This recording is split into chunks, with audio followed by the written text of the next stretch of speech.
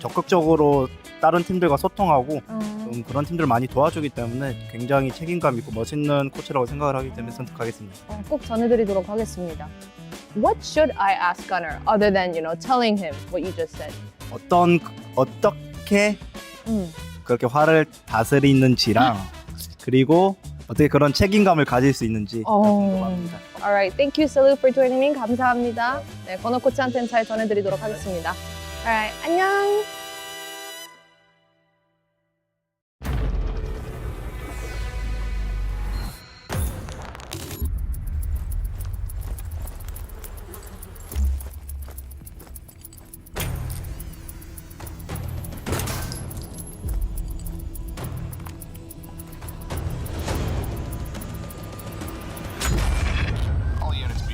Robbery in progress in the Diamond District. There's nothing more I need to show. Be advised, suspect armed and extremely dangerous. All available units, please respond. There's a bank robbery in progress. Wait, now there's an armed robbery near the freeway.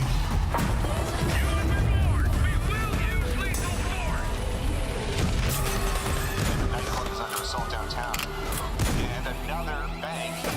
All available units. All available units.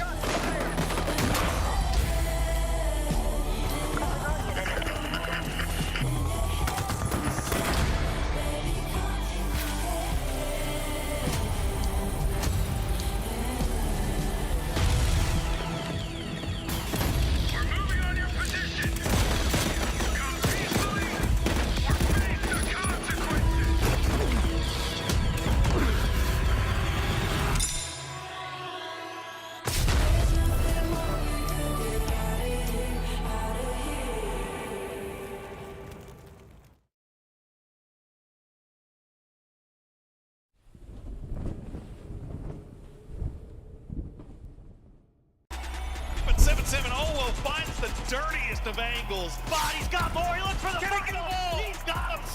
7-7. 大家好，我是17战队的77。最初玩这个游戏印象最深刻的时候，就是当时这个游戏刚出来的时候吧，就是很火，然后家里的电脑玩不了，然后就只能去网吧里面去偷偷的玩，然后当时就印象很深刻吧，总是偷偷跑到网吧去玩这款游戏。对，当时这个游戏刚出来的时候，大家就想去尝试着玩一下嘛，所有人玩了之后就全部都爱上了这款游戏。没有一瞬间吧，就是每天都想着什么时候能玩这款游戏，每天都想到这款游戏，就没有印象很深的一瞬间。一开始玩这款游戏的时候，就是抱着娱乐的心态嘛，然后发现自己总是单人吃鸡，然后打出来的压枪很厉害嘛，然后就觉得自己好像有一点天赋。当时想走职业这条路的时候，可能周围的人都不是很理解吧，然后不是很支持，然后我就想证明一点一点证明给他们看嘛，然后就去尝试了，就去试训了，然后慢慢的就证明给他们看我是能够走职业这条路的。我打职业以来最难忘的一个瞬间应该是2024年 PCL 秋季赛吧，当时在天霸战队夺得了联赛冠军，就是自己很开心吧，因为是我第一个大赛的冠军嘛，就很多大小小的比赛我参加过很多，我也打了很多年了，但是那是我第一个大赛的冠军嘛，所以印象深刻，也有压力也有动力吧。保持自信的根源就是我觉得我对自己有自信，因为我觉得自己有实力能够来到17战队，并且17战队也愿意信任我，所以我还是有自信的。从 FPP 转换到 TPP 的话，我个人的话那应该是就是多练习嘛，多练习，然后多习惯 TPP 视角嘛，因为毕竟 FPP 跟 TPP 在我看来是两种游戏，所以肯定是要多练习的，绝对不会改变的东西。这款游戏就是职业比赛上面从 FPP 变成 TPP 了，但是我觉得我不会改变的是，这个游戏是一个团队游戏，我应该就是我打法应该是不会改变的，就是要比较团队一点，因为我觉得这个游戏是团队游戏嘛，然后只有通过团队协作才能够赢下比赛。谢谢粉丝一直以来对我对17战队的支持，就是让我们一起期待明年的赛事和明年的17战队。我相信明年的17一定能够重回巅峰。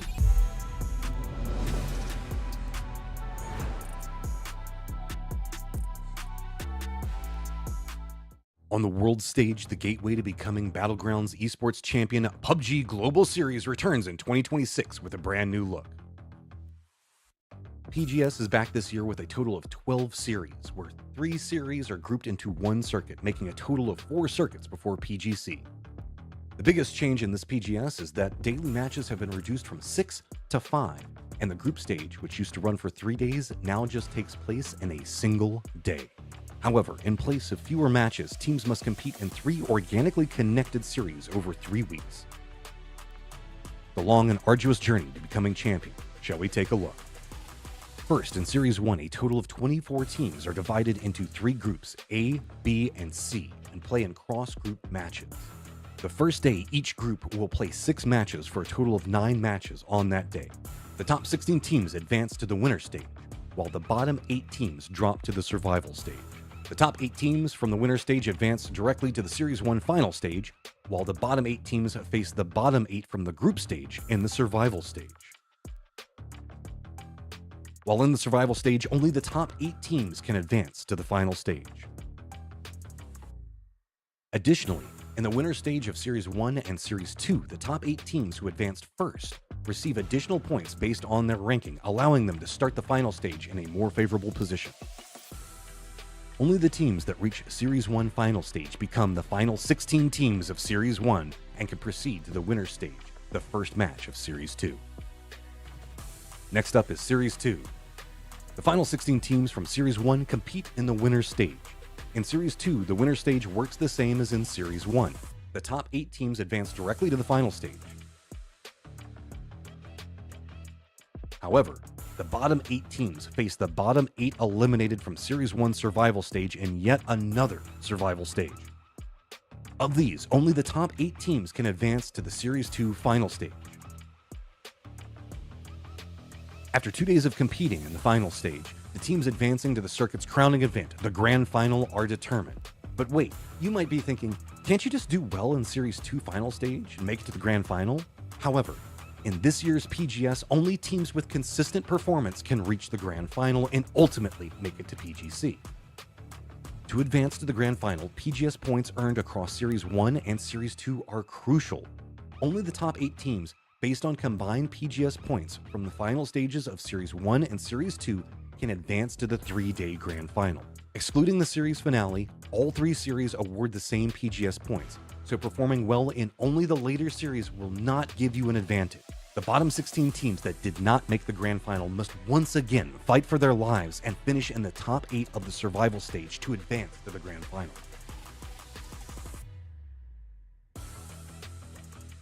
Of the 16 teams that then make it to the Grand Final, only 1 team can become the circuit champion.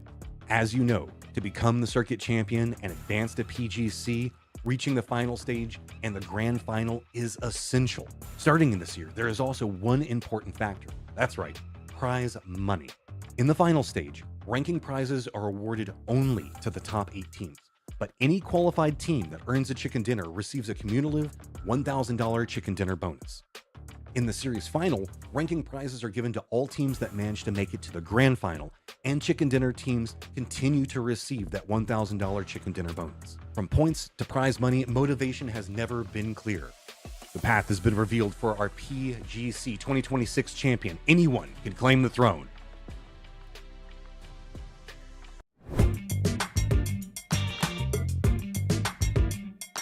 Hello everyone, I'm here with Gunnar because Salute wanted to talk to you. He had a couple of questions. He wanted to ask you, how do you manage your anger so well? And how are you such a responsible coach? What do you have to say to that? Well, I guess managing my anger so well comes from the military. I bring a lot of like discipline from there. So, and I was a very angry person in my younger years. So now as I'm getting older, I've learned to manage it and just try and, relax a little bit and just be, thankful that I wake up every day and thankful that I get to play PUBG every day and have this job. And I treat it as an opportunity.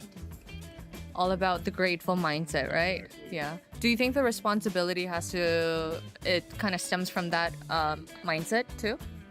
Yeah, it definitely does. I mean, I think if more players or coaches took that mindset or approach, I think they'd be able to benefit their team a lot more. If you wake up every day and realize that we're playing video games for a living and that life can be bad, but there are people that have it worse, and you just become thankful and you pass that on to somebody else, and then you make their day, and then they become more motivated to be better at what they actually are doing, which is playing video games. What's the one thing you miss the most when you're playing in these tournaments?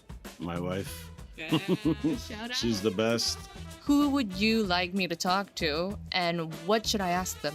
I would like you to talk to Glaz from Crazy Raccoon, because we're friends with them and we always like mess around and joke with them. I would like you to ask them if they believe they are the best hot dropping team in the world, because they do hot drop a lot and they're very comfortable with it, whereas other teams aren't. Okay. I will make sure to get an answer, and I'll let you know. All right. Thanks for joining me, Gunnar. Thank you for having me. Bye.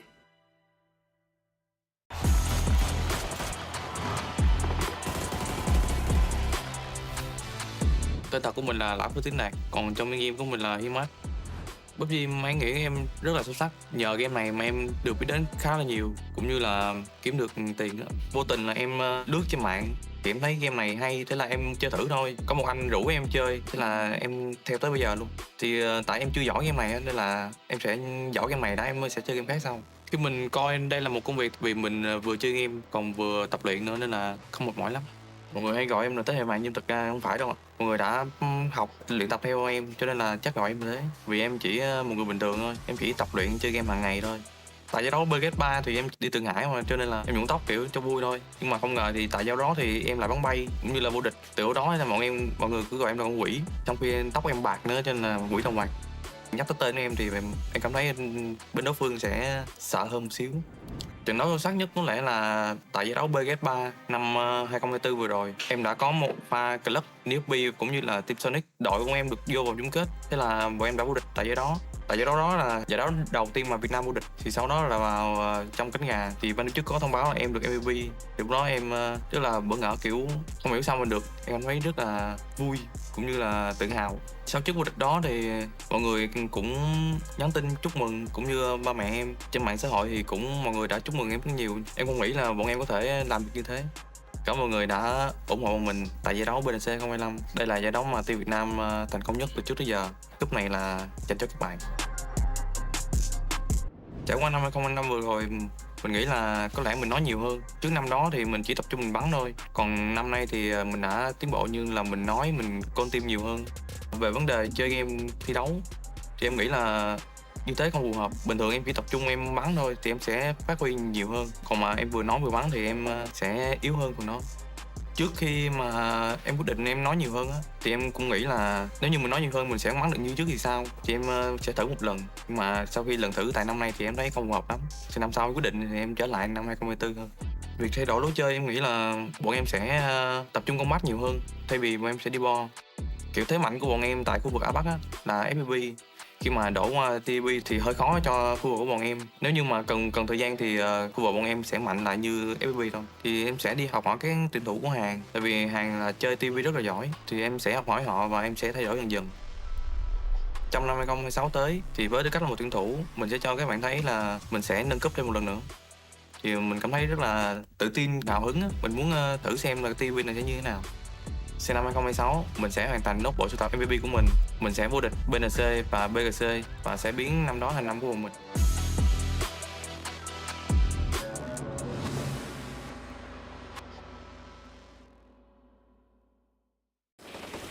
A new heist mode with some familiar perpetrators.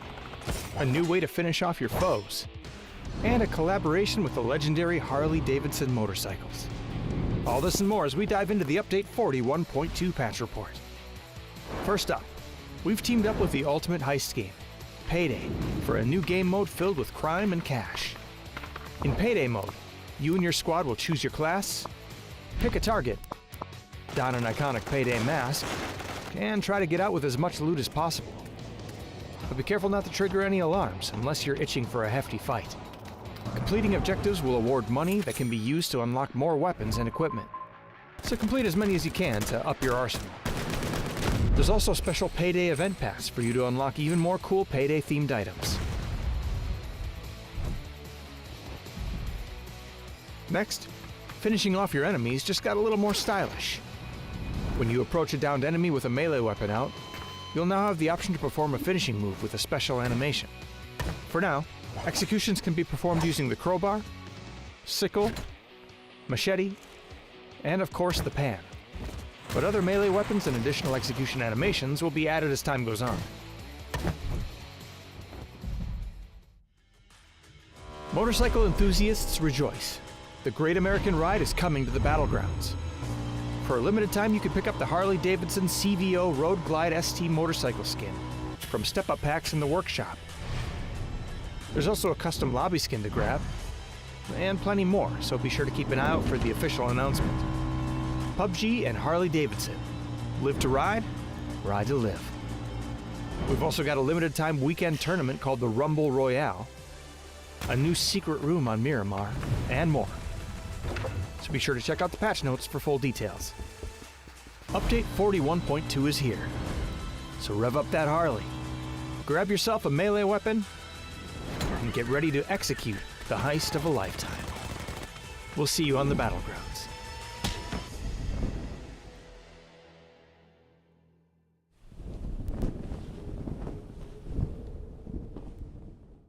Look at this Postal with 5 kills, still alive after doing so much damage.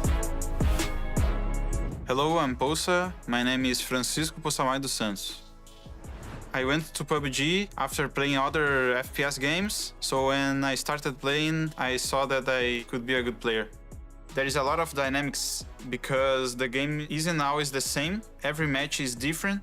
Moment when I started playing, I was so nervous playing, and I feel so adrenaline when the game is almost ending and the safe zone is getting smaller. This is a feeling that only PUBG makes me feel. Usually I'm very calm. When things get loud, I usually take a breath, and this helps me a lot. In the beginning, I was just playing casually, so I started playing solo when the game was released. In 2020, I think, I started playing with competitive players and getting better. This choice changed everything in my life. I'm having the opportunity that a few people have in their lives. Right now I'm living the dream. I am traveling and playing, and this is very important for me. I will say the last regional, the PAS 5 last year, that was a good tournament for me individually. Poça has been an absolute menace here so far in this game. 5 kills to his name. So this year I have a new role in the team. I'm a support. I can see that I am always increasing and getting better and looking for evolution and be the best on this role. Now that the league is transitioning to TPP, I think that the casual players will have more interest to watch the competitive scene. I think we are confident, but we have to adapt to the meta. We are going to look to get better, so I have to think outside the box. For the fans, thank you for the support. I see you guys on 2026. I would like to reach a new level of achievements that I have never had. We will do our best. In 2026, I want to win both PNC and PGC, and I want to stand in the center of the victories. I want to face any changes and make 2026 my year.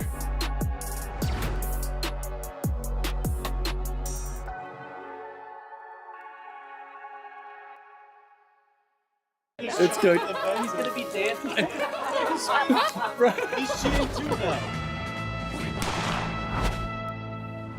Hello everyone. Welcome to another sit-down game time with Bella. Ba-da-bam! Yay!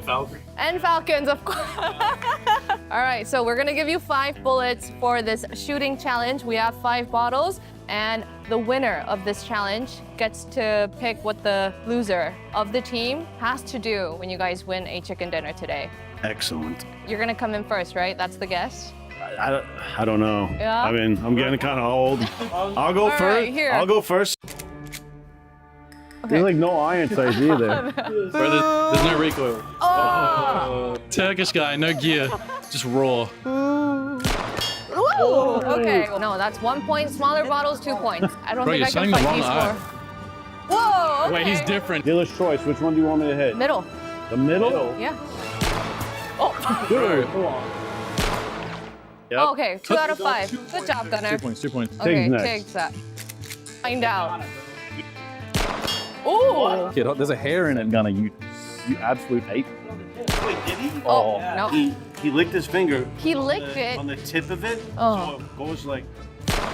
Oh, okay. Remember the. Oh, what? Whoa. Frimsy is up next. I'm inverted. Whoa. What was that? Crap. Ooh, It's okay. different. Okay. Wait, hit the one with the What? It's different. Yeah. Oh. Kick from Kentucky. Did you guys aim with the iron sight or what? It's cooked. Oh. You have 5 points. Dude, that one. Oh. Okay.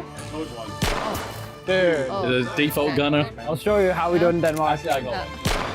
Oh. It's cooked, it's cooked. He's gonna be dancing. He's cheating too now. Oh. Dude. I'm telling you, Gustav is just doing this on purpose. Oh. Oh. Alright, I dropped the zero bomb, guys. Yeah. Take one. Take 1. Would you like to show us?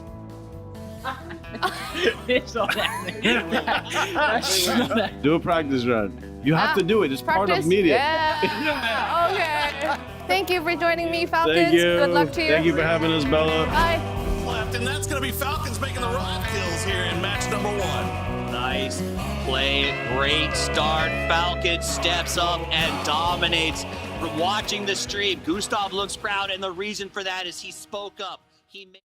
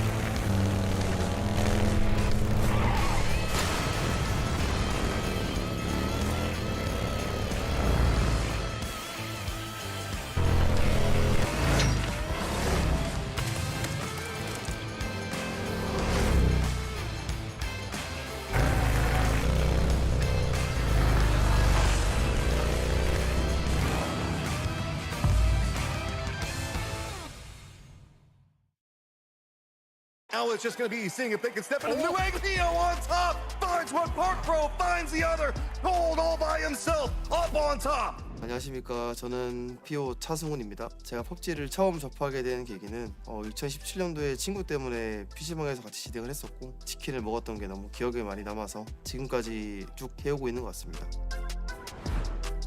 제가 제대로 시작해봐야겠다라고 생각했던 시기는 막 나가다 보니까 그게 너무 재밌어가지고 프로팀을 들어가면은 대회를 임하기 편하겠다 싶어가지고 들어오게 된 것 같습니다. 합숙 생활이나 단체 생활을 별로 안 좋아했었는데 그냥 하다 보니까 그런 게 좋아진 것 같고 그러다 보니까 규칙적인 생활을 좀 하게 된 것 같아서 그런 게 제일 변한 것 같아요. 제가 제일 기억에 남았던 경기는 2019년도에 있었던 PK 페이지 2에서 우승했던 경기가 제일 기억에 남는 것 같아요. 세계대회 우승했던 거를 꼽을 수도 있긴 하겠지만 처음 우승을 할 때 그 힘들게 노력했던 순간들이 다 기억이 났었어가지고. 자, 아직 한 발 더 맞다. 잡았다.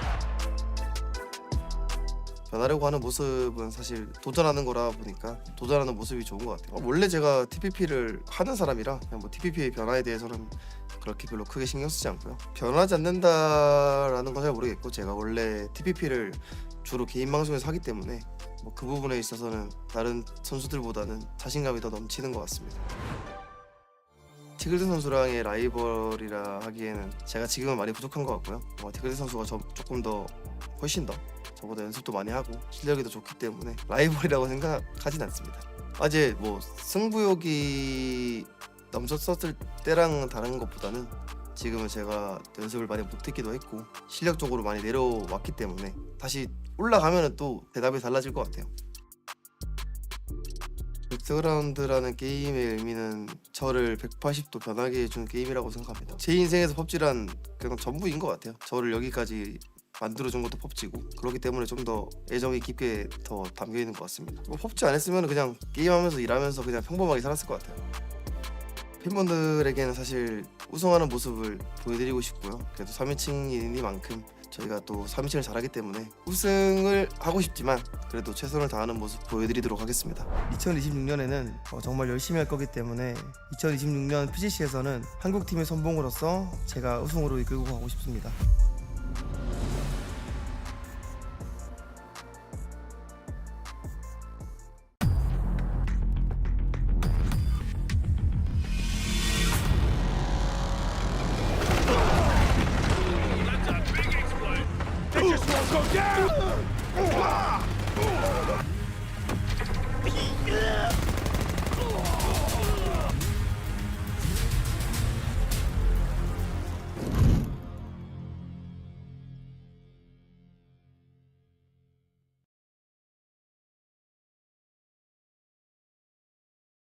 Be nice and be happy.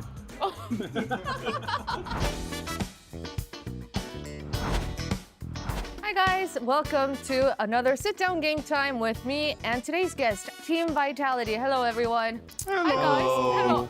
Is that your impression of me? Hello. All right, well today's game is called Guess Who. We'll show you a bunch of pictures of the players here at the lobby and you have to guess their names. Are you ready? I need to translate it. Oh, okay. Будет показывать картинки игроков, но надо будет по очереди называть, что это. Alright, you're done. So yesterday Team Liquid got 22 seconds. Yeah, Damn. if you finish before them, then you win and they're like... We won't. Oh, wait, you won't? Oh, okay. Are you ready? Yeah. Start. Purdy Corty. Follow my bet. Baron Pick. Oh. Patulins. Okay. Куёта. Okay. Bimi. Draft King. Oh. You did one more too, and you came in before. Nice. Okay, 20 seconds record for Team Vitality. That was a record. You now hold the #1 lead in Guess Who Challenge. It's you and Team Liquid. Why don't we wrap this up with a message to Team Liquid then? Be nice and be happy. Thank you guys for joining me, and I'll see you at the next one. Wait, bye. Thank you. As Hackatory will get that knock on Shell. And with the final bullet in the chamber. Мій ігровий нікнейм Хакаторі. Справді мене ще з дитинства вдохновляла кіберспорт. Брат показав шутери. З того часу я дуже мені подобається стрілятися. І от коли з'явився режим королевської битви, я от зайшов, мені дуже сподобалося. Те, що я став кіберспортсменом, це дуже змінило моє життя. Я навіть не знаю, яким я став би. Так, я займаюся тим, що мені подобається, і я дуже щасливий. Моя найперша спогадка про PUBG. Напевно, мій перший топ-1. Я пам'ятаю, як зараз. Це було на Мірамарі в 2018 році. І так, це найяскравіша емоція. Я пам'ятаю, що я хотів досягнути топового рівня. І потім це переросло в більш професійний рівень.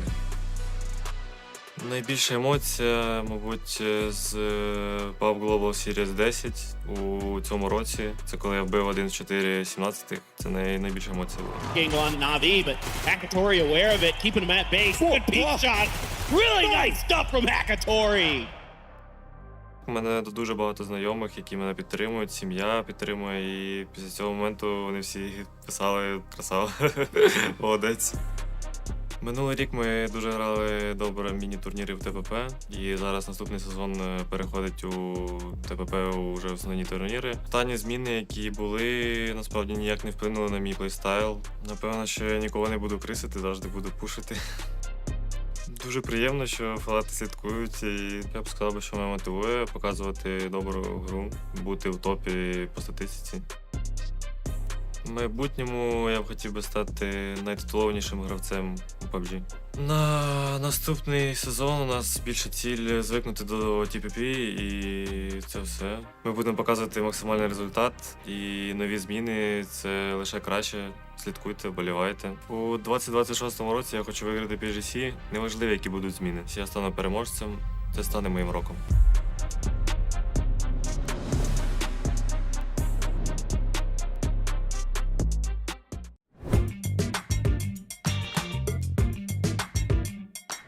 Hi guys, it's Bella for the relay interview. Today's guest is Glass. Gunner wanted to talk to you and ask you, A, If they believe they are the best hot dropping team in the world, and B, he wanted you to do your famous American impression. 네, 냉정하게 생각했을 땐 그래도 이 PGS 참가하는 팀 중에는 상위권인 것 같아요. All right, well, that's a very fair take. And now it is time for the famous. And we have Gunner watching. Can we get Gunner? Gunner watching. Yay! He's gonna pull up a video to show us.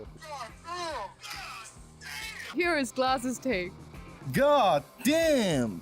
That was perfect. Okay, I see why Gunner wanted you to do it. All right. Before I let you go, I have to ask you to pick another player to pass this on to.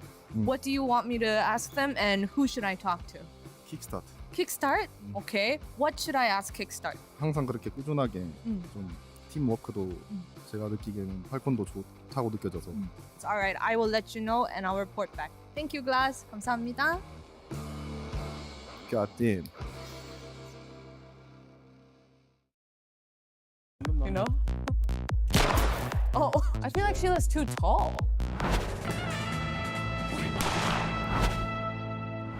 Hi guys, it's Bella. I'm sitting down here with S2G to play some shooting challenge. We'll give you 5 bullets, and the one that gets the most points has to tell the loser what kind of dance to do today.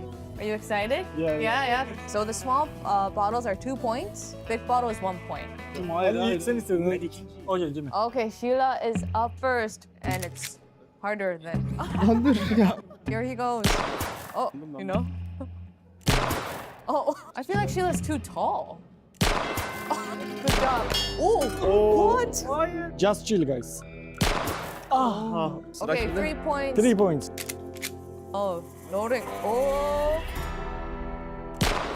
Nereye gitti? Oh. 재밌네 축하해. 야 다음 가라데는 샷. Ooh. What? That is crazy. He is currently in the lead. How many bottles? 3. 3? 와 남라드리겠습니다. That was a very clean shot. Oh. Oh. At the moment, 2 points each, right? Baktığın yere gidiyor mu lan?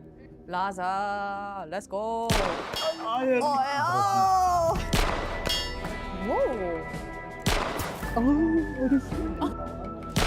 Abi tam arasından geçiyor. Oh, 4 points? Okay, and now let's find out. Oh, okay, already. Whoa. Whoa. I'm okay, that was amazing. Keppa, please sit. Keppa won, and I'm sad to inform you that Cece has to take the dance that Keppa chooses. İstiyorsan Gangnam Style yap. Gangnam Style yap. Gangnam Style. Let's go. Everyone say bye. Thank you for joining me today. It was wonderful, and I'll see you at the next one. Say bye with me. Where do you win this? Tig sent the C4 in. Immediate peek and spray from Tig. Hi, my name is James Gazen, aka Tiggleton. I think for the last 7 years, PUBG kind of has been my life. I moved away from my family. We travel a lot, play it every day with my teammates. I think you would be hard pressed to find a group of people that have spent more time together over the last 7 years than me and my teammates. The first time I ever played PUBG was expecting it to be very realistic, and in my very first match, this naked guy landed on a roof next to me, and I got a pistol, and I was like, he's dead. And he ran and jumped off the roof, and it fell 3 stories, landed on the ground, and kept running, and I was like, it's Superman. He just fell 3 stories off a building, and his legs are fine, what? I ended up falling in love with it after that. For me, PUBG always gave me the most adrenaline. My very first couple games, I felt like I was gonna die in real life if I died in the game. At the very end of the game, I'd be shaking, my heart rate would be I guess I've just been chasing that feeling my entire career. I finished my high school and I got into a university course, and I was pretty happy with where I was, but I didn't take a gap year, and I felt like my whole life I'd just been kind of going with the flow. And then I got the opportunity to fly to California for this tournament called NPL Royale, because I got picked up by an American team. And that was good fun, but I still wasn't taking it too seriously. But I met this guy there, Bizzle, and he basically said to me after watching me play a little bit, he was like, I'll get you a visa and you can come to the US. And I was like, really? So I just full sent it at 18. I went to the US. I took a gap year off university and then never ended up going back. Well, I want to start by saying that I think anyone can be a pro player. That's the beauty of it. For me, being a pro player is about discipline, practicing with a purpose. When you boot up the game, you kind of have to switch your mentality from being, okay, I'm here to have fun, to how can I improve the best? And you need to be very mindful of the way that you're putting in the hours. The word change to me obviously brings a little bit of fear and a little bit of excitement, because with changes, there's always a bit of uncertainty. No one likes uncertainty, but in a way, it kind of feels like an advantage because I know that I'm willing to adapt, and if someone else isn't, then I have an edge on them. One thing that's not going to change, I think for the most part, it'll be the positional play. Teams will still play for the good positions. If anything, it's going to become more important, and PUBG's always kind of been like that. It's all about teamwork, it's all about position. So I'm expecting that the good Time for 2 days of incredible action here for PGS5, as we are going to have the final stage. 16 teams here to determine who will become our champion once again. Compound later on, Nixie takes down Xiao Wu. It's a great spray on through, and Spiro does finish him off. That's EMEA being able to destroy China. What a shot from Spiro! And Boostic finishes it off. Na'Vi, #1 on the warpath with the AUG and gets Heaven down. Yeah, as Rex now goes for a spray on that right-hand side of the smoke here, trying to bring him down. Deal not against Opons, not too bad at all. 2v3 at the moment there, but Deal is down. It is all on Rex. You're an excellent player, but it's not good enough. E-Arena gets themselves the first win. And then you might think to yourself, when you see a 16-point #1 from a game, you're like, oh, okay, yeah, did they get the win and just a few kills? No, this was all kills, all balls to the wall here for Na'Vi. 4AM are all stacked on top of each other inside these smokes. Virtus Pro have to position themselves to take advantage of them when they come out. Correxi will find one. Beamy gets another. Virtus Pro clutches the win. Big game coming up in what was a brutal set of shifts, but VP weathers it all and finds themselves with a victory, Colaris. Spiro in the north side, taking down the Vectix. What can Solzy do? Any more would be fantastic for him, considering now at this point. Oh, but it doesn't matter. Boostic somehow, someway has a Panzerfaust in hand. They need to shut down the rest of 17 Gaming here. Wembo with a nade. What's going on? Hakatori finishes it. 16 kills though for Na'Vi. What a game. 8 for T1. It's a good job they're denying them a win here as well, let's be real, because if Na'Vi had got a win off the back of this as well, they would have been flying ahead of the competition after just 3 games. That would have been terrifying for the rest of the lobby. Oh, unkillable. He's trying for it, but he doesn't get it. T1 finishes it off against Na'Vi. Got vision on each other. It's Shadi versus Panzerfaust with a little bit of a shield, and it is going to be the Panzerfaust, just a bit stronger than the Shadi. See Beamy now, the last player left alive for Virtus Pro. He's going to focus down on 17, see if he can find anything before he has to drop down. But Shin comes out at the perfect time. We'll take 2. Beamy gets a couple more before going down, and now it's a 1v2. Hasabeme versus 2 from 17. Going for the peek around, but 17 manages to pick it up. They had everything being thrown at them that game, and they somehow survived. Nixie now down. Purdy Curdy moving forwards. Luke 12 with an absolute banger. Team Liquid had this game on paper, and now they have this game in reality, unless Curexy can make something magic happen. Without it. Oh, it's just about denying, yeah, isn't it? Fair. Smart, give it up. There's no point. But Liquid, though, they do get another one. The Americans strike back with a 7-kill chicken dinner here for a home turf circle for Liquid. All right, gentlemen, thank you very much. That does it here for day number 1 of our final stage for PGS5. Tomorrow, we are back. Same time, same place. It's going to be 5 games. Double Tago to round out PGS5. We'll see you then.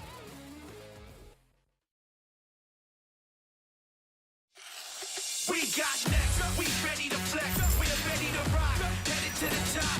We got next, can't settle for less. I'ma need your best, so give it all you got. We got next.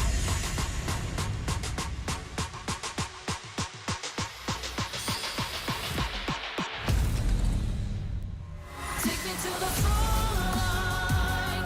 Better get your head right. You ain't gonna take my pride away. Take me to the front line. Put me in the limelight. You ain't gonna take my shine away. Take my shine away.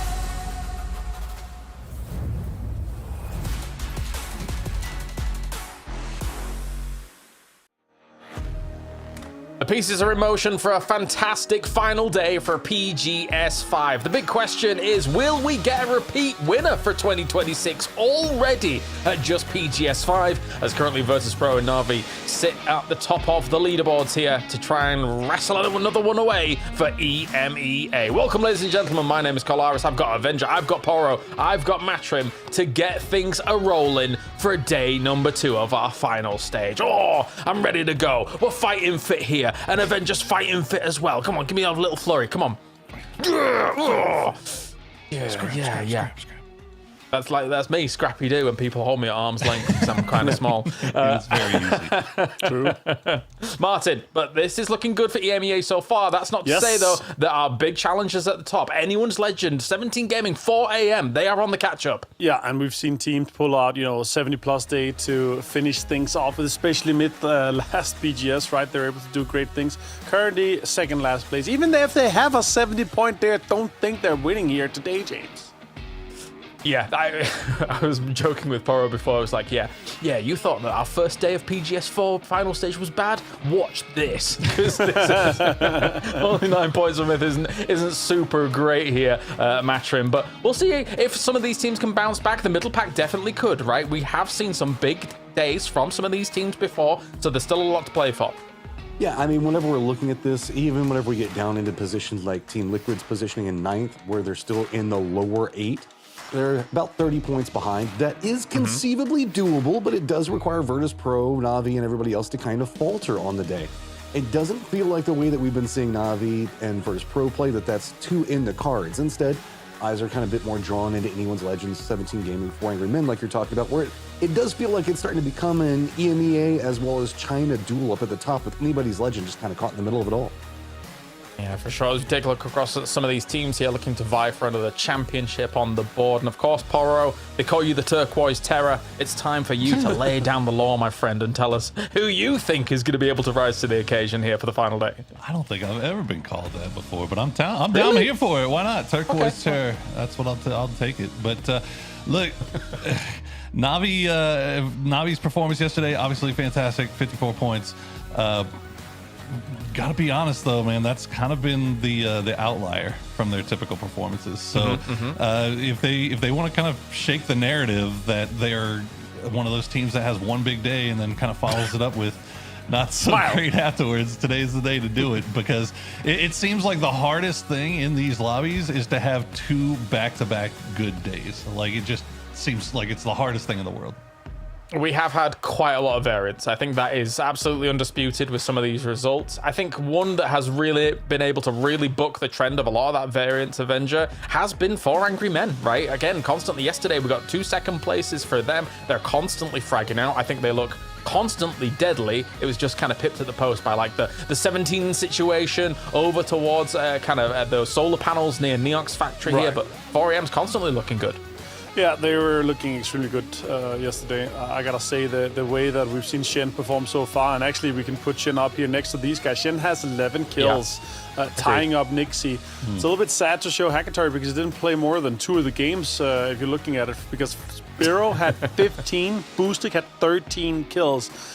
So for Na'Vi to do this well without Hackatory's usual standout performance is actually kind of scary. If he turns up today and doesn't get knocked out first, as I said yesterday, I think it's going to be big scenes for them. 4 Angry Men also on the other side here. Good to see Shen versus Nixie for this one here, but Nixie is really a standout performance when it comes to damage. 4AM, if they make sure and manage to, stay 4 guys alive, get into that late game, they have the firepower, they have the collaboration that it takes to win a championship here. I am concerned that they might end up being the Silver Surfers of 2026, like just constantly getting like second places close to the mark, not quite being able to finish things off.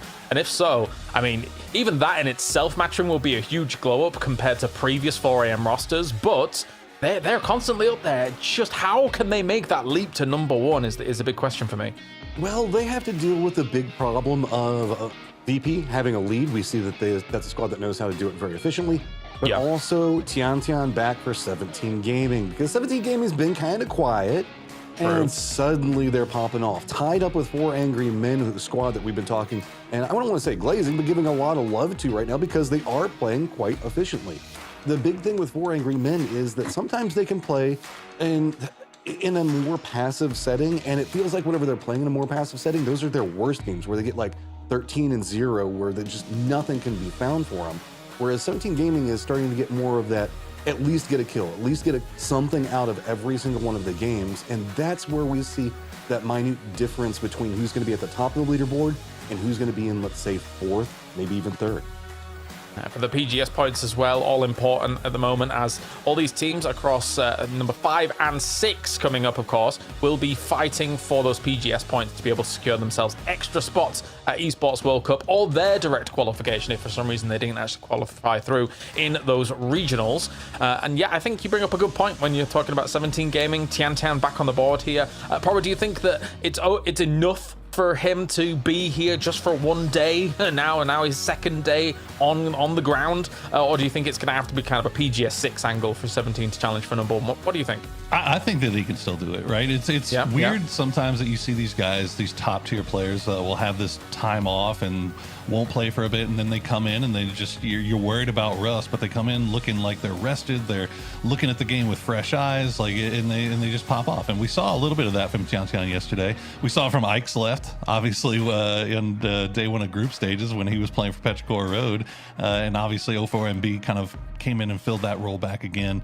Saw some pretty good stuff from them as well. So I don't know. I don't know what to expect from 17. I think that they've got obviously the fragging power and they've got the team to be able to do it. It's just a question of Virtus Pro, man. Like, they're so good.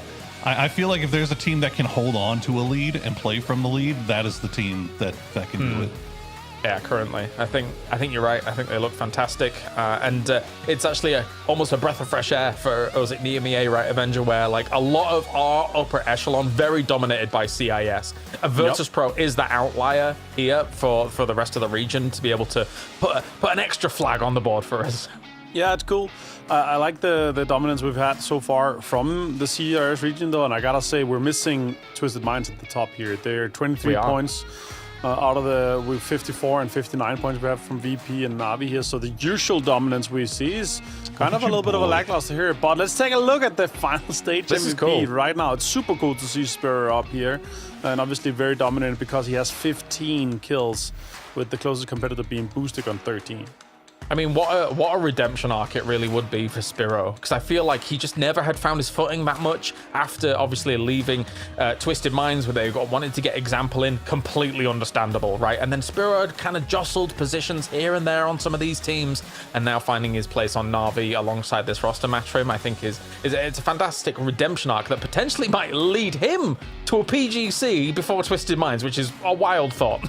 Yeah, I mean, whenever we look at Spiro, he always had like these really like standout plays, but they weren't as consistent as some of the other EMEA players that we've seen. And he's now starting to find a lot more comfort in his play style, and through that, the successes of being able to clutch a lot more, putting himself into more dangerous situations, just believing that he can firefight his way out of it.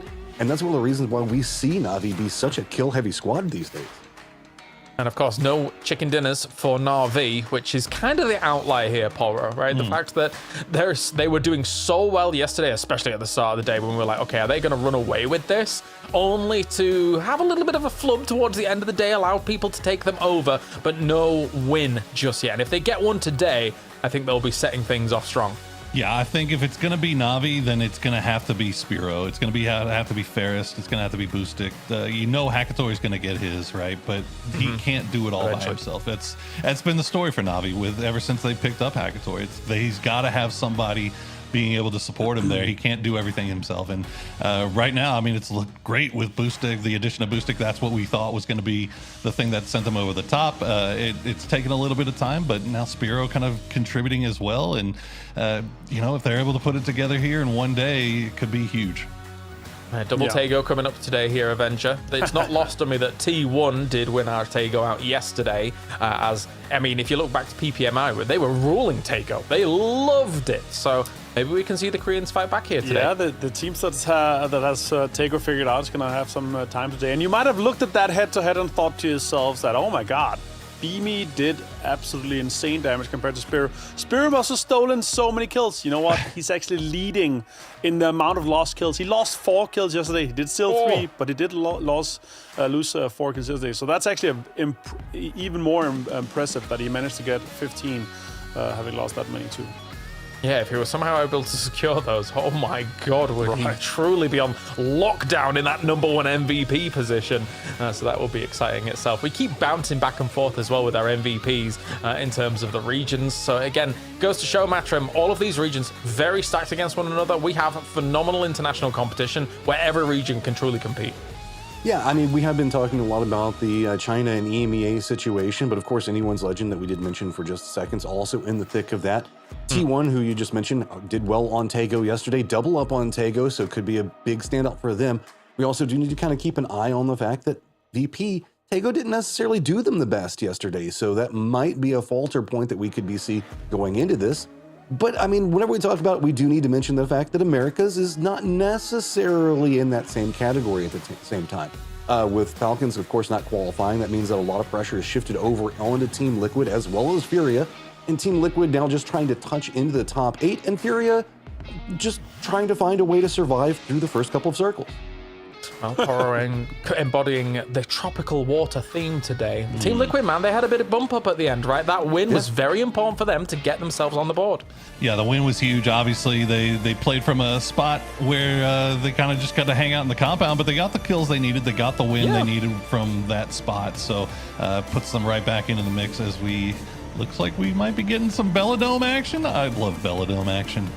Oh, you do. You love it, you cheeky minx. Of course, there's all of these teams here. Some of them have already signed themselves up for a victory here so far for PGS. And at the end of today, we will be signing that plaque here once again for number 5. That trophy is on the line, $100,000 on the line, and of course, the validation of Bella in the Bella Dome as she walks up to the podium to deliver her first speech. Esports fans, it's Bella here, and we have made it to the final chapter of PGS 5. Today, we crowned the ultimate champion, and if you were with us on day 1, you know it was absolutely unpredictable drama. Na'Vi absolutely dominated the early lobby, looking like they'd run away with it, but then Virtus Pro unleashed themselves and in the later matches and stole the top spot by a mere 5 points.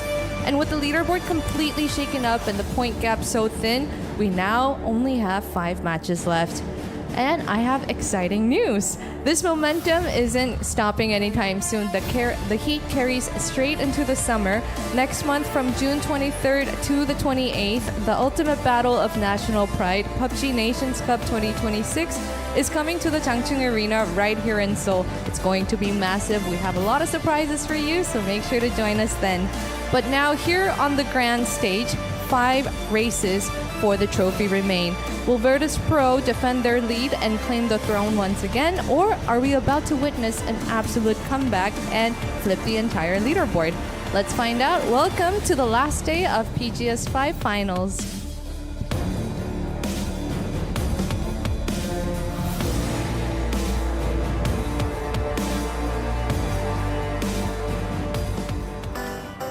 The 16 of the very best from across the world will line up and fire at one another live from Seoul, South Korea here to be able to claim PGS. I mean, that's basically our entire lives, just trying to make sure that we have good teamwork from the moment we wake up to the moment we go to bed. Everything we do is like trying to make the team chemistry better. With every roster change comes a lot of responsibility and a lot of pressure, so I feel like it's really important to us to show that we can function with a different IGL and a different system. We're more determined than ever to win. We've done it before, and with this roster change, I feel like there's a new fire inside us. 딱히 제가 에이스라고 생각하진 않는데 그냥 팀 전체적으로 잘 하려고 계속 노력하고 있습니다. 점점 팀원들 폼이 다 올라오고 있는 것 같아서 BGS5에서는 충분히 더 올라온 모습 보여드릴 수 있을 것 같습니다. 我是一个游戏方面稍微比较冲动的选手，然后会比较上头，然后就是性格方面嘛，比较暴躁一些。我的目标一直都是拿冠军，想在 PGS5拿回属于我们之前的。 Right from the beginning of the day, they started in 10th, they're ending in 1st. It's an incredible win. Myth has just become champions blank. คิดว่าเราเล่นกันเป็นทีมได้ดีมากๆครับแล้วคอยเตือนข้อผิดพลาดให้กันและกันครับก็ถึงแม้ว่าครั้งนี้เราได้แชมป์มานะครับผมก็ครั้งหน้าจะเป็นยังไงก็อยากให้รอติดตามกันนะครับผมทีมมิดใครได้ยินก็ต้องกลัวครับผม Наша команда — это легенды PUBG. Мы хотим быть Twisted Minds, как мы делали это в прошлые годы. Так что это все. Ми заберемо всі поінти для перемоги. Під час гри ми покажемо, як складно нас стримувати. Korea is good at fighting, and I trust on this. This type of confidence makes us together as a team. So in PGS5, I want better results. A real strong team makes points even if it's hard game. We are gonna show you that we are not satisfied with just the one trophy. Mình nghĩ là cả team đều cố gắng hết mình thôi. Bắn được bao nhiêu sẽ bắn, kiếm được nhiêu kiếm. Thì nếu như mà được bỏ điểm xa team sau thì càng tốt hơn. Tại BK năm lần này, tôi muốn mọi người thấy một hiểm mắt mạnh nhất có thể.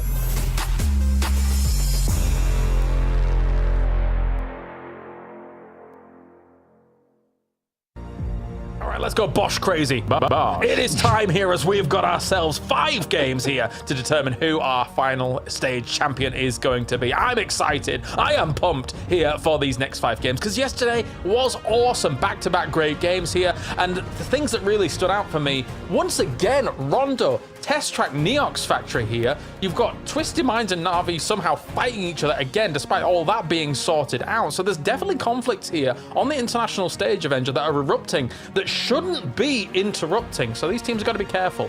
Yeah, I like the guys you pointed out. You guys can elaborate it, but you know, in terms of their drops, in terms of the prior into the Neox and Test Track, in terms of getting cars and getting guns first, that's a valuable play, and they actually managed to get 2 points out of it.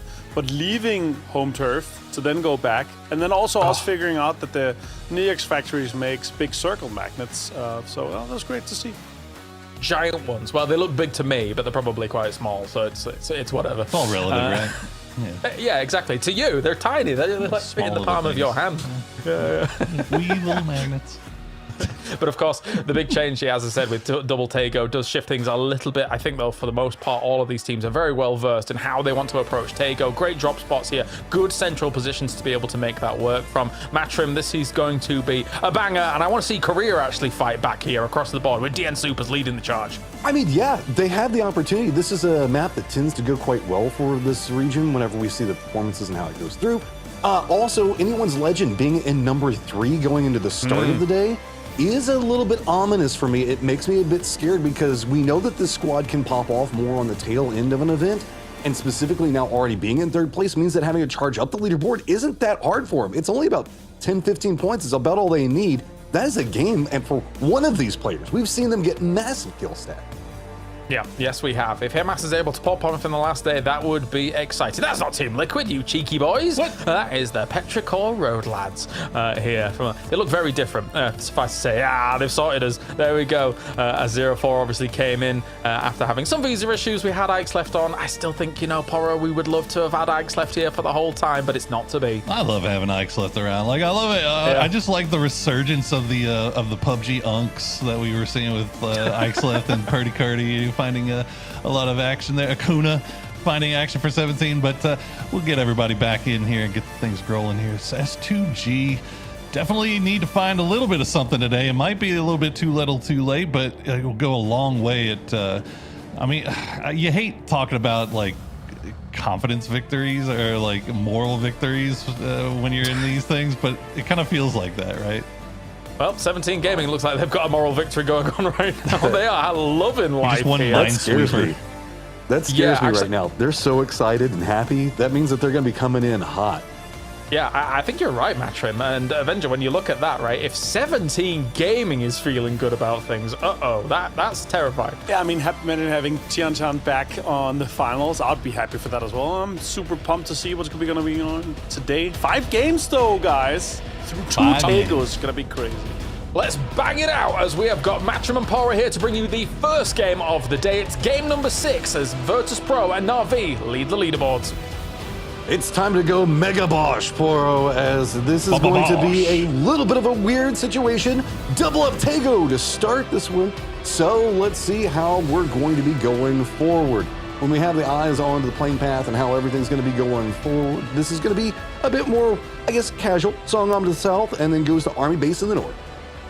Yeah, no, I think everybody would prefer it be a little bit slowed down here to start things off, start off their day. Now, we talked about it already, touched on it at the beginning of the day, how good this map has been for T1. We'll see if they can find a way to start off today with a victory. Now, honestly, I gotta say, the Europeans, VP and Na'Vi, almost need to have a good day, a good game here to start things off. Because if you kind of start opening that door for teams to catch you one game in, like it's going to be really rough. Well, whenever we're looking at these 5-game days and only 10 across for a final series, the consistency and how often you can stay at the top of the leaderboard is going to be what defines it for you, right? Of course, I know it sounds like super basic, like John Madden, all they need to do is make a touchdown and they can win. Yeah, okay, we get that. But whenever we're looking at squads like VP, this is a squad that is very adverse. Somehow they manage to always find a way to stay alive for so long. They've got a 1st, 2nd, 3rd, 5th, and then only 1/12 out. So this is a squad that it's so consistent into making it in the later stages, and then they use that to kind of escalate themselves up with the kill counts to coincide with it, and it makes it so much, I guess, harder for you to try to catch up to the squad like this when they get that lead. I will say I'm not as worried about VP as I am about Na'Vi. Like I said, both teams kind of need to have a big. I think Na'Vi really needs to have a good start to the day. Like they have to find a way to get a snowball rolling quickly, which they did yesterday, and we saw what they were capable of doing. Like they're such a damn good team. They're so scary, and I really want to see Spiro put 2 back-to-back ones together. Like obviously you hear all the time about Hackatory and the arrival and emergence of Boostic, but Spiro's just been around for so long, man. I want to see him find some success here. I think that would make everybody happy. S2G presently tied with the last PGS winners, and so sounds good until you realize where they are on the leaderboard for both of those squads, and doesn't feel as good after that. But this is a squad that's got a lot of growth, and so I wouldn't be surprised if we do start to see a little bit more cementing in for them. S2G, kind of the new guys on the block whenever we look at how some of the players are coming into this, so I do like what I'm starting to see from them, a little bit more confidence coming out in their play. I also do want to talk about the circle, Poro, because it's almost a 50-50 circle between the island and the main peninsula. It's a little bit more lean to main island, but not by a lot. Yeah, it is. It's going to be on these IGLs to kind of decide where they put their chips, if they decide to go all the way north or hang around on the south side and just take their time. But we are getting replays here. This is kind of just a perfect encapsulation of Furia's day yesterday. And I mean, they only managed to get 4 points, and they came in with 4 points that they had taken out of winner's circle. So not a great day there for the Panthers, but not a bad day here for VP. Man, okay, like, I'm not trying to harp on Furia by any means. I love those guys. They're great players. We've known them for years at this point. This is so beneath. A 16th, a 16th, a 15th, a 11th, and an 8th. When 8th with 1 kill is the best on the day, that's not my Furia. I don't know what's going on, but that squad can scrap and should be able to get at least a squad wipe here or there. It feels something has changed in the dynamic of the squad, and it is a struggle right now. Yeah, something's wonky there. Hopefully they were able to get together, get something sorted out last night, and then obviously, we still got PGS 6 coming next week, and there's a lot of points on the line for that one. So if they can't, get something sorted for today, then hopefully in the days off they can kind of figure out some way to right the ship, because like you said, like, they are capable of so much more than we saw from them yesterday. As we see Twisted Minds and Petrichor Road getting a little bit close to each other here over on the east side, but Pero doesn't want any of that. They've still got Ming Ming and I-26 way down off to the south. I don't understand. Whenever we're looking at Tago at the start of the day, where we normally do Erangel and Miramar, the game one is usually like okay, let's try to be boring for the first circle or two. Let's try to play this safe, play very conservative PUBG. But if we switch up and have to do Tago at the start, it feels like a lot of that goes out, because Tago is one of the middle maps where people just start trying to go for kills. So it's like a mindset gear switch you have to go through. Yeah, and especially when you get a circle like this, right? That's bisected by the river, and you're kind of forced to do it. So if hard shifts are going to be a thing, and they have been all tournament long, and if they get a hard shifted on here, all of a sudden on C2, you might find yourself in salvage mode, and we'll see who can capitalize on that as we check in with Navi. Navi got pretty close to 17, didn't get close enough to get the danger stage kind of kick off. You said squads that need to have good days at the start. Navi is one that you're kind of hoping for, so a little bit of a dodge there. VP, the consistent squad that we're talking about, should be noted. Youngchun is in the center of the circle, and they're just chilling there right now already. Yeah, split on both sides of it too, so not playing the city proper necessarily, but keeping eyes on anything coming from the north and the south, so getting a lot of good information as we see S2G driving through the red zone. This is just on the western side of the new zone. They've got Supers up to their north, and 17 and Navi off to the south, kind of posturing around that bridge. Now, I think Navi and 17 very well aware of each other's presence, and they might slow down here. Team Liquid on the chase, quite literally, seeing if they can get an 8 points, and it's going to be against... Oh, is this because the fact that Petrichor Road stole your labels in the pre-show? Oh, poor I-26 going to have to make a jump off, but nope. Maybe, could be. You just never know what's going to set some people off, and maybe that was the thing. But look, like we noticed it yesterday from game one. This has been Team Liquid's strat. Like, they are going to be aggressive. They figure we're going to win. We're either going to win this thing by hunting kills, or we're going to go out in 16th, and that's just how it's going to be. Like, we've heard that strategy being played by other America's teams before, but it really, really felt like that was what Liquid has embodied yesterday, particularly. Now, it didn't work out for them until the very, very end. And I'm not mad about it. Like, Team Liquid, we know they can play circles. They know how to do movements. They've got all the timings down. One of the things about Team Liquid that I would always kind of like, I don't want to say annoy me, but just like, I just would want them to pull the trigger just a little bit more, have more faith in their firefighting. So if they need to take a PGS to kind of work that out a little bit more, I'm not mad about it. take your time, have eyes on the PGC and overall performance, and just kind of work out the details to become the new evolution of your squad. That's fine for me. Oh, absolutely, and looks like they're still right behind Petrichor Road here. Pero not making their way across the bridge just yet. They'd love to be able to stop down and scout this out and make sure that they're not being camped on the western side, but when you've got Liquid breathing down your necks, it kind of forces your hand here a little bit, and it looks like they were able to stop down long enough to see that their western side is completely clear, and Liquid will be right behind them. A few more shots being sent over in that direction. Well, it's clear for now, but it looks like 4 Angry Men might be making a path over, but instead, no, it's just going to be the hillside south of Army Base. I need to find out what the name for this area is. That's the colloquial term between the players, because we see it so much. But it does look like Petrichor Road should be fine, like you're talking about. Whenever we look at the kind of north-south division across the channel that runs through all of this, we've got Navi, 17, Twisted, E-Arena, and Furia that are kind of playing more onto the main peninsula. Everybody else is on the island, hoping the fact that it's going to pop that direction. But the way that these hardships have been going, man, I don't know if I can make a commitment either way on the circle. Yeah, and I mean, like you said, it feels like the lion's share of the teams have decided to go no. Oh, no, Chewy caught out in the hills, as Kiss will pick up a point for Myth. We saw what happened last time around when Myth got the ball rolling early, to the tune of 62 points and a PGS4 victory. But they've got a lot more climbing to do this time than they had to do last time. Navi running this 2-2 split down to the south. Eyes back over into 17 as well, with E-Arena is going to be close. So this is going to be that area around the outskirts of Terminal where squads are going to be playing around on the peninsula itself. So a lot more firefighting right now. And I think that's just due to the fact that a lot of the squads are wanting to play closer to the center, closer to the coast. So that way, if this does go up and pop into the island itself, squads can already be kind of in a position to make a quick rotate, jump across, or at least be able to scout something. That's why a lot of these guys are going to coastline, so that way they can see any rotates across the channel and the water itself. You saw T1 having a little bit of an issue there.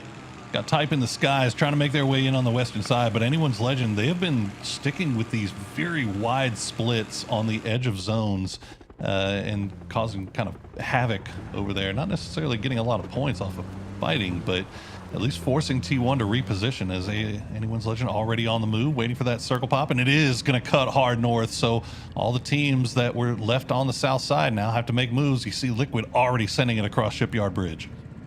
Oh, Navi, this is going to make it a lot harder to keep up with what's going to be going on. 5 points back behind VP right now, and you are kind of surrounded. You're going to have to make a cross into a very congested territory. So we've already got 17 across. E-Arena is going to be pathing in front of Navi. Twisted's already going to be going more into the north. They're going to find it just fine. Furia making a long wrap down to the south. That's going to be made in Thailand, getting some shots onto a Ming Ming, but it was going to be Spaceman that got the knock. Petrichor Road's just got to continue making their run through. And with the way that we kind of see this play up around the southern area of Army Base, just sending it in might be the best strategy just to try to bypass this, but Petrichor Road chose the absolute worst pathing that they could go for. That's unfortunate. And now they're going to find themselves in salvage mode here a little bit, down to just 2 players, and they are completely separated as we see VP getting everybody back together, working their way up the hill. Supers is kind of on the high ground, dead center circle, but they've got a lot of territory that they've got to keep eyes on. Anyone's Legends coming in. Looks like Full Sense is going to take an E pickup. They're going to drop down as I-26 gets spotted out, and now it's all down to 04MB. 4 Angry Men just have a very wide split over here, and it feels like maybe Petrichor Road didn't realize how wide it was, because that is just so much punishment. As Landfall coming in, Super is defending up, but heavily outnumbered over here. DL is going to go down. Rex realizing it is too spicy. Full Sense fully just dropping right on top of Supers and runs them out of the area. That was massive there for Full Sense, making sure that they dropped all 4 on that high ground. They catch Supers in the middle of their split, and now Super's going to have to play that with 3. Rex does have that BRDM. It looks like he should be able to retreat back to his teammates, who have found themselves a compound just off center circle. But you can see the center of the zone starting to get a little bit hectic now, as Navi, it looks like they found their way across, but S2G is looking. A lot of squads went for long wraps. Team Liquid's going to be up in the north around Army Base. T1 also went for a more western go-dock approach, got into like the hilly territories just south of Army Base. Fury making the wrap back behind them. Navi's kind of similarly wrapping into where we saw Furia going. So whenever we look at this circle, remember that we've got the rock croppings at Full Sense as well as Anyone's Legend, VP are playing around, that are the heavily ravine-based with a lot of little valleys over there, and it kind of spreads out going up into the east, into the north around Army Base. But there is kind of a buffer of a no man's land going from Army Base into those hills. So it looks like Team Liquid's going to try to exploit that, playing in the north, hoping maybe they'll get some vision around some of the rotates. Everybody else just already down in the trenches, quite literally. Yeah, all things considered, all the teams that were on the south side when this thing shifted off to the north have managed to make it across fairly easily. Petrichor Road, they were already over on this island anyways. They get taken down, and now Na'Vi, they're going to be backfilling Furia. Furia had to stop down for a second to take shots over towards T1, and you can see how close they are together. Looks like Na'Vi's just going to try to avoid this by eating a little bit more blue zone, continuing to wrap off to the north. Being scouted out, though, by T1, I think that saw this. They're trying to get around Furia, but that might put them in a position to make Navi's life a little bit more harsh, as Type's going to be moving up to the north. Navi is going to go for that wrap. Remember the fact that the northern area of Army Base is a little bit more open, but bait and switch. Let's get away from Army Base and go right back down to Yongchan. All those teams that try to go for the long wrap up to the north because they knew the north side would be empty and clear and a little bit easier to make their way into, and now they've got to fight their way down to the south once again. So Virtus Pro looking good, and looks like JDG looking really good on the north side of Yongchan. Twisted Minds, they only sent it across the bridge. They didn't try to go for these long wraps, so they're actually in a great position as well. Navi just spinning it back around like you're talking about, has to go back behind Furia yet again. So we've got the hillside coming out of Army Base into Yongchan, which is going to be a lot of open kind of fieldy territory looking at between the two of them. Yeah, there are some trees and things like that that can provide cover, but for the amount of teams that are going to be trying to rotate and wrap around, the southern section of the circle, specifically to the south and the west, is going to be very open.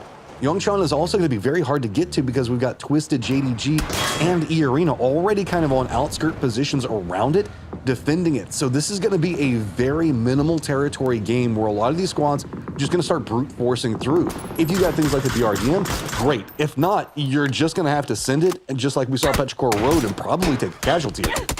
Oh, yeah, T1 trying to make their way down. It looks like 17 going to take down at least EN, but Oban's going to find the knock on a Lil Ghost, and you can see what T1 is having to work with, as I would really like to see S2G get back together on this southwestern side. They've got a lot of control, but they have to be expecting some teams to wrap down here, and I don't want to see them lose these guys for free, as Baron is kind of separated from the rest of everybody else. Kwepa playing the coastline, and Na'Vi is starting to make that wrap all the way down there. Furia could be there shortly. Cowboy's just going to be sent up here by Liquid to do a little scouting. The rest of the boys are coming in vehicles, but Virtus Pro are looking over in that direction. Full Sense as well, as we see now Supers trying to do something with mortars here. I'm not sure who they're shooting at. I mean, target-rich environment right now, just to say the least. T1 looks like it's going to be the focus, so it's just more cover in that very open area. If anything, that's almost a benefit as long as it doesn't connect, but with those couple of mortars coming out, looks like Furia is going to be trying to sneak in right back behind it, hoping the fact that they had their eyes more set on the horizon. So Furia does manage to at least get into position early, but Supers, how much of this do you want? You're kind of trapped over here, as it is going to be a BRDM duel. All right, Furia, this is where you can kind of turn your tables around, your fortunes around.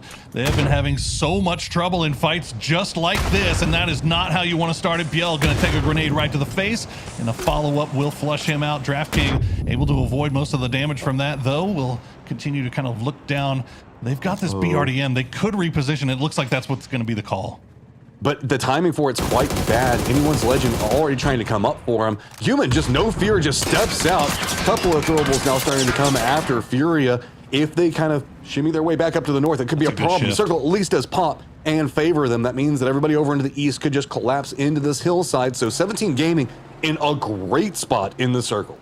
They are, and Virtus Pro has some work to do. Let's take a second to listen in on their comms right now, as they've got 4 AM making their way past them.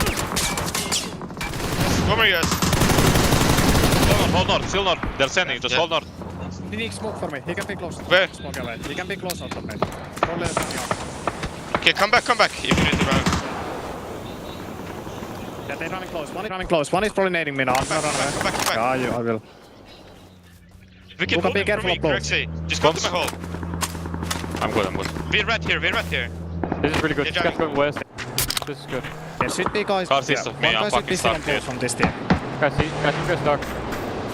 Same, I'm stuck here. I need to run. This company is gonna play into us as well. I'm running. What's happening with North? No, we shouldn't try. A lot of chaos right now as 4AM has made their way through, but they're getting third party now by Myth, and Team Liquid also kind of making their way in. No angles yet for Liquid onto VP, but VP knows to expect them.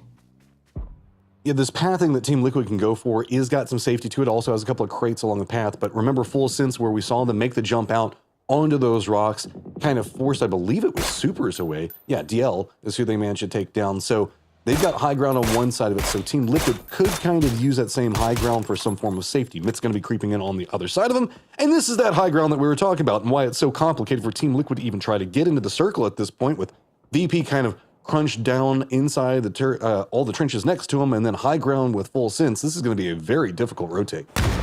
It is. The one good thing they've got going for them, though, is that Full Sense is down to just a duo. Is Na'Vi now turning their attention back towards S2G. S2G had to make their way into this zone, but good grenade from Spiro. Gets the knock on Alaza. Let's see if he can get the follow-up. He can. It's at least confirms the kill. As we see the rest of S2G. Now 17 has found an angle onto this, Matt, so Na'Vi has to be careful. Yeah, 17 just playing a hillside back behind this one, making it hellacious for everybody that's going to be involved. One of the players now down for Na'Vi. Hakatori is going for the side flank, trying to make sure that he keeps some control over it, but S2G can't even find a way into the circle. It's just Baron, and the hunt comes out. Hakatori is going to get the nade on him, and S2G is eliminated. Yeah, this is what Na'Vi needs. A big fight, big win against S2G. But can they reset? They had, as you saw, 17 and JDG kind of staring down Na'Vi, but it looks like they're able to find some cover to get everybody back on their feet and reset from this south side as we cut back to Team Liquid, still trying to fight their way in with the zone right behind them. It's like VP is making more of a commitment into defensive line against Team Liquid. Really how that's going to be going. That opens up more space for Myth to get him back behind him. Circle does pop. Goes over into the northeast, makes it a little bit easier for VP at Full Sense as well as Liquid all. Anyone's Legends just on the outskirts, but we saw T1 as well as Supers getting right close to each other. They're going to have to make a move for the circle, but Na'Vi, the furthest team away from the circle now, is going to have a long run ahead of them. Oh, Thanadol, you sneaky boy. You spotted out Luke, will take the shots and gets the immediate knock. Quick shots and hits from Thanadol. And Belmoth there to provide support as well. Gets the knock on Alo, and now Liquid in a lot of trouble, and Virtus.pro knows it. They're going to peek that ridgeline and see if they can collect, as they will steal Alo away. I mean, this always kind of felt like this was going to happen. There was no good path for Team Liquid into this one. Both sides just too defended, but it is at least opening up more space for the other squads around them. Terrible for Team Liquid. Great if you're anyone's Legend or Myth, because there's more opportunity.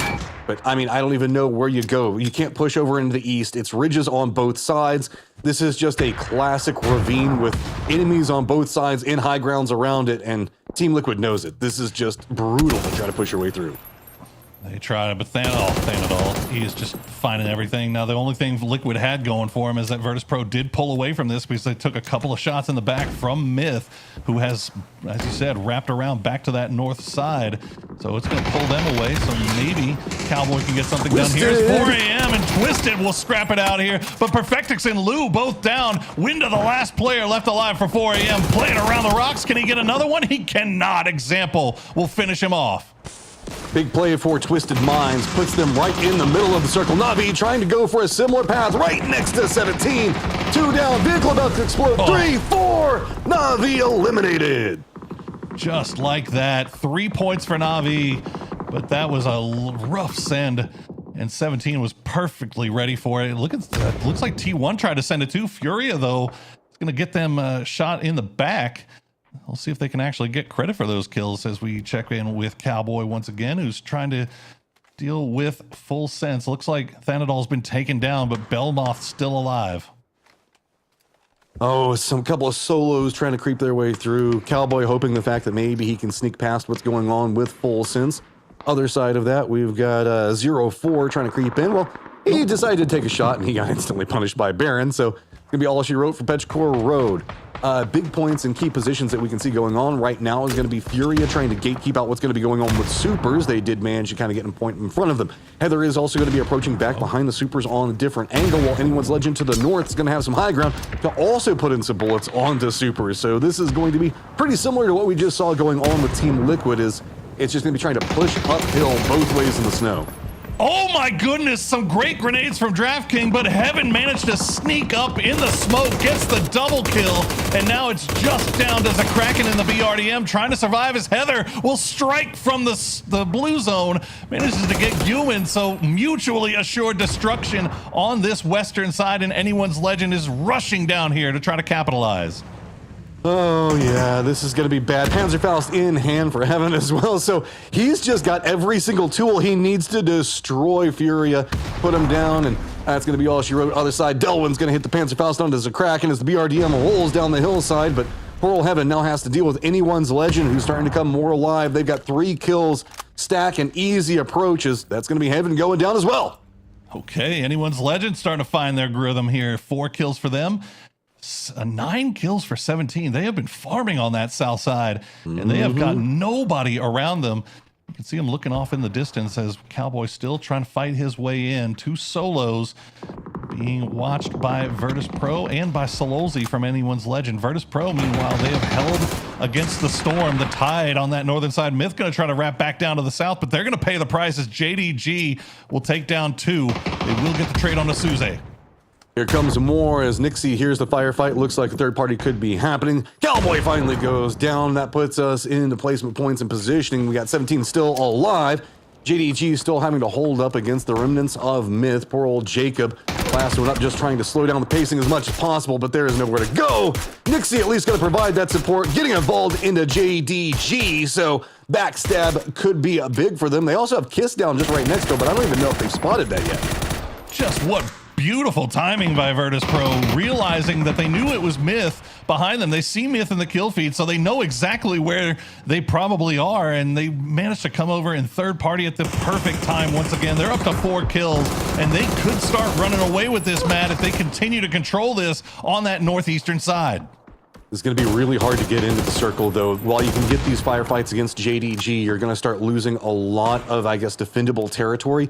Twisted as well as 17 has already taken a lot of it up, and Anyone's Legends kind of hunkering down into the north. So VP, while you can get these kills early, it's going to be very hard to find a way to just capitalize off of that unless you can manage to firefight another set of these squads that are inside the circle. JDG continuing to go down as VP finally has one of their players go down. Nox manages to dot up Lucarox.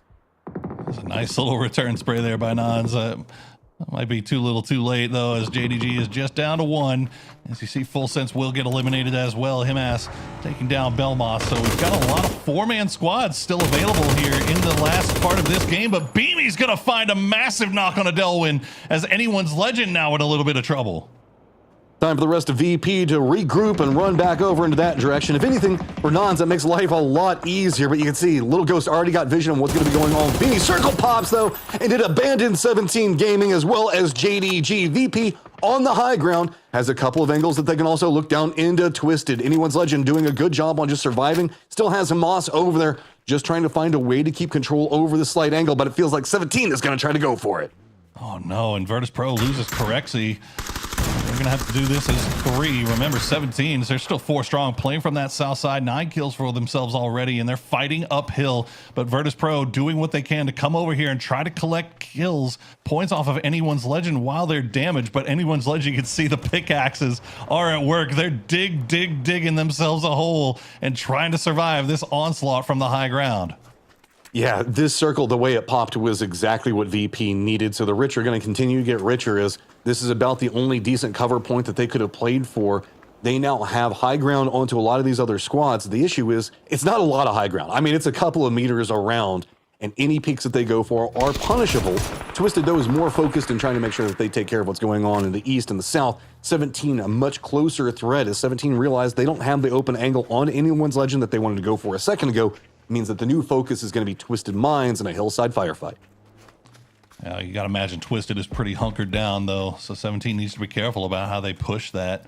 Still a 3-man squad here for Twisted, and nobody else is going to be looking in their direction. As you see, Anyone's Legend and VP just both on that high ground, don't really have vision over any of this, as Batulins will survive in the smoke just a little bit longer. A lot of utility left in the bag here for Twisted Minds as well. So if 17 screws this up, they could very quickly be dispatched. The way that the trees have kind of set out, I don't know how good the vision is for VP onto 17, and I think that's one of the reasons why 17's managing to get closer and closer the longer this goes. Anyone's Legend on the highest ground by comparison does mean that Twisted Minds is very kind of, I mean, they can't go for too many more peaks as they're kind of the focal point for two different teams right now, while they also have 17 being that third team to push right on top of them. I mean, look at the fortress that they've got built for themselves here, though. Like, they are completely defended from the north side. They're able to take a few peak shots, but don't have to really worry about too much pressure being put down on them, so they can focus all their attention on this south side on 17, but 17 being so careful about how they push this. But look at the grenades, Matt. They've got 13 grenades. When they finally have to make this push, it's going to be really tough for Twisted. New circles pop, Twisted the only one in it. That means that the high ground that VP and Anyone's Legend were playing around, gone. The hillside that 17 was playing, gone. All eyes onto the fortifications that Twisted has managed to build, and they have to be cautious. Of course, they've got multiple players still up, but it's just too many teams that are going to be assaulting down on top of them. The only benefit that they have is maybe VP and Anyone's Legend will have to converge onto each other before coming after Twisted, but with the close range threat of 17 on top of them, there's just too many factors to try to keep up with. This is a squad we know is incredibly smart, incredible tactics that they can manage to display, but there are so many threats around them. This is going to be brutal for Twisted. Yeah, it's just about timing. And a great grenade, though, from Lou to take down Lil Ghost. An example will take down Lucarux. Jeez, from the middle of the map, Twisted doing so much work. They're getting these knocks, but they're not able to get the flushes just because of how the terrain is. As you see, Lou will come over and try to send some more grenades over in that direction. They're going to land around, but they're not going to get the same amount of damage, not going to get the knocks that they got off of that first one. They're making the shift over. They decided to go for Anyone's Legend before assaulting the lower ground positioning. That means Hamas is going to be point man one side of it, Beamy on the other. Good vision's going to happen. Xiao Wu does manage to take out Lou in the lower sections, but Lucarux does go down. VP with 2 up. Twisted still focused in on 17 Gaming right on top of him. We are in heavy throwable range. Example's gonna go down. Only Batulin's up. He's had to abandon the fortress, and 17 is coming in with fire and destruction. It's just a grenade fest right now. Everything left in the bag for both of these squads being sent is looks like Virtus Pro is going to get taken down by well-placed grenades from Anyone's Legend. 17 going to try to push in, but Batulin still's got 1 grenade left in hand. If that's cooked beautifully, it is! What a grenade from Batu! Just a 1v1 in the lower sections. Anyone's Legend now starting to run down the hillside. 17 Gaming, though, with 11 kills, trying to see if they can rally back. They want to go for the res, but Tulins can't really go too aggressive after it. He knows Anyone's Legend could be coming after him at any moment. He has to keep a head on a swivel right now, and he's got the Panzerfaust, but it's only enough for 1. Threats everywhere around him. He's decided he's got to step right into 17 Gaming, but there's nowhere, nothing that he can see right now. Finally spots it, but he is going to go down. Xiao Wu gets him. With 1 HP, Xiao Wu survives. If that knock goes through, Anyone's Legend is sprinting down the hill. But now they are left to stop down, and 17 is able to reset, get 3-member back. And Anyone's Legend knows it, but they've still got the high ground, Matt. They've still got foxholes that they can dig around, and they are just collapsing. They've got control of that center dot, and you got to wonder how much left in the bag 17 has at this point. I mean, this is a massive game for them, trying to catch up. Now in second place, just 7 points back behind VP. VP did a great job on surviving for as long as they did, finding points as well. We see 17 managed to pick up this game. It would be massive for them, but Anyone's Legend just at 59 points. However this game goes is going to decide second place, and Tian coming back in heavy, gets the knock on to destroy. And this is a problem for Anyone's Legend. 17 is able to pick out exactly where each player is. They know the trees that they're hiding behind, and they are doing their best to find grenades onto them, to find angles. Mass playing to one side. He's going to get Wemboa down very low, but not able to get the knock. There's just so much cover for 17 Gaming to play around. So many different little divots, vehicles. They use it all. Massive game for 17 Gaming. They came in, we talked about it, they looked like they were excited, they looked like they were ready to go, and they come in with a 13-kill victory to start off the day. What a way to deliver on Tego for 17 Gaming. Colaris Martin, what do you guys take out of that one? Because it was a bloodbath down in the south, 17 on an absolute rampage. Well, this one's got layers to it, boys, because 17 Gaming came in smiling, looking confident about today. Then you get to the start of the game, and somehow the pundits are suddenly saying 17 Gaming is going to win the game, and then they win the game. Tiantian's back on board. It's looking lights out for 17 Gaming. I think everybody should be concerned here, Martin, considering what we just saw. Yeah, and I'm trying to figure out how is this somehow the first or the 7th PGS? I don't know, how does the math here? Because if they're winning this one, that'd be crazy. We're gonna have to figure something else out because they've only been winning the 1st and the 7th PGS ever. Yeah, 7 divided by 2, and then you add the 1, carry the 3. Never mind. We've got ourselves here the highlights for this game to see how it's all going to boil on down here. And Twisted Minds actually made a really good run of it towards the middle, having that, what you were calling, Matchroom, that fortress location. I guess the only problem was, you flick over to 17 Gaming, they had like 20-some frag grenades into the lake. I don't think I've ever seen anything like it. I mean, whenever you kill that many people, you've got to get some more nades out of it, right? These guys were just absolutely murderers down to the south. Anything that rotated next to them, we got kind of caught up watching what was happening in the east and into the north with Team Liquid and kind of anyone's legends in the rotate. But 17 was absolutely farming down into the south and just kept their economy up, going for crate after crate. Yeah, farming and arming, I think is fair to say there for good. 17. Like that. That was tough stuff. Up in the northern side as well, Anyone's Legend and Virtus Pro going head-to-head there for a very important fight between those two. Of course, also in the championship race right now. So this really was a battle of the titans in this game. I mean, did I see that correctly at the end there? Yeah. Did 17 just tie Virtus Pro for the lead? Like that, like Virtus Pro was having a fantastic game. Like they were doing what they needed to do. You could see they were playing aggressive. Like they're doing what you should do when you have a lead, and that is doing what got you there to begin with. And they were going out hunting. They looked great. But 17 just blowing up here in game number 1 has made things really interesting.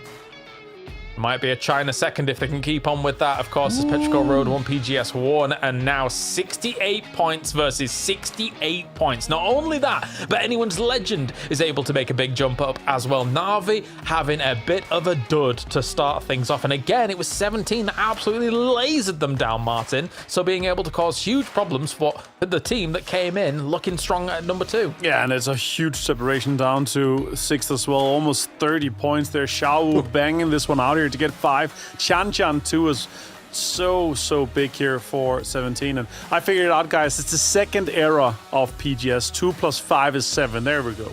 Oh, okay. Okay, yeah, okay, you got it. I wasn't worried about it, but thanks for figuring that out. You're breaking me like the same way that like Liquipedia is trying to name this event. You're coming up with new numbers, and I'm just gonna like my dyslexia is just gonna go crazy, dude. I'm not gonna be able to handle it. Xiaowu, if you reverse the damage he did, 017. It's like, I hate all of this. This is awful. Let's stop. That's so many kills going their way, and again, you know, we're beating a dead horse here. Oh, anything but a dead horse. Like Tiantian coming back in. Yes, maybe. But Xiaowu will take man of the match for this one, Poro. So looking fantastic. As he should. And honestly, Tiantian wasn't too far behind him. So, you know, we were having our concerns about like, okay, well, Tiantian hasn't played. He's just kind of coming in fresh. Is it going to be rusty or is he going to be fine? Seems like he's fine. Seems like they're doing okay. But you know, still 4 games left to play, right? Yeah, I feel like it's illegal. We're not allowed to have this much fun on the desk at the end of the cast. If we could just, you know, tone that down, back to sit. No, I digress. But with 4 games remaining now, that really does blow things wide open once again. Not only for China to be able to make a charge for it, Anyone's Legend also making a charge for it here, Matt, to get things rolling. And, you know, if we see even just one of these teams get into another late game already, that's going to cause some concerns for those top teams. And what's scary about it is it's 17 Gaming and Anyone's Legend. It's not just like any random squads. It's like, I don't know, squads that have massive pop-off potential on games where they can just rack up like, I don't know, 15 kills inside of a game and also take the victory.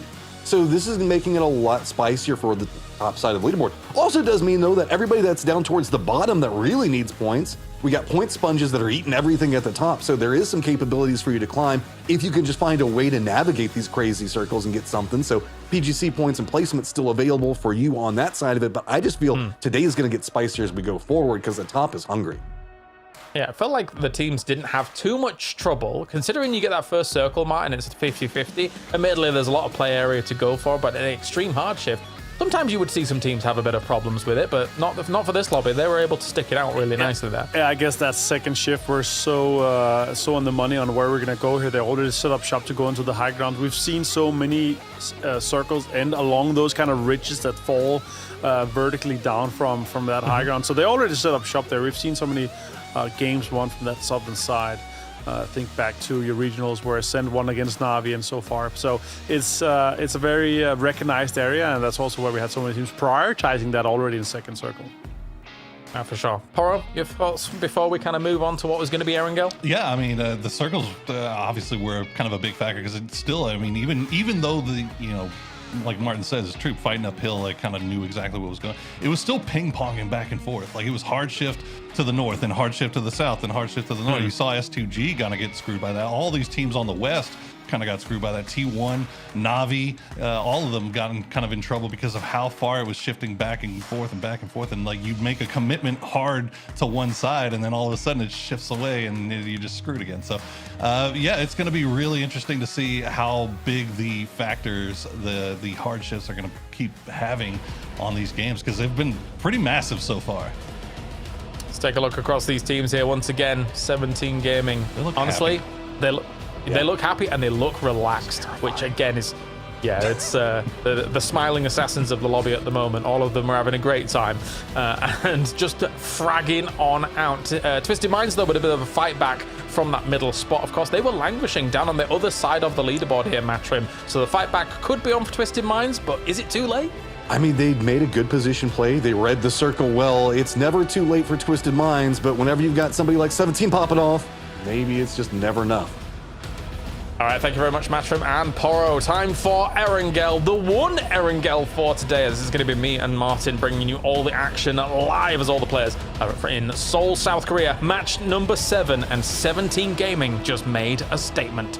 They did indeed. And James, we're on to Erangel, and we're going to be starting southwest to go all the way over to south. A majority of the teams are going to be able to get into their comfortable and usual loot spots here. I did see a few updates across the maps here, but I'm not too worried for what's going to be happening on Erangel here today. First, going to be going to military. We do usually have a lot of tendencies when we start southwest. We do go onto the western side. Could we see another quarry ending, maybe?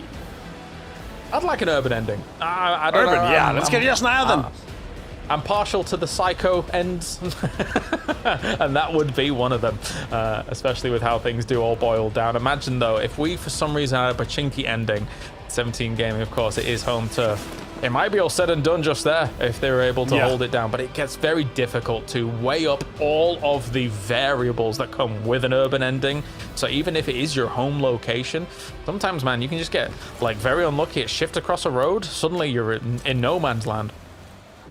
Yeah, and don't get me started talking more about 17. We're gonna make more, crazy talk up where how it's either 1 or 7.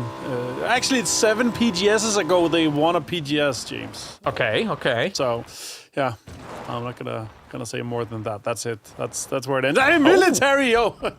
No way. Okay, let's go. I love that. And we only have one team down there. VP could really have an impact in terms of either camping on either side of the bridges here. But I do think with how determined it is with so much south already on the military, I think it's going to be a big chance that they go across here.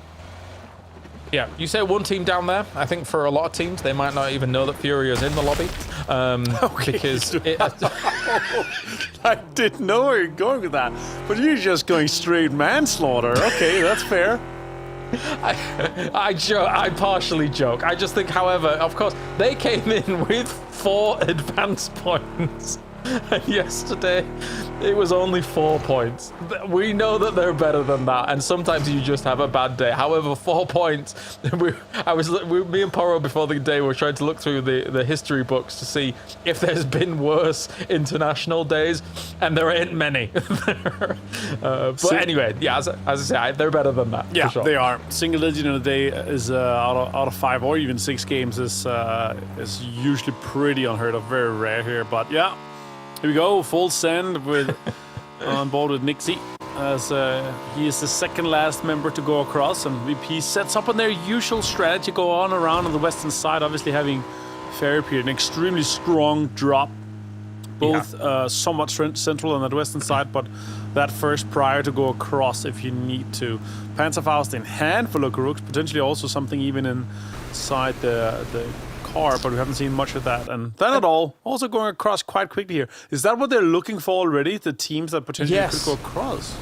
This is exactly what I wanted to talk about, is the fact that I think that because they have such a purchase on what will be this transition, they know eventually teams are bound to try and come in from Primorsk, even maybe take the ferry down the line, right? So if you take these kind of edge locations, you can start shooting or seeing things early, which could potentially be some free kills. You take the beach on the northwest, you look down to the south when a ferry comes in, you look on that west coast. I think there is definitely opportunities there for Virtus Pro to have taken some shots. They haven't quite taken anything just yet, as we take a look back at these highlights from the last game, but I think you're on the money, Avenger. They might have been looking for something. Yeah, he spotted Thanadol, and as we look at the highlights here, I actually just want to continue talking about that. He spotted Thanadol, and he sent correct to the southern side. They're actually down now. If you have the map still open, you can. He's shooting on Thanadol. Tigger already also going in. I think Tigger might be in a glider, to be honest. Right, yeah. Well, yeah, as we continue to watch this back. It's always weird watching this back from some of these highlights, because like, yeah, we just watched this game. There are other things going on our Erangel. But anyway, we are merely a piggyback broadcast, right? We are at the mercy of Korea for now. But of course, what a great win from 17 Gaming to be able to tie off against Virtus Pro. But as you say, here, there was these fights going on over on the bridge as well. The thing is that with this, it's very obvious to know that it is going to be a bit of an accelerated game state. People want to get over to the military island quickly. There will be conflicts on these bridges, as well as, you know, Virtus Pro trying to sniff out full sense, as they did with Thanadol now down as well. Yeah, that's a straight up deny for that. That's unfortunate for Full Sense to get in here and be at the mercy of them. And now the game 2 winners. We go for Navi this time around. VP's up there. T1 is up there. They're actually on the western bridge, about to run straight into 17, as you see here on your screen. So that could be a little bit detrimental for both these teams here, as T1 needs a huge game to be back into the chase for the podium finish here. But 17 right now in second place, just because VP got that one more kill. S2G on the transition.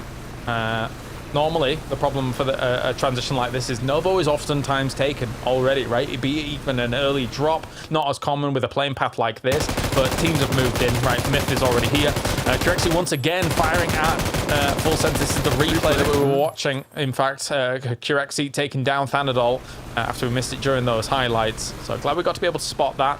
But again, I mean, we were talking about that ad nauseum for quite a long time, because there was just, it was such a clear-cut play for Virtus Pro to set up.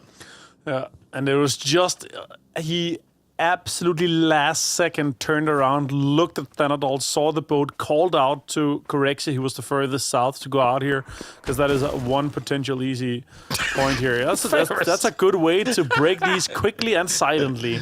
To get a little bit more. There's a lot of meds usually in these. It's stims, it's heals, and all these things here is good. So to get a little bit extra of those is good. Mate, the amount of times I forget that they're breakable, and I'm just running around compounds. I always go punch him because that's silent as well. Yeah, it's smart. It's smart. But I just barely ever touch them. Every game I forget that they're breakable. It's so. Hakatori. Yesterday, James, he died first out of 5 games, and that have not had more of an impact than them being able to have so many fantastic games with high kills. So let's hope that he's able to have some more late games for this day here, and I think that will be having a huge impact, considering he only got 9 kills. Boosted got 15, and Boosted got 13, and Spear had 15. Yesterday is just, that's insane. We know what Hector is capable of. He's a a long time fantasy priority for many of us that have had that enjoyment. I'm really missing fantasy actually. What a fantastic way to have that extra engagement, that extra fandom towards the players on your team, and it also creates and puts yourself on focuses on some of the players and teams that you usually don't think about, right? So I really miss it actually. If of course fantasy is kind of projected to be coming back for a PNC, right? As it was announced by PUBG Esports, and something we do as well, as we take a look at these slow stalemates of fights, something we do, we draft when we're at some of these events, right? And that is really fun. And Hakatori, as you say, is someone who's very highly contested in those kind of draft moments. So if you've got a few friends out there and you make like a second account on something like that that we used to do back on the Twilight days, what a nade! Just go for a draft with some friends. It's really, really fun. Great stuff by Sololzy once again. Well, maybe we can get good old Mark to get draft or fantasy draft put onto his new homepage. We'll look at that. Good idea. He's done with that. I saw a few guys thinking and talking about that. And maybe when he has time, getting back from TwitchCon and having done other tournaments. Oh, him has fight Shen even here. It's really falling apart for 4 AM today. That's actually so unfortunate. Hakatori stole the spaceman knock from Narnia. Oh, it's more than 400, 500, 600 meters even. Very nicely done. Yeah, for anyone's legend though, they are definitely firing on all cylinders right now because again, even destroy right towards those last moments. I should stop saying even destroy right because at this point he's definitely a very important component of this team alongside a world champion in Delwyn, alongside Himas, of course, one of the legends of the scene, Sololzy, who's been able to be along for the ride for a long time. Destroy slots in nicely, although that being said, have I just cursed him? No, I haven't. Winder takes a few shots. Now it's all on really Winder to be able to do something here for 4 AM, who was in the challenge for the top spots at the moment. It's not quite gone their way in these first 2 games. Looking for a little bit more though. Winder is trying to defend everywhere. I'm sorry, I don't think you can defend every location. Oh man, that's a Molotov. And a nade, he's dead. He's gone. Well done played. Here. Yeah, extremely well done. 4 AM out here. Even though Himas was alone on the other side, they managed to absolutely single Winder out and get that locked down, so extremely well played by them. Now the last team on the northern side, East Bridge here, and nobody's actually bridge camming the south, so that's going to be interesting. And we have Team Liquid and DN Supers trying to get in to it as well. Twisted Minds extremely slow. Actually, the last team to get across here, as you see in the minimap, before we get that next circle pop. Give us something crazy. Oh, okay, we're going over the west. I mean, this is kind of where we navigate to quite a lot. And when it comes to these military islands, nobody on that west coast or some of those compounds that have got pretty decent prio on a circle like this. So we'll see some teams now move that way as DN Supers coming in. It's a little unfortunate for them that it is a hard shift actually on this because technically so many teams have congregated in and around military base that their leaning of their emergency pickup doesn't quite favor the west of a circle like this. So a little unfortunate there for DN Supers, but I'm sure they'll make use. That's a great thing to point out. This is the exact reason why I personally prefer in my ranked games and when I play PUBG, I never pop it circle 1 because it can be such a far shift in terms of the total meters and kilometers that if you're not if it's not a great kind of angle, you have a great angle approach, you can really get really far out of that last circle, and you're gonna have to like drop at the end and try to get a car, or you're gonna get shot at. I really prefer getting that just before or just a second circle pops and then getting into it. If you have no prio inside the circle, sure, I understand the Tubers wants to get in here, and they're quite fortunate that C block was absolutely open here to get on that western control. But now they have no vehicles, and if we pop out of military base, it's going to be even rougher. So having that knowledge that you know where a second circle is, and then you can bake your drop based on that, I really prefer that when I'm playing the EP. Yeah, I think it's a good call. Definitely preferences, right? And like, you could just say, okay, well, we're just going as far as possible and trying to get cars and seeing what we can do. But yeah, if you're playing straight for the prio, yeah, I think I like that a lot. There's Na'Vi now looking to prioritize the position here of the arena, who's coming in. Fire the boats. Spiro here, currently in MVP contendership, is going to be able to start opening things up against Nurans.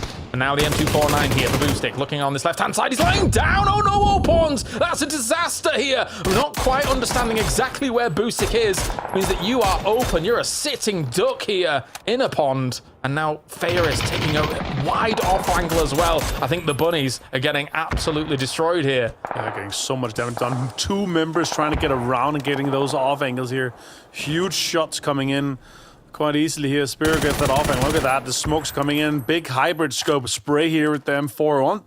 13 bullet reload here. Has to think a little bit extra. Spear finds the dump into the smoke as well. We're down to just 1 member. He's trying to go for the rest now. Looks like it might be 4. A quick and easy kill here for Navi onto the arena. Huge for Spiro and Boostic and the guys. This is bullying. This is actually bullying. They have almost returned 0 bullets in this fight. And he runs him down as well. That was a mercy killing. I'm sorry, E-Arena, but Navi just destroyed you.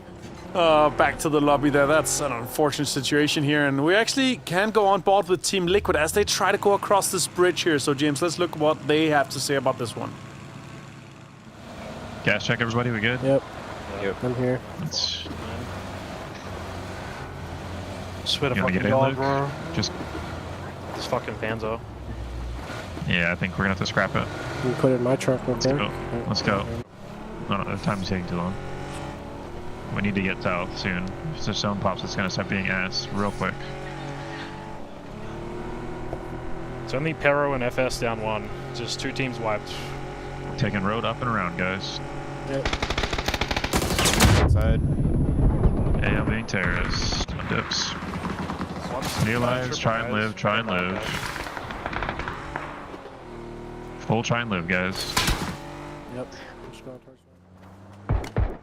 Oh, the call for try and live. You know, it's looking a little bit dicey there for Team Liquid when they're trying to make these later transitions, right? They're coming in late against the Anyone's Legend position. Anyone's Legend's coming in hot off the back of that 4 a.m. fight now as T1 on the other side of this circle, north of the circle, trying to find their footing here, watching Navi as they're driving on forwards on the north. Yeah, it's a little bit unfortunate.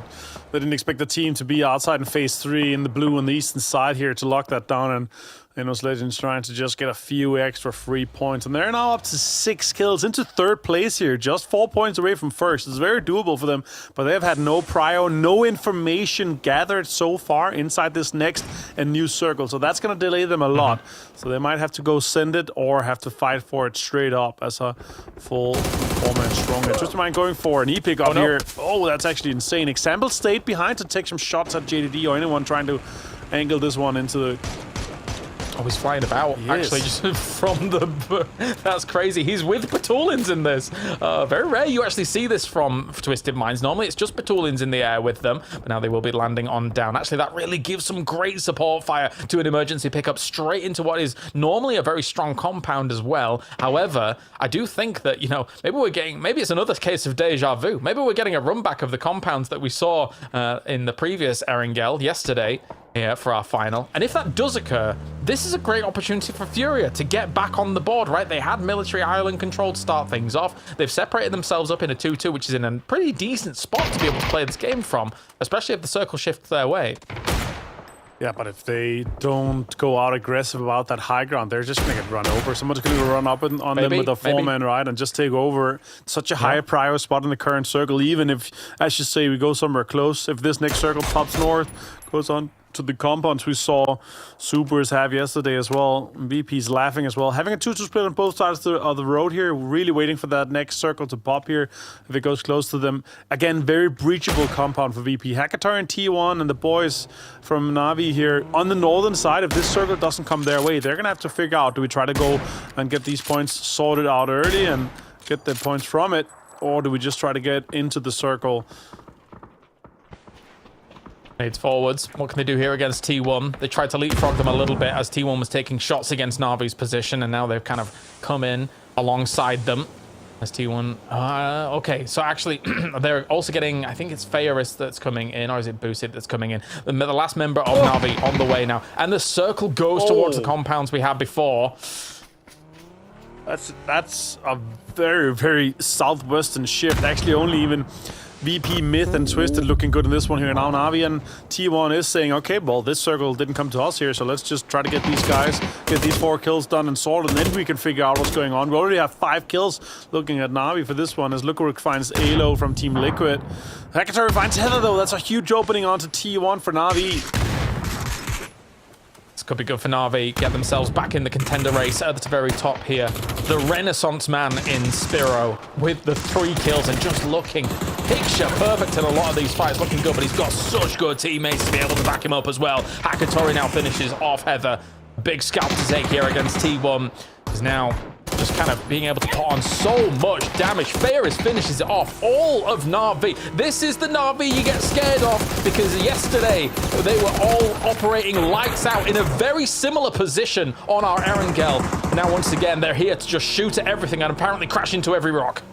Oh yeah, it's a good thing that backing up the cars got nerfed some time ago here. Otherwise it'd be too strong for that coming in. True. They're straight pulling up onto them. Great nade does a lot of damage onto both of them. T1 is under tons of pressure here for Na'Vi. So low, so low. If Na'Vi just peeks on across and actually put in some damage here against this, DraftKings does not type as well. So now it really is all on raining here to be able to do something back up against the blue.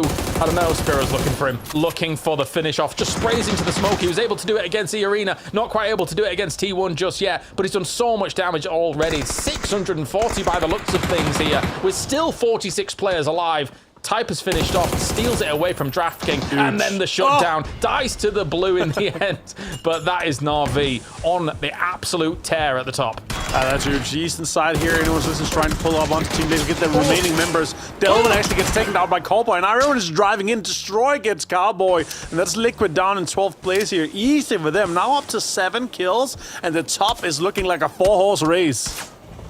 Anyone's Legend also knows that they've got a bit of a task ahead of them to be able to take away that top spot here from Virtus Pro, but they're doing very well for themselves as well. 7 kills. We haven't been able to highlight as much of it towards these last moments other than taking down Cowboy, but the 4 AM shutdown was brilliant stuff at the beginning of all of this. Now Na'Vi still looking for more. I guess they're just going to be driving around, driving on in, looking for a little bit. A little bit rough on Circle 4, he does a lot of damage, but the next one goes even more. Himes does find Rex and Gumin from DN Supers, trying to clean up even more teams here. They're going to be pushing themselves into 10 kills with more than 40 members left remaining here. Delvin finds Heaven as well. Now we're down to just DL. He's going to have to try to Babs on ahead, and it's going to be very difficult for him. Circle centered straight on S2G, looking to find themselves a bit more of a purchase on this game at the moment. JDG down in the south here. Twisted Mind still has that high ground over on the west side. Now Batulins is looking the way of Na'Vi, and if they can shut them down, that'd be good. They're actually being taken down by the blue as well. Na'Vi might have run out of steam here. That's a lot of damage done here for Batulins. He finds the knock and the flush onto Spiro. Now we're down to just Ferris here. A little bit unfortunate for Na'Vi, but they prioritize getting the kills because they had no prior into the circle, so an 8-point gain based off that is actually completely fine.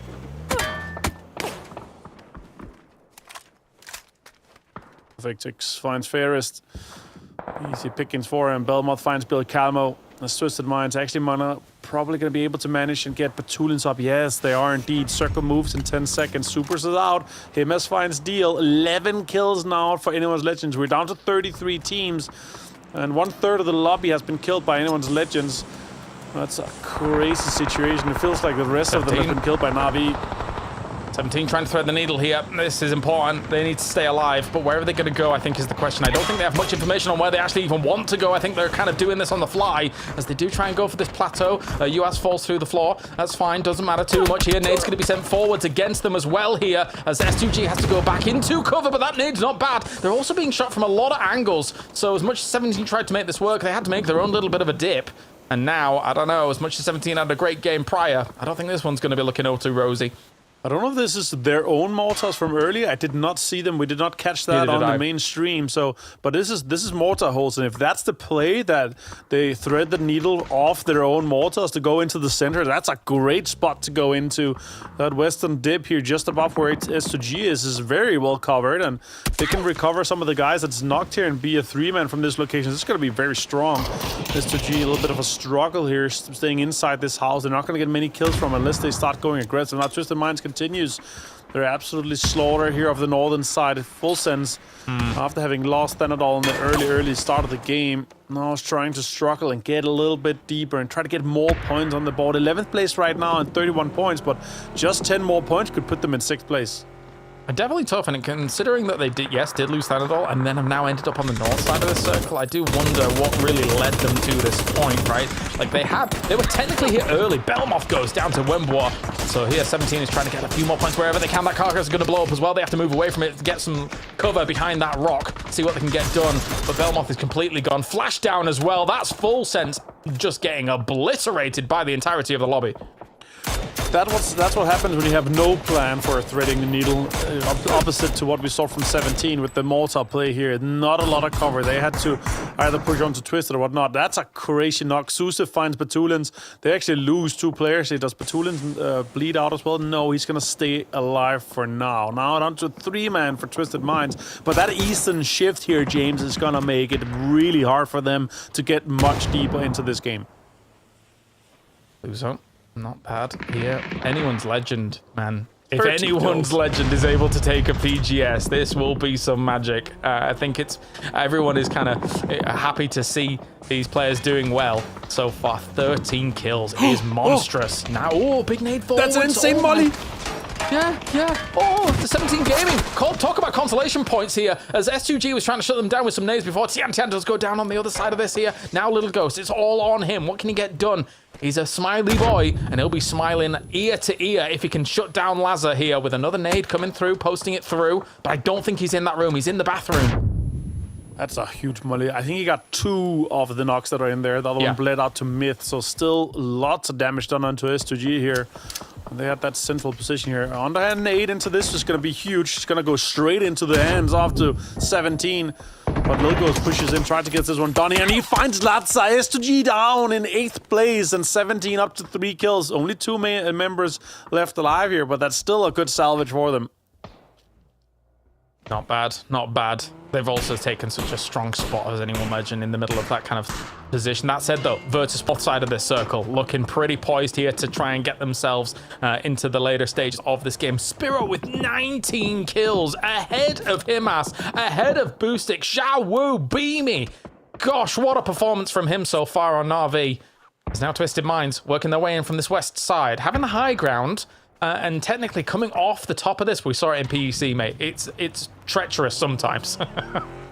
It is. And now onto Batulins and the guys here from Twisted Minds. What are they going to do? You're missing a tire as well. Makes it even more difficult. JD is just absolutely sending everything they've got towards the 2 Twisted Minds guys. They can maybe get into this ridge here that 17 was in before and maybe get a little bit of points out of this one here. But look at that. That's an easy knock on from Gold. Finds Lou. Oh, difficult to get into cover from him. He's probably going to bleed out. Unless he manages to get into this little ridge and be safe from Batulins. He actually manages to get into it.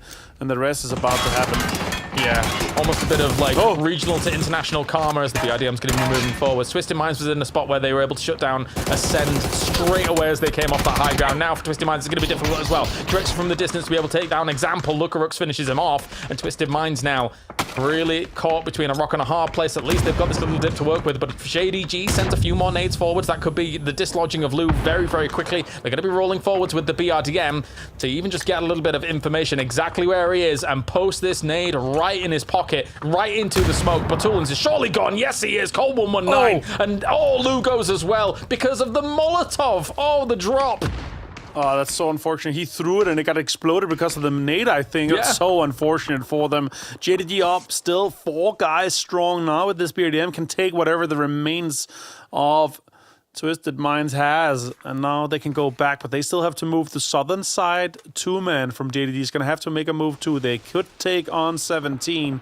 Look how much we still have from VP. They are holding on to the control of the north here, holding out Furia. And then anyone's legend on that eastern side, inside the plains, are going to have to make a move onto Myth. I've got to say, as a 2-man, kudos to 17 for surviving as long as they have and being able to get rid of S2G in that spot. That has really put them in a spot where they can get much better salvage points than they could have done prior after they had to make the send through to the middle and lose people on arrival.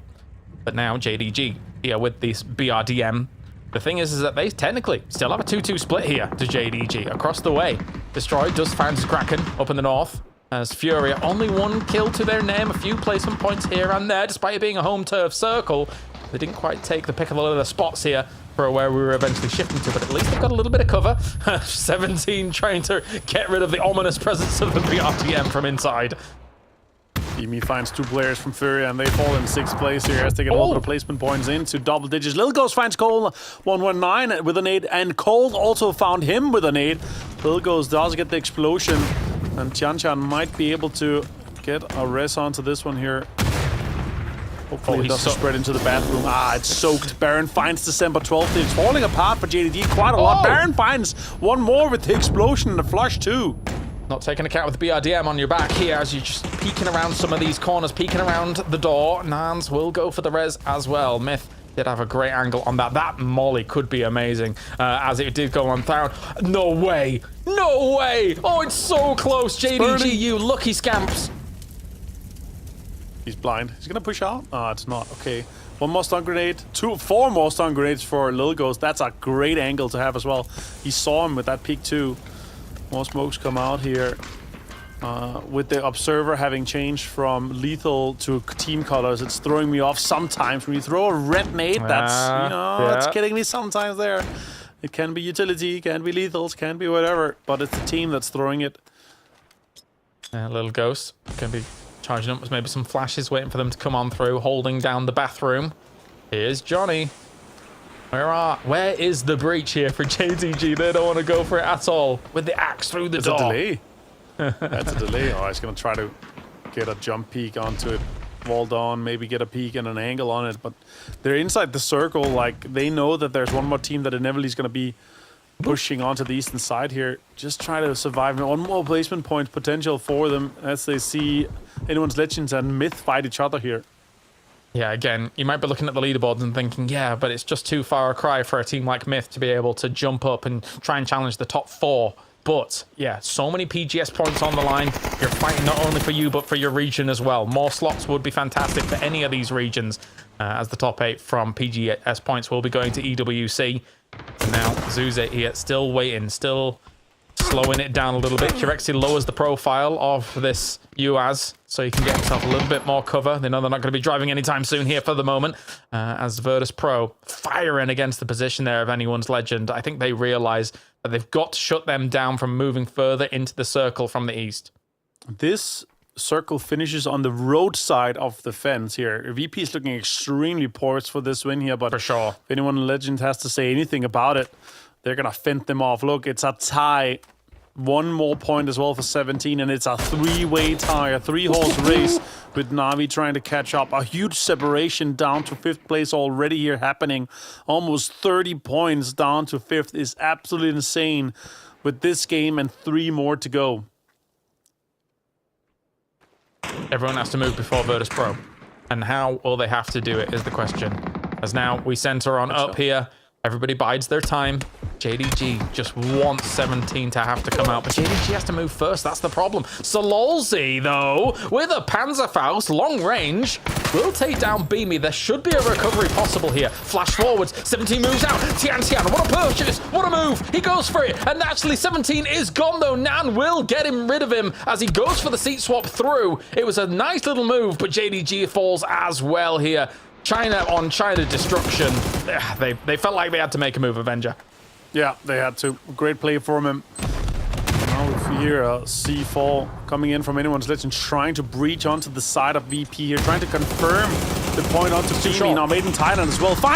Baron finds Nixie, and Himmels gets found by Scabby, fighting on multiple sides. Confirmation onto Nixie as well with the C4. It wasn't too short, at least to get the confirm. Not bad at all. Virtus Pro still has 2 up at the moment here. So does Anyone's Legend, so does Scappy and Baron here for Myth. As now Lucarux gets taken down by Sololzi. He has been lights out as well for Anyone's Legend. 16 kills for Anyone's Legend here in this game. Being able to get plenty in the previous. And now, yet another banger here. As he throws nade forwards, it's a banger itself. Lots of damage done there to Virtus Pro. I thought they were going to be able to run away with it, but Sololzi burns them out. They're burning. They're burning. And Scappy and Baron now face down Anyone's Legend. Myth trying to make the most of it. Actually finds him as here too.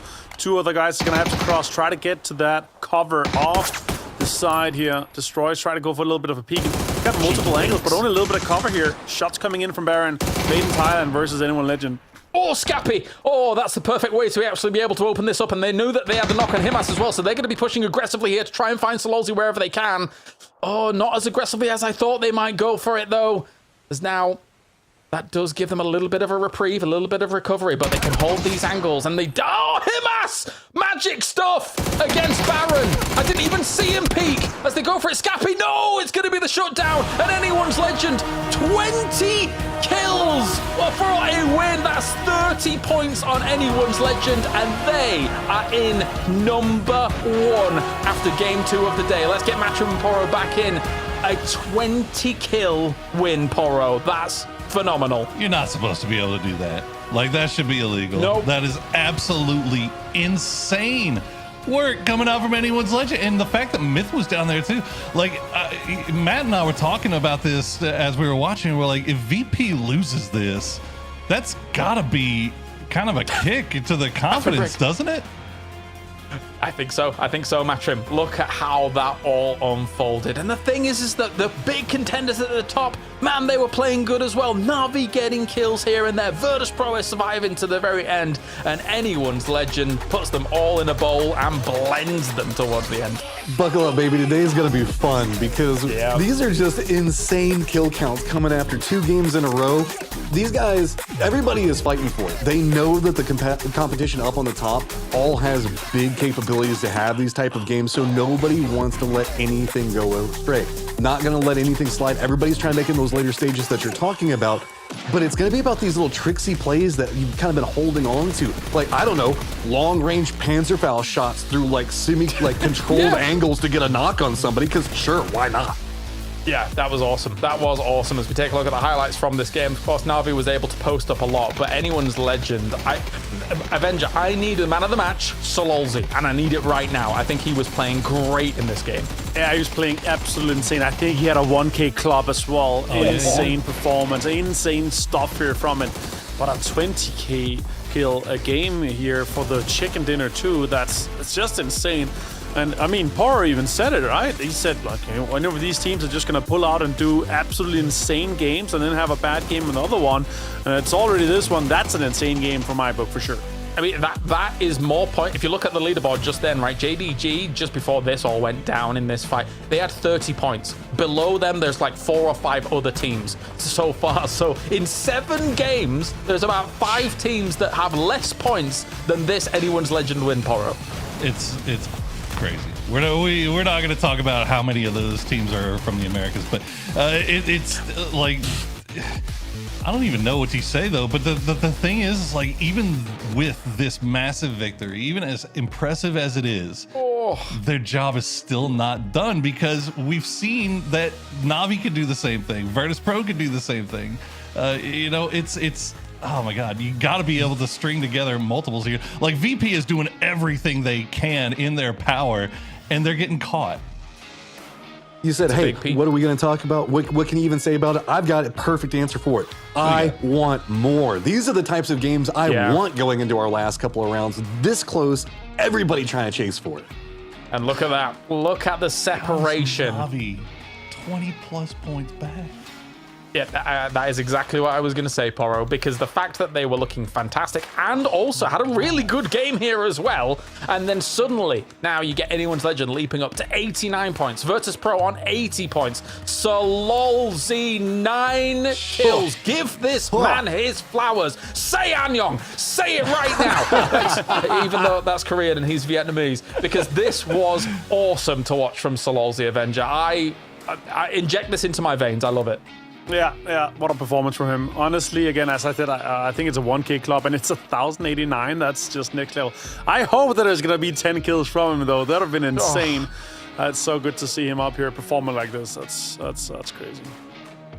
Oh, we gotta recoup for a little bit here, because we know what's going to be happening on the next slide, and we're all for it. What a performance! Really cool stuff. As you said, Matrim, right? Like, you see those kind of like long range panzers come in as well to be able to get things. The bars have never been bigger on this graphic.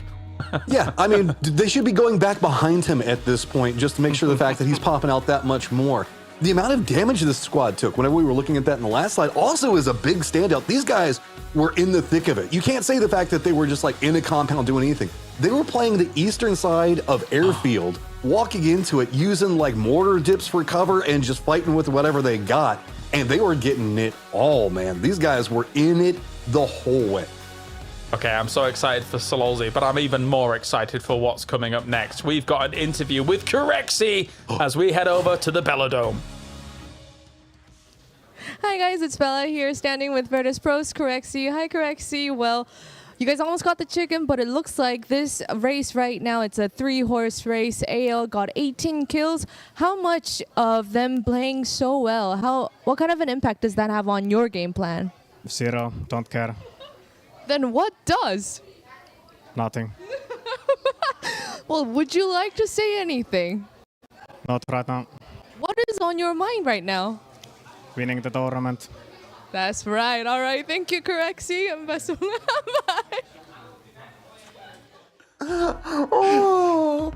Bye.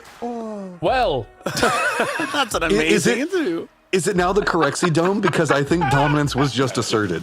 Oh, I absolutely agree. He just had no given and just walked off. I need more of Corexi. The Corexi interviews might be the greatest of all time. That was spectacular.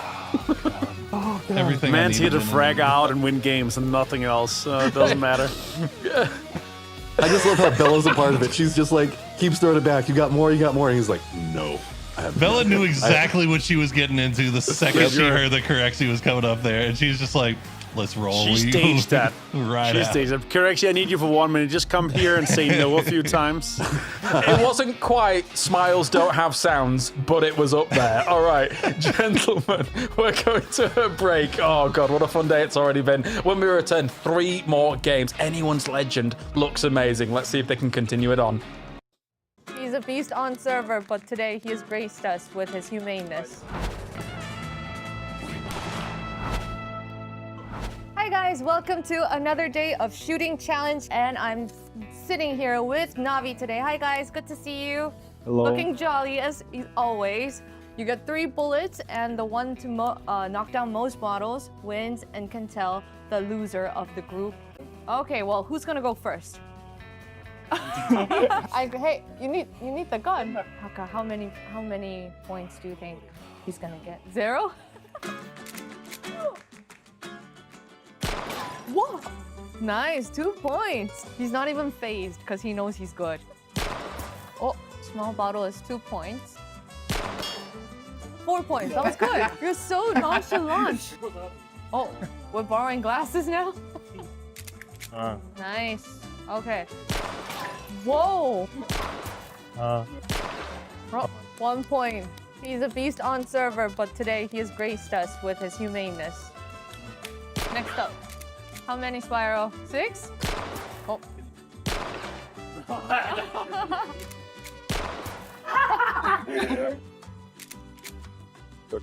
There he goes. Oh.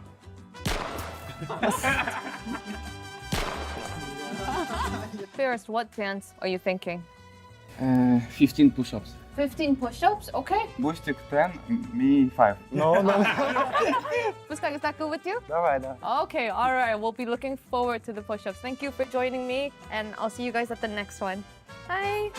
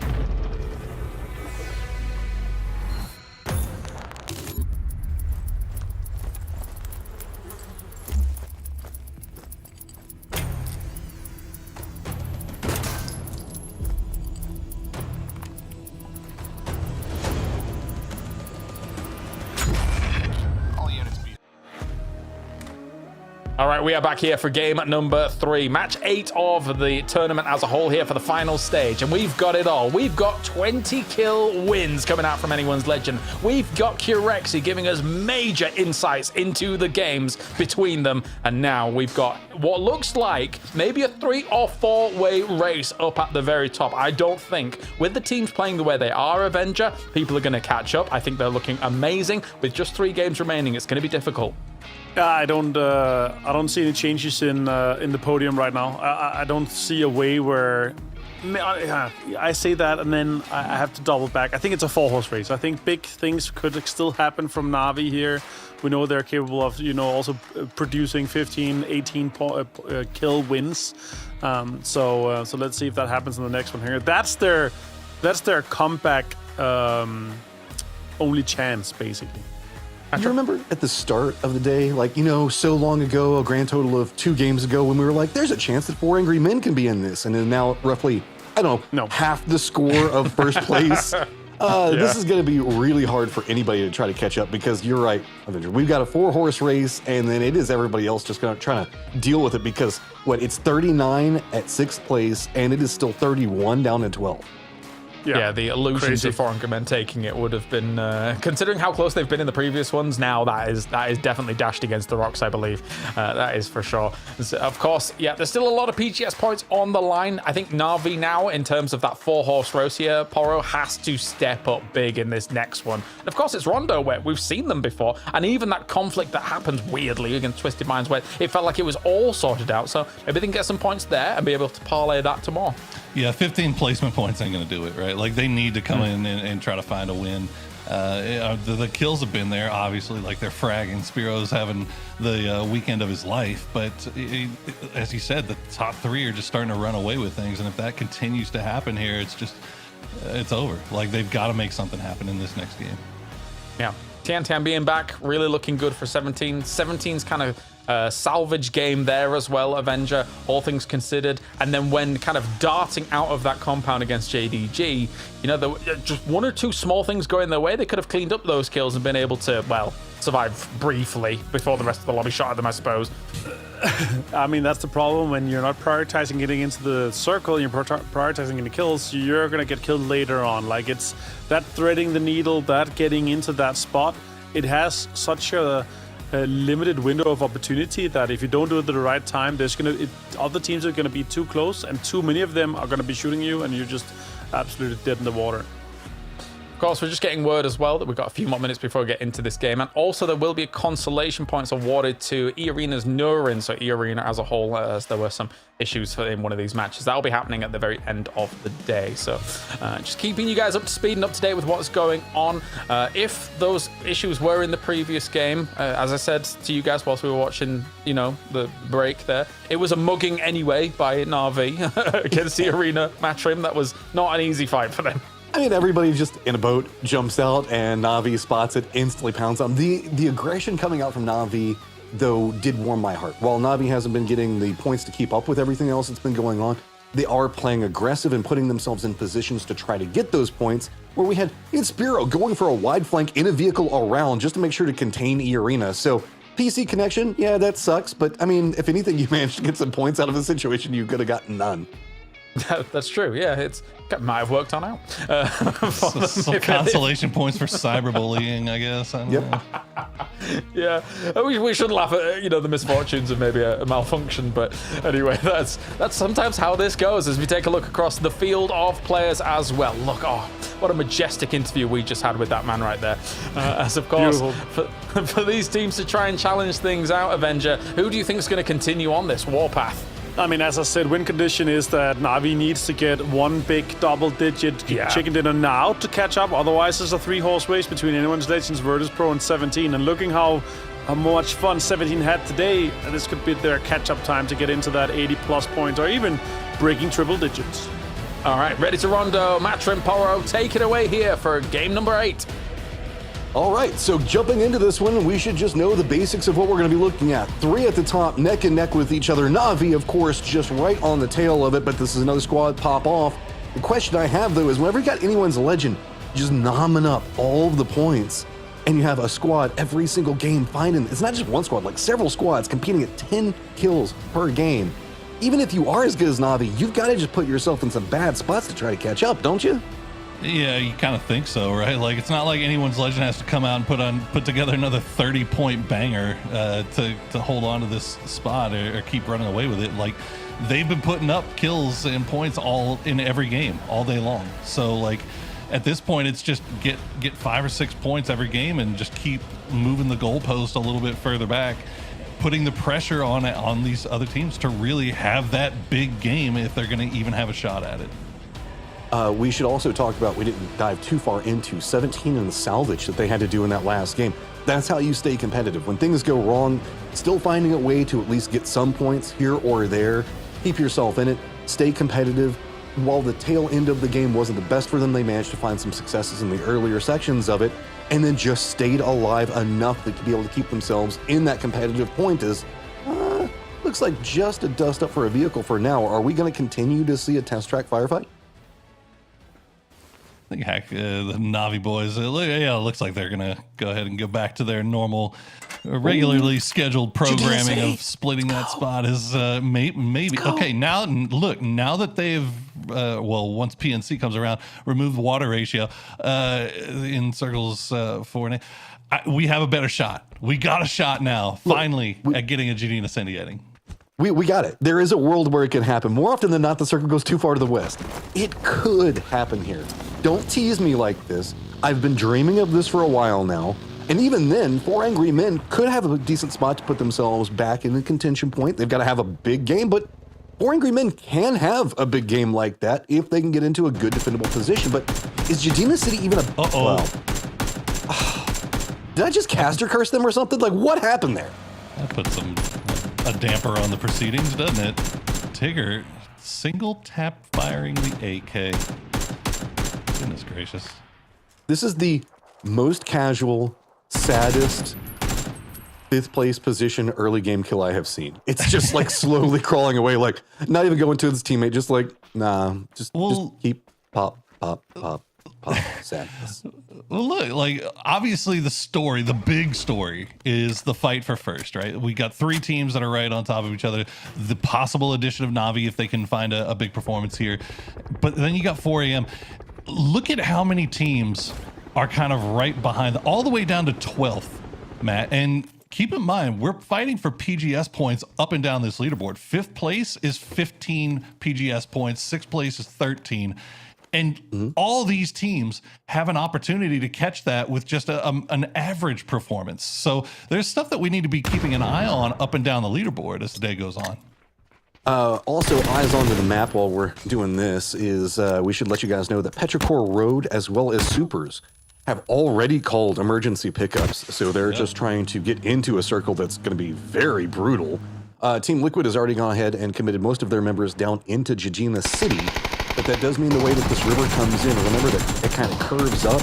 That means a couple of choke points, most notably up into the northwest where we have Na'Vi and Twisted Minds already going to be at. Full Sense, who we just saw, managed to pick up a kill based off of the way that the train is set up. There's a couple of little small things brewing while we're watching highlights and the destruction of anyone's legend just murdering anyone. I mean, is that the legend? I can just kill anyone? I mean, they're about to become our legend if they pull this off here today and run it back to CMS. Yeah, just clutching it out there for Sololzi. Do it for Sololzi, man. He got 9 kills. He got over 1,000 damage. Like, they looked absolutely dominant. And remember, they had 6 kills before they had even made it into C1, like on that, or C2 on that pop. Like, that was crazy. We're in a world where Himas is a support player now. That is the level that anyone's legend is playing at. Okay, I get it. It's that's a lifestyle you've got to live. Is Petrichor Road does look like they've made the pull right over Jadina City. I wouldn't be surprised if Supers might do the same thing. Yeah, Akatori's kind of supporting Spiro a little bit here too today. Let's not forget about that. Looked like Spiro was really trying to make a run for that MVP spot, and it was looking really good. But you got to start wondering now, like, what 9 kill, 1,000 damage performance here from Sololzi. That is a big come up for him. I mean, we just saw a whole bunch of highlights. 9 kills. We're going to be here for a second watching this. This guy was just murdering the world. With rifles, with panzers, with mortars. Come on, get a grenade one, get a molly one. Did he go for? He got another panzer. Jeez Louise, he's using everything available to him to clutch this out. That is a 6th of the lobby he killed by himself. Not just his team, him. That's crazy. Oh, no, never mind. Supers, as you mentioned, we're trying to come over here to Jadina City, but it looks like they are going to find 4 a.m. instead. And Awesome MMA will get taken down. Shen will get taken down. So even though Supers lose a couple in the process, they're going to get a couple of points here. It's now Full Sense is going to find Wemwa. That is big. 17 Gaming losing a player early, as well as 4 Angry Men, means the cut lines are going to start getting a little bit dicier as it goes forward. 4 Angry Men, you can see just full-on defensive retreat, but I don't even know where you go. You're just so surrounded at this point. Spaceman Winda can have big plays, but they've just got to defend this floor. They can't even have the roof. It's already been denied to them. Yeah, it's just 2v2 PUBG at this point. And we'll see if Supers can kind of hold on to the roof here for as long as possible. I mean, they don't have to worry about 4AM really pushing up into them. But they got to worry about Na'Vi creeping up on them. I mean, yeah, Na'Vi starting to make their way over here. I don't think we'll see Na'Vi make a crash there, but I don't know. We'll keep an eye on it as we get to see Jadina City on cast. Oh my gosh. How long has it been? And there's 2 different teams in it at the same time. This is beautiful, bro. This is everything I've dreamed of. The circle might not be ending here, but at least we're getting to see a little bit of action. Shoot each other. Going Shoot on. each other. I have a dream. They got the high ground. Well, Super's still trying to dig out 4 a.m., but it looks like Winda's just dancing around on that staircase, keeping them distracted. As now Tian's going to go down. So 17 will lose a couple of players here very early, and that not going to be great for them as their run for the championship here. And they're also playing the other side of the river, going for the more gambled points, hoping the fact that maybe it would go around there. We can see the circle kind of do some crazy things in this one because Ling kind of has a little bit of a pull that it goes for. The Neox factory and all of the magnets that Martin's always talking about going to still be right on the edge of it. So maybe we could get it pulled back up to the northwest as well. But everybody, come on. We can do this. Jadina City. It's a dream. We can make it happen. Oh my gosh. Like I'm emotionally committed to this now. I want it. I want it as much as anybody does. Like it would be hilarious. I just want to watch somebody jiggle peeking while being on the moving walkways, just kind of slowly sliding to the side. It would be amazing. But one day, maybe today, who knows? We'll see. Mathematically, our highest likelihood is probably going to be up to the northeast, where we already do have position plays come up from S2G as well as E Arena. So I'm not going to believe it. Yeah, we're going to go full America. Numbers, who cares? We just want what we want. Exactly. If we wish hard enough, chat, it'll come to pass. Well, S2G, it looks like they got a little bit close to E Arena. Took a few shots, but decided to go ahead and pull back, as E Arena also kind of in a little bit of a split here. I don't think either team really wants to have to deal with this, and it's probably good because S2G is getting backfilled on that northern side by T1 as we're watching Baron just chill out in a car by the lake. Looking around, Anyone's Legend is playing over against. My screen is frozen. Are we just literally just sitting here watching? Okay, there we go. Yay! Correct season they got. Anyone's Legend is going to be over into the east, while we do have that VP rotate. So first, all the way over into the east. Second, all the way over into the west, and 17 in the middle of it. Already losing 2. So while we watched Na'Vi playing from a very strong point as well, we've got a couple of moving factors for the leaderboard that we definitely need to keep track of.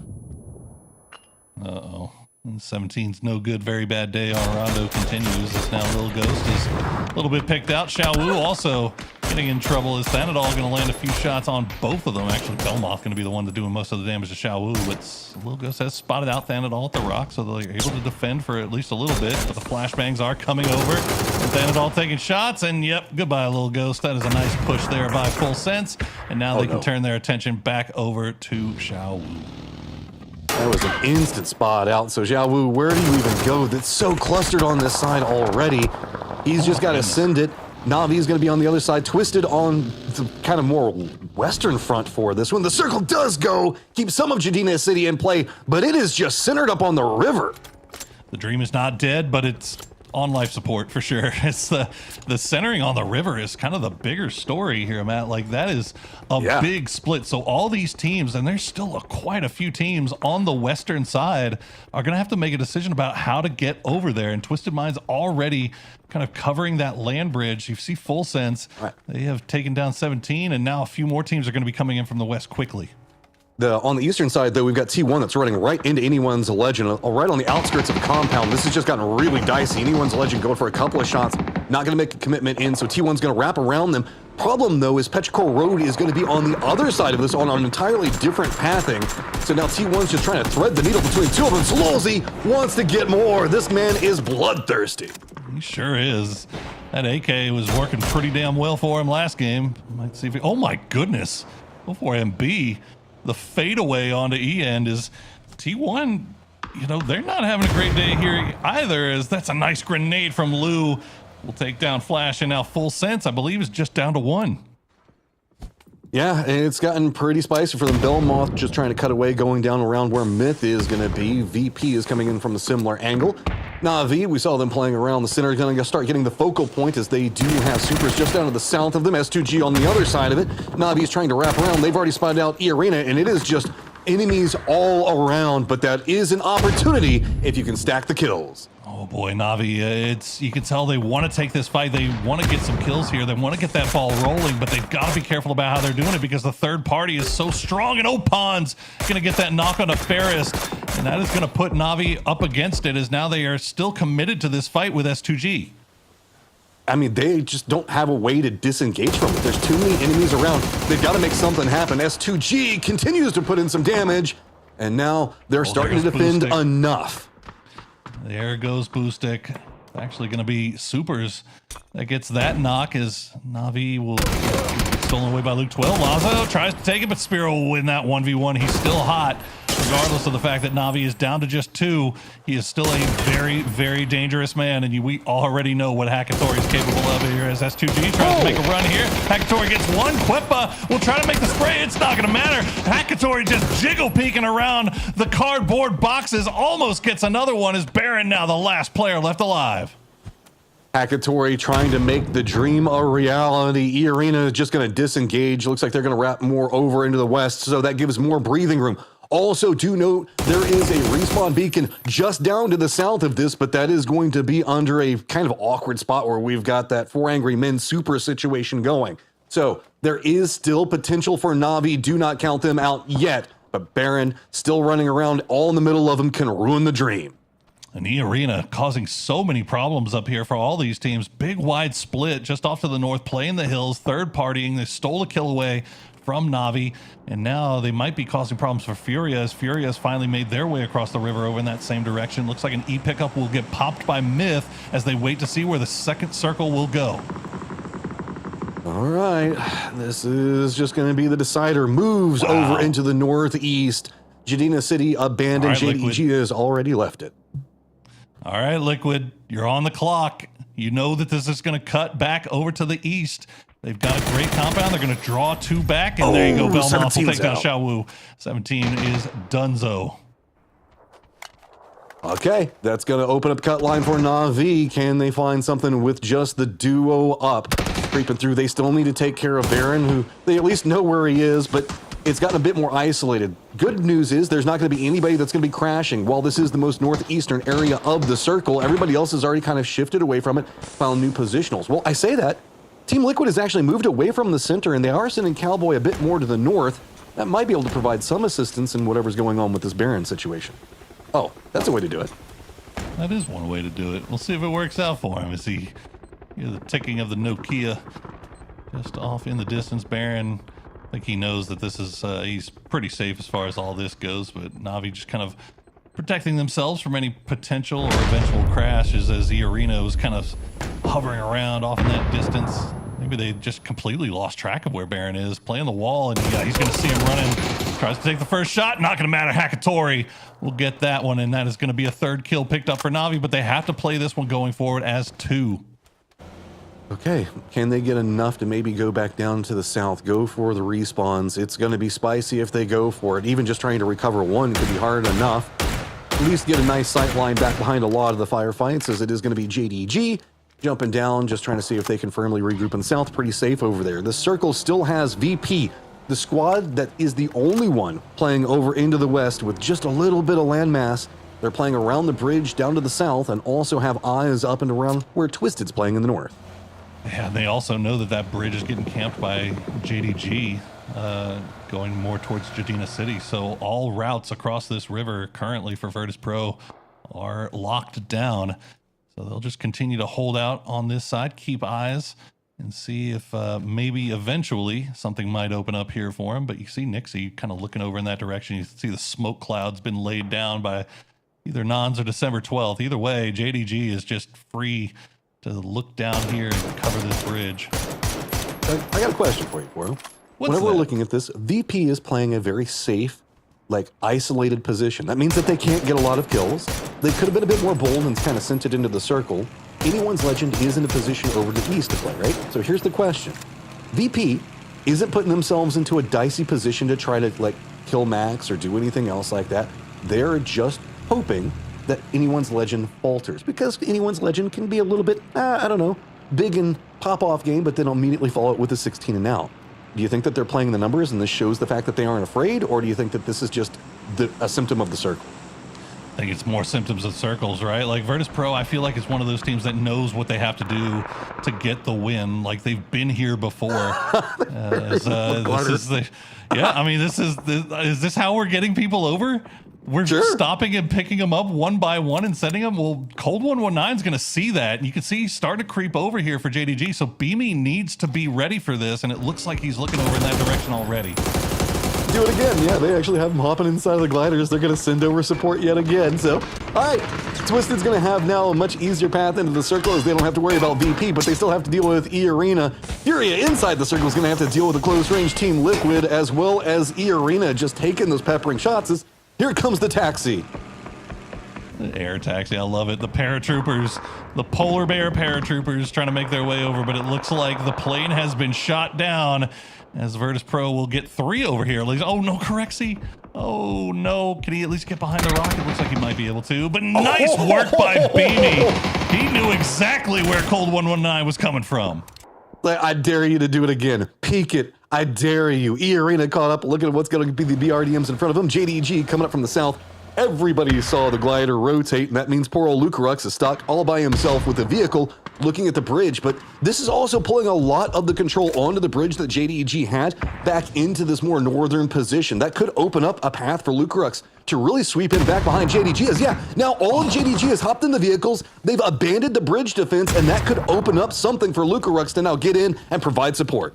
They were able to stick that res, though, so they're now back up to full strength as Beamy tries to get a little bit closer. Unfortunately, the probing grenades just weren't enough, and Lucarux doing everything he can from the other side of the river to feed information over to the rest of these boys, let them know exactly where the guys are. As you can see the hesitation coming here for Virtus Pro, trying to push across this ridge line. It's dangerous work. VP had to be cautious about Myth back behind him, who wanted to try to take a piece of it, but Twisted Minds was wrapping into the circle, jumps right on top of Myth. That's made it a lot more awkward for Myth, so they had to divert their strategy of going after VP and third-partying it, so this makes this a much more contained firefight for the time being. Going into the compounds that we did see 4 Angry Men and Super is at, we also now have T1 there. Navi's got control over that compound up to the north that we saw a while ago. E-Arena looks like they have eyes more onto Furia's position, where we also have Team Liquid in their compounds with Petrichor Road just to the south. There's everything all into the circles. Now VP has taken control over one angle, but Myth, now getting distance away from Twisted, going to continue with the original plan to go after VP. Yeah, they survived JDG. They forced JDG to push away, but as you said, Myth now making the way over, and nice spray from Corexy.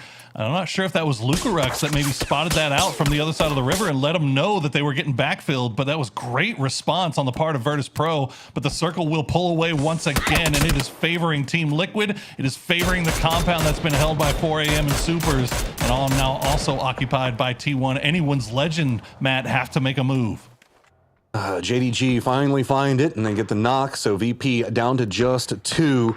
They're surrounded both sides and have to push into an entrenched position that Petrichor Road already has control over. JDG wants to see if they can close this one out onto VP. They do not want to have VP, who is hungry for points, back behind him, trying to backstab him. Nades starting to come out. VP right on the edge of the zone. No real options. But all of this destruction that's happening with VP has actually opened up an opportunity for Anyone's Legend. They're sending it into the compound that Petrichor Road was playing, so VP inadvertently helping the guys that are first place on the leaderboard. Oh my goodness, and 7 grenades to take down one guy. JDG need to go back to the range there and work on those utility throws, but that is a tough spot to hit, as it looked like Myth was maybe protecting him here for a little bit, and now Beamy, the last one left alive, will take the spray down. He's going to find December 12th. December 12th, though, will quickly dispatch of him, and now Myth is the target for JDG as they continue to clean up here on the south side. There's no way to untangle yourself. You just got to fight it from this point. Kiss knows it. He's already got himself 2.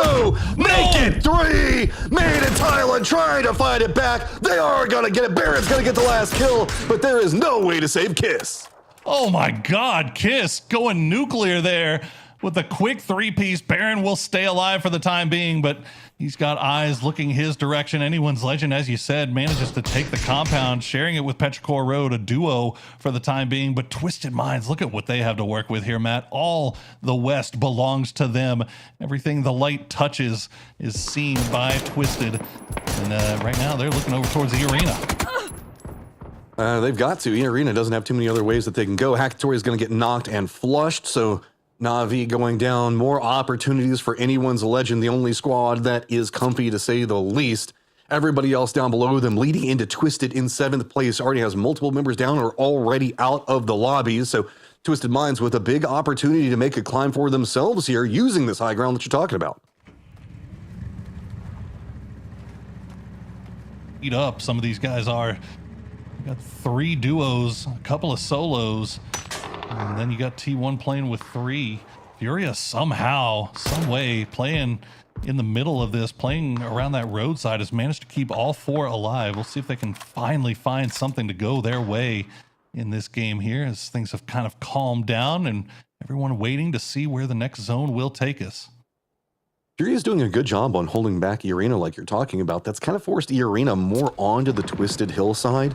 They haven't made a commitment for it yet, but Na'Vi knows that they need to just survive, so they might be making a send down to the compound right as soon as the circle pops. Never mind, that compound is gone, and Lyrics has also spotted out Spiro, so I don't know what you do from here. Sure, you can try to get up on top of that peninsula hillside that is going to be just to the east of Furia, but you have to assume that somebody else is going to want it. Yeah, I don't think Spiro's going to be much longer for this world, and you still got 3 teams inside the compound with Supers, 4AM, and T1 all having to make moves as well. We'll see. It's going to be a game of chicken, really, to see who goes first. Meanwhile, Twisted, they've just got all the space in the world to work around with, and they're just going to probably camp out up here, try to keep eyes on this Anyone's Legend Petrichor Road compound, as Perfectix will get the first knock. Let's take a listen in on the Twisted Minds comms as they try to defend this push. Ну тут на самом деле нечего делать. Но если они пиздятся, да. Голову дал, вышел на трек. Он бежит рез с моего. Ну добили, блядь. Я возвращаюсь. Немного, перо мало. Окей, я возвращаюсь вот тут. Тём, а дай 5 как раз у тебя 7-рочная стала. Суи убивали 9-го. 2 добил, это я. Окей.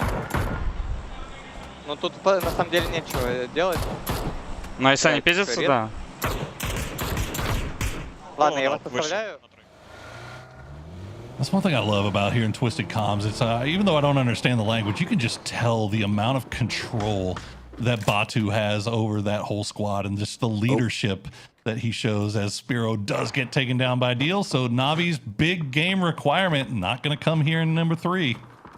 Okay, now Anyone's Legend has to make a shift into the circle. It's going to be with some supervision, though, and see Himas, who's got his vehicle flipped, not even inside the circle yet, drawing a lot of attention. This is going to open up more movement for T1. They spotted out everybody taking the shots. Team Liquid does have control over the compound, but it gets punished. Example's going to get the knock onto Luke 12, and that opens up way more movement back over into the compound. You can see it is just hectic. Everybody trying to get out of Dodge. And T1 versus 4AM rears its ugly head once again. Winda now the last player left alive for that squad, as he will still try to make his way out. It looks like T1 has managed to find a foothold at least at the base of the hill, so they'll survive a little bit longer in this one as Twisted Minds regroup after kind of keep eyes on that third party. They just have to sit here and wait this out and see where this next zone goes. Hey, I mean, Anyone's Legend, 1-ups, 93 points. They've got breathing room, but you know they want more. Himas, not necessarily the guy that will ever go quietly into the night. He thinks that he can take on all of T1, and he has the ability to do so. T1's got to be careful. They do keep looking this direction. They did see a couple of movement pieces that were going on over here, but also Winda Alive is trying to creep over onto that peninsula hillside that we did see Navi playing around earlier, but it's going to be E-Arena playing the other side. So it's pretty much a hillside to the west that Twisted's playing, a hillside to the east that E-Arena is trying to play around, Furia in the middle of it, compound for Team Liquid, and it is going to be T1 and Himas just trying to get in the circle. I mean, Furia is just going to be fighting under the shade of Twisted Mind's bullets, aren't they? E-Arena is really the question here. Where are they going to go and when are they going to do it? As they have just a little bit of room, space on the north side to work with. As Himas will still survive a little bit longer. Twisted Minds, looks like they're positioning themselves. They know that E-Arena is on the clock, and they want to be in position to take shots at them when they finally have to make a move. Okay, that is going to be Anyone's Legend eliminated. Team Liquid's going to be the one that finds them. T1 at 43 points, Twisted at 42. So Twisted in the more strong position for the time being. T1 just trying to see if they can find a way to sneak in. More opportunities abound as we still have 6 teams in it, 20 alive, and T1 spots out one. Larry's on the top of that hill, and T1 going to try to make the move, but they're going to find Window. Window will get the knock on a type, but immediately gets taken down in the end. But that puts a pause on T1's push here onto E-Arena.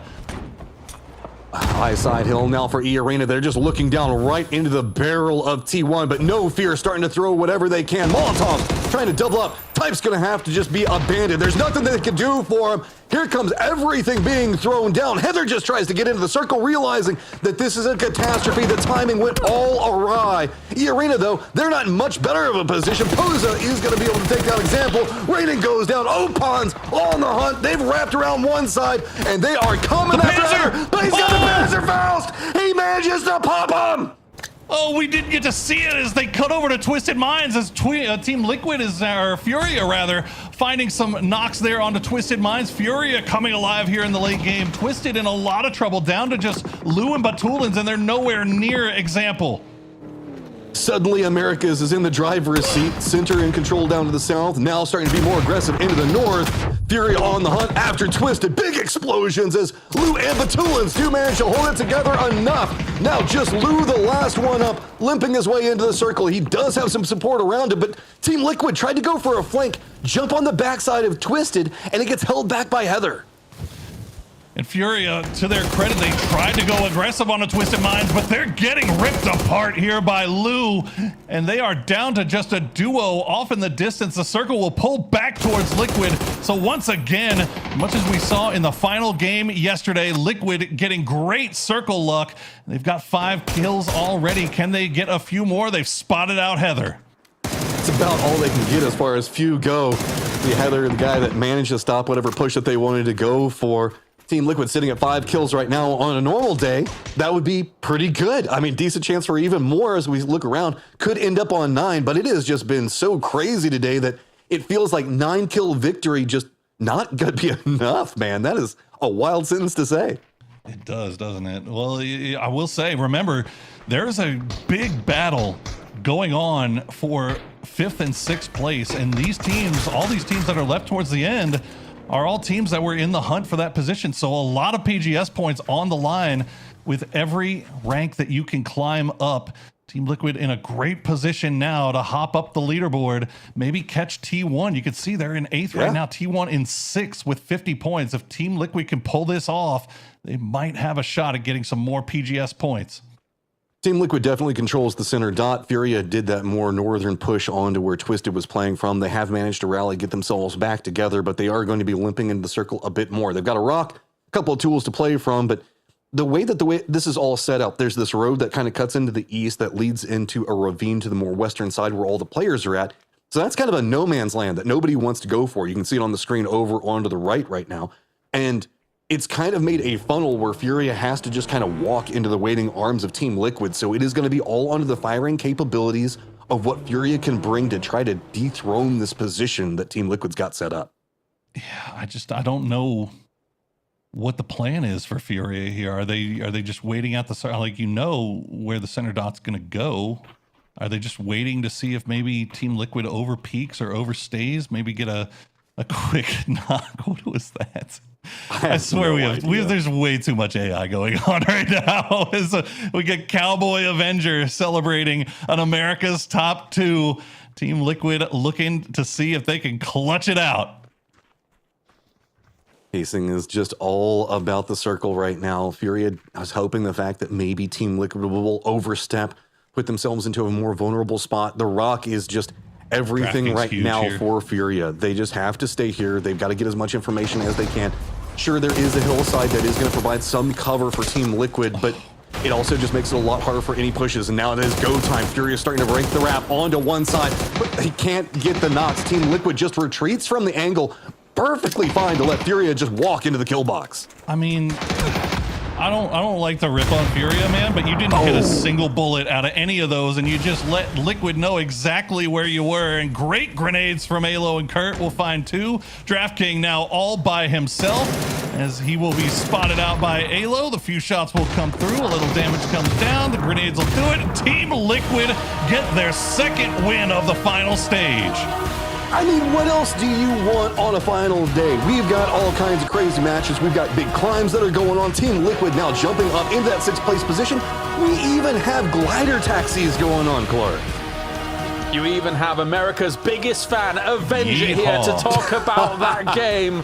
No, it is time, Avenger here. The Americas looking strong here on Rondo. Fight me right now. I always knew that picture was going to come in handy one day. Yeah, I knew. I didn't expect production to turn it into me celebrating Team Liquid in a cowboy hat store, but that was a sight for sore eyes if you hadn't seen that before. That's the most all hat, no cowboy kind of situation I've seen. It was chronically AI. That's what that was. That is facts, actually. All right, of course, as Team Liquid does get themselves the win here. Should have done from that compound, though. Of course, Poro being able to hold that down and then flex out when all these teams go crazy. And Furia crashing into Twisted Minds the way they did was just unhinged, but I guess they got nothing to lose now. I mean, honestly, yeah, like I like it. I like the aggressiveness from Furia. I think they win it at a good time. They just kind of ended up losing a couple of fights there to Lou. Lou stepping up big. The end game there, I feel like Furia probably could have done a little bit more with. Didn't hit a single shot whenever they finally decided to open up, but Liquid just kind of immediately turned that in as we get to see Corexy. You can't park there, mate.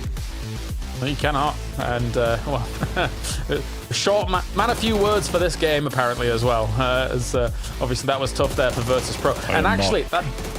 Oh no. The problem is that actually has really kind of bad knock-on effects here for a game like this, right? Considering anyone's Legend survived into certain moments of this late game here, Matchroom, and all the other contenders went down pretty early for this one. Yeah, I mean, we were looking at the leaderboards at this stage, and just everybody kind of went down, but Emas as a solo rat managed to survive for long enough to get themselves just a little bit more, and that's really all you need to do once you get to this stage is just a little bit more, and keep pushing the thread just that much further. And anyone's Legend it's one of these teams that can go big or go home a lot, but they're starting to kind of find their own ways to just find survival stages and make it even more complicated for people to try to catch up. That's a scary situation for the rest of the lobby. 19 for Team Liquid as they're able to try and get themselves towards more of that middle of the pack, maybe the upper echelon of it as well. Top 8, of course, will be rewarded with prize pool, so you want to be trying to challenge for that, as well as the PGS points on the line. It's 11 points going the way of T1 here, surviving towards the late game as well. And finally, Furia here, able to get themselves a boatload of points relative to what they had prior, almost doubling themselves these points. But now, Martin, 93 for anyone's Legend. It's not just a case of those horses up at the top are trying for this race here. Anyone's Legend's pulling away. Yeah, it's looking a little bit dicey with the teams trying to chase. Obviously, a 12-point deficit here and a 16 points deficit down to 17 gaming here is quite huge for them. Sure, we do have 2 games to go. We cannot deny that. We have a Miramar. We have another Tego with Heather getting 4 here. Kiss also getting 4. Very, very still game when it comes to kind of the overalls. No one really jumping in big, getting double digits or 1,000 damage, but that's a Jedinia close to city ending. Yeah. You get when you have so much action going on throughout. A bit of a toughie, right? Of course, as some of our circles do hold a lot of water still in them. That far east, Poro, causes some problems as well for teams trying to rotate in. And then, you know, with the water divide being there and the kind of limited paths to be able to get in aside from the north side, it was tough for these players.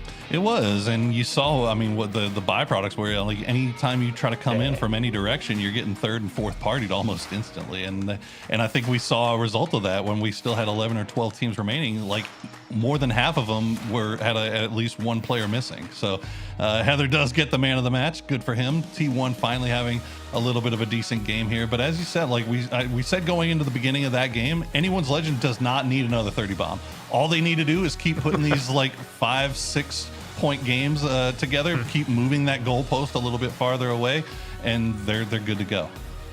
But if they do have another 30 bomb, oh boy, we could be setting some records. That would be that would be very fun indeed. And it's all the room in the world because Delwyn can pop off. Now we've seen that Sololzy can pop off.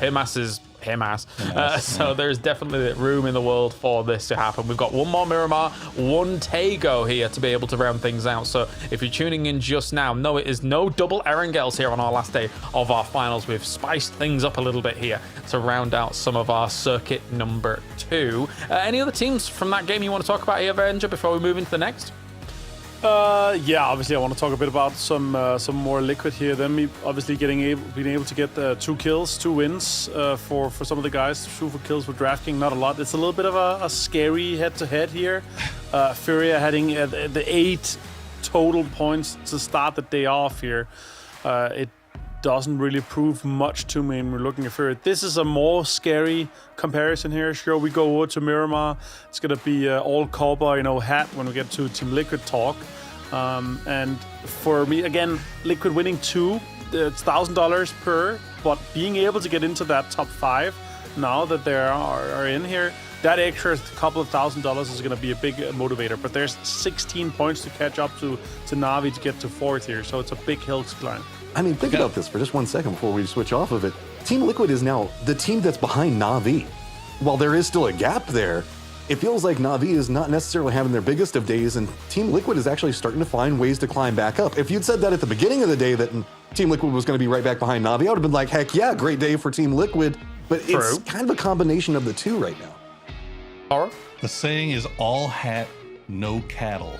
All right, all hat, no cattle. That's what it is. That's what it means. Cowboy is also one. No, it's not. It's. Look, we're both from Texas. I'm telling you. But no, it's basically basic. Then you should know the saying. Yeah. No, but it's the fight. Like we said at the beginning, the fight for first obviously is a big one that we're keeping an eye on. But there's still a lot of PGS points on the line. You look at that 5th and 6th position. It was very close going there.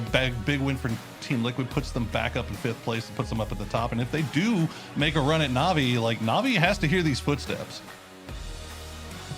What does the saying even mean?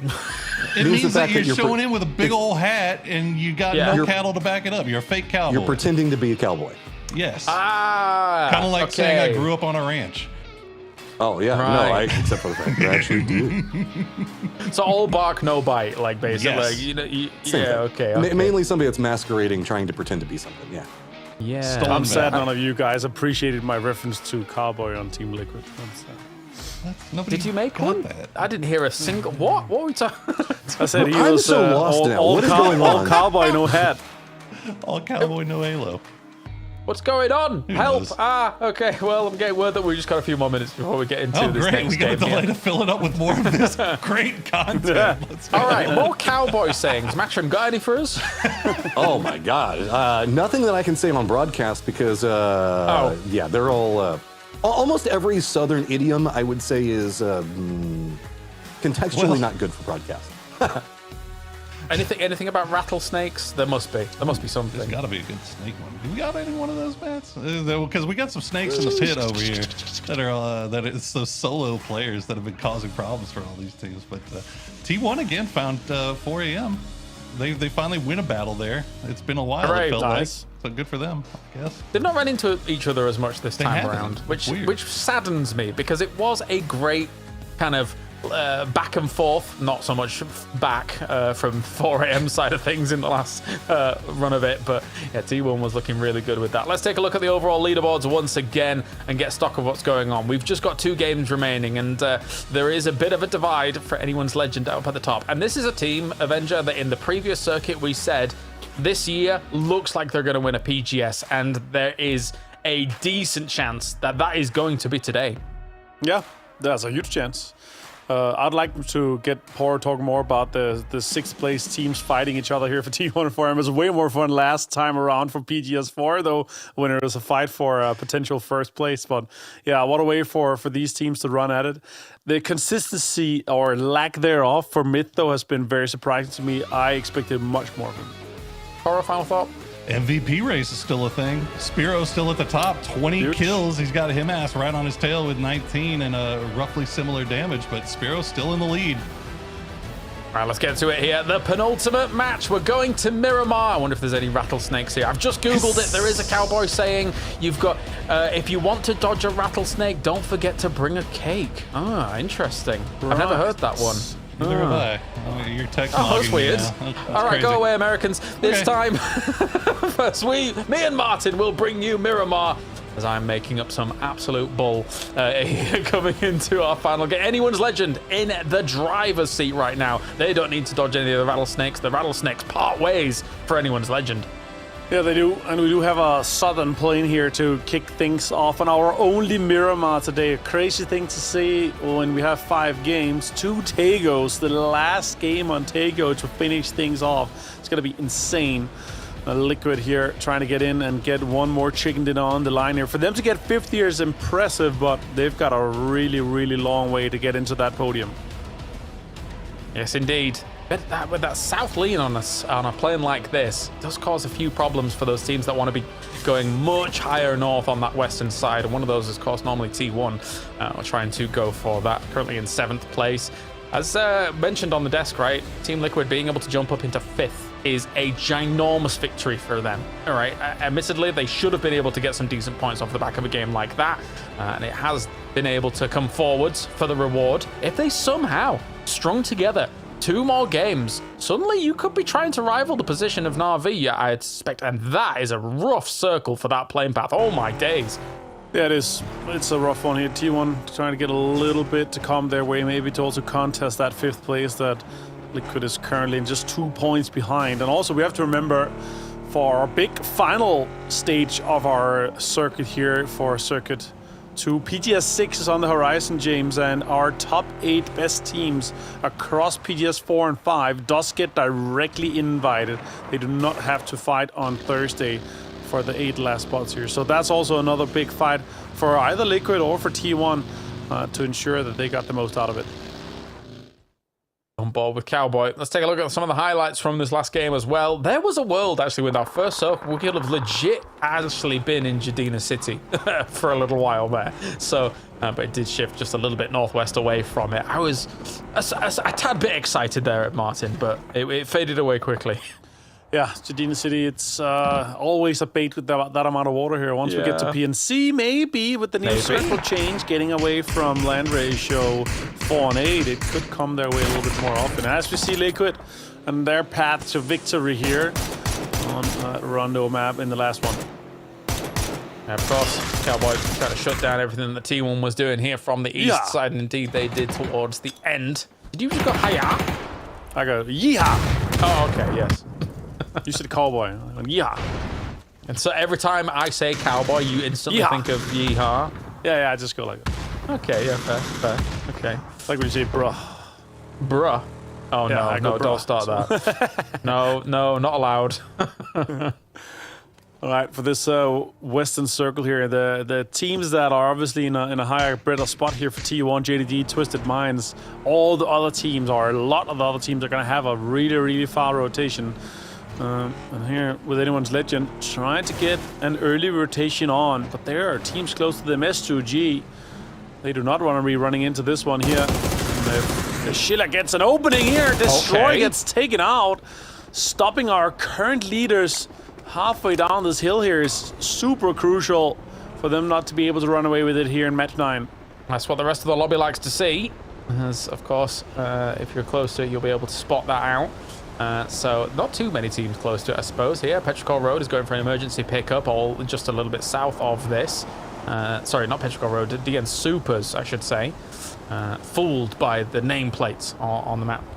As S2G looking for a little bit more. Unfortunately for them, finding themselves in last place, dead last. And as you were saying whilst we were watching the last game, top 8 is where the money is. So to go from 12 points towards where 45 threshold currently is, oof, that's a toughie. Yeah, it is.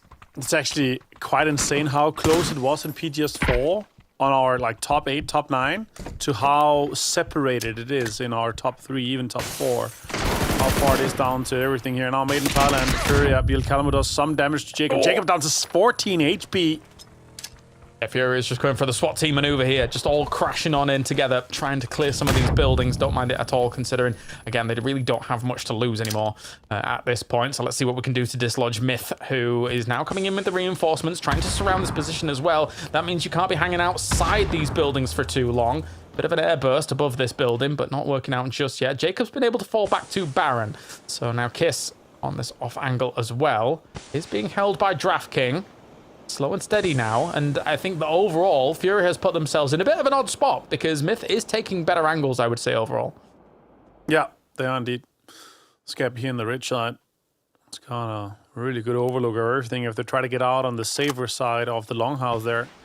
And we got to remember as well, James, the bottom 8 of PGS 4 and 5 does not get any prize pools. So for you to make money, you have to win games, or you have to get into that top 8. 8th place gets 1,000, then 2. And so far, all the way up to 30,000 for first place, 20,000 for second. Big chunk of change. Yeah, and of course, finishing top 8 as well, right? That moves you through into what is the next stage, effectively, when it comes to the series final. So if you think about where you actually sit, you don't want to necessarily be in that survival stage. You want to be straight into the grand final. You want to have the 3-day final straight at your fingertips there, because the survival, not too easy. No, absolutely not. Being able to go straight into the final would be insane. Some of these teams are obviously trying to get in that. We're gonna, once the Brockus day is over, we're gonna try to figure that out. And Scabby with that off angle I was talking about. Shots done, lots of damage done. Can he get a knock on to Furia? He's trying to assemble the other guys. Poser turns around, gets the all catch shot onto Scabby. That's good. DraftKing coming in from an off angle himself as well, as they did disperse a little bit. But Jacob with 2 straight away with the Scar and shutting that down completely. Oh no, for Furia. I mean, they were the ones that wanted this engagement. Now, Made in Thailand has been able to find a brilliant position to just constrict them, unfortunately. Yeah, absolutely. Oh, it's Kraken and the guys here trying to make the most out of it. Sure, they've had a better day today than they had yesterday, but it's still super far down the line. And now it's down to just S2G trying to get out of that last place with just 12 points. It's nothing. DraftKing now, some shots. Gets Kiss down. That's a big name to take down here with the headshot from Log once again. Good shots, yeah. Through the foliage, alongside the tree. Could barely get him peeked there. See what was going on. Baron was trying to maybe make a transition here, looking for maybe res. Throws down smokes. The thing is that he could potentially make that move because he does have reinforcement right next to him as well. And Jacob's still like kind of lurking in the wings there. The Scap has been finished off. They will be able to get towards Kiss. Kraken now take an angle that technically Myth did have for themselves.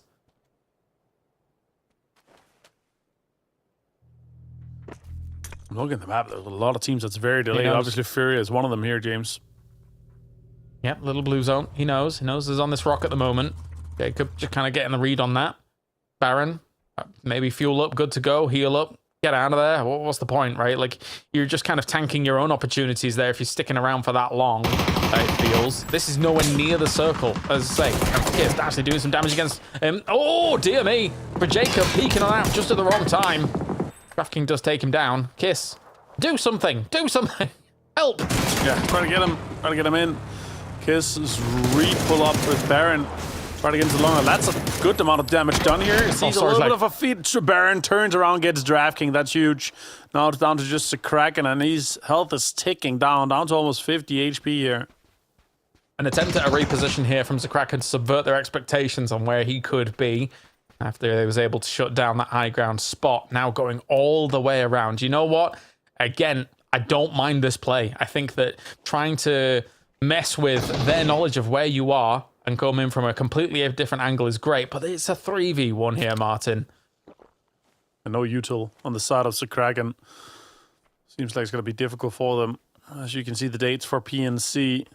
Let's see how this Furia and Myth fights ends up.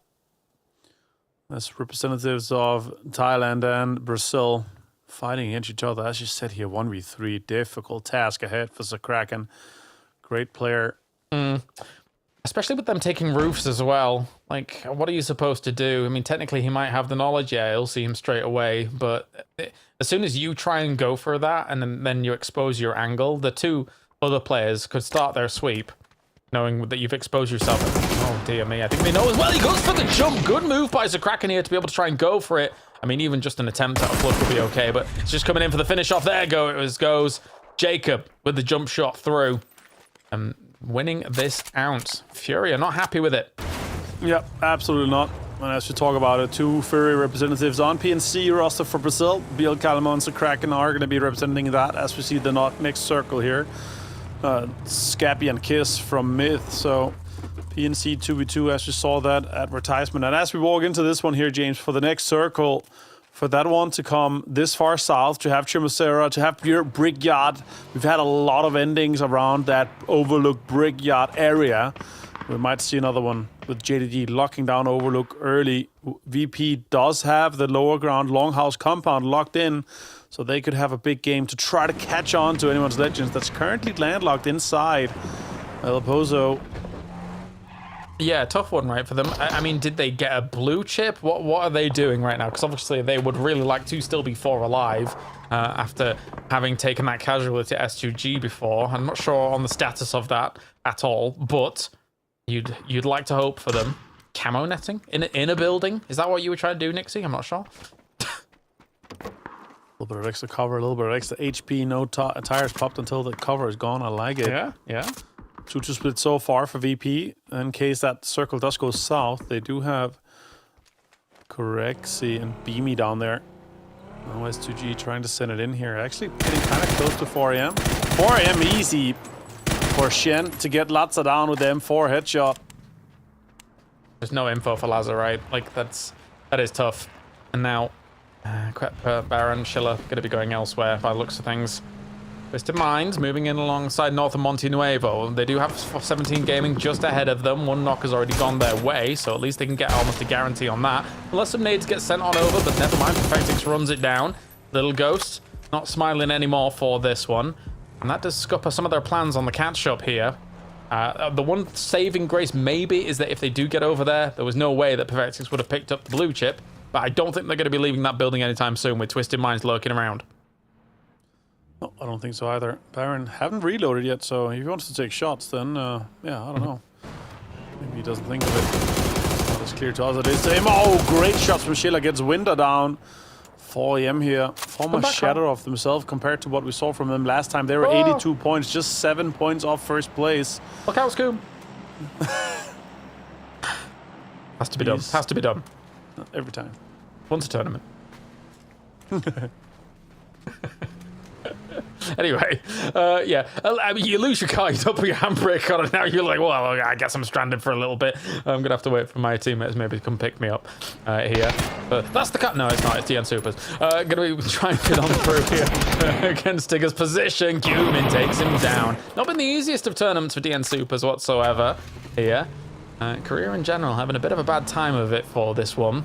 And the rest of the regions doing very well on South Korean soil. You'd expect them to be able to play well, considering it's just down the road, no doubt, for some of them. Patulins here just staking out 17 in the sandstorm. Not going to be able to see a lot for quite a while here as the sandstorm moves through, and next circle does pop somewhat central. Sure, still has a lot of space inside of those high grounds, although those ridges alongside where Petroka Road, where JDG is, Navi even has a good stake inside this one here. I still don't see anyone's Legends trying to get in on that southwest side. They're far away. I wonder what their angle of approach is going to be here as VP moves in, and they're going to have, I would say, the most central compound possible It's a good way to try and keep yourself going in this game. Try and catch up with anyone's legend. Rex revived. Scappy revived here, coming on in for this next drop-in. So for Made in Thailand, even though they were stuck in that fight for a long time against Furia, they're getting all 4 back up and good to go. Likewise for DN Supers as well. Who I just mentioned has had a bit of a rough time of it, but getting Rex back up is lovely stuff. Looks like S2G is also picking up their blue chips too. So if anyone's legend, it kind of answers what I was asking before, right? If anyone's legend had the blue chips, they would have been able to get the res off by now. So no, they will be playing things out as 3-man here for this game. And that means maybe the catch-up potential for the Virtus Pro boys in the middle of the circle, because there is a genuine disparity between anyone legend's path into this circle and where VP currently is situated in 2nd place. Yep, absolutely. Now with Himas trying to get in on this western side here, they're going to have to go through Arena, have to go through T1 or potentially even Team Liquid, James.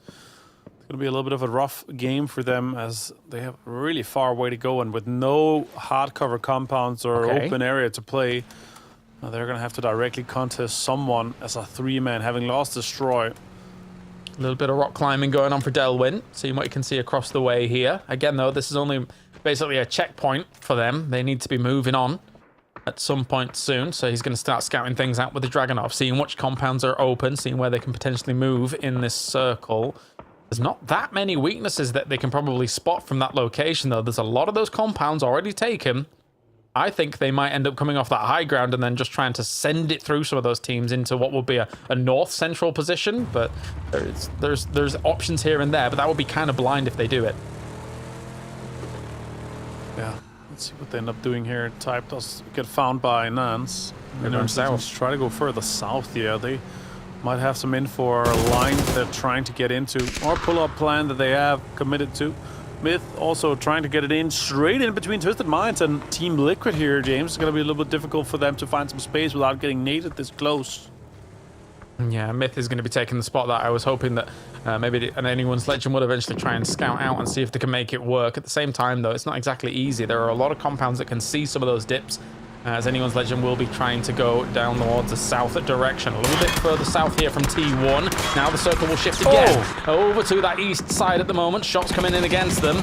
They are moving slowly across this hillside. They're taking some damage. Delwyn down, Sololzi down as well. This could be the opportunity the rest of the lobby needs, because now it's only on Himas to do something.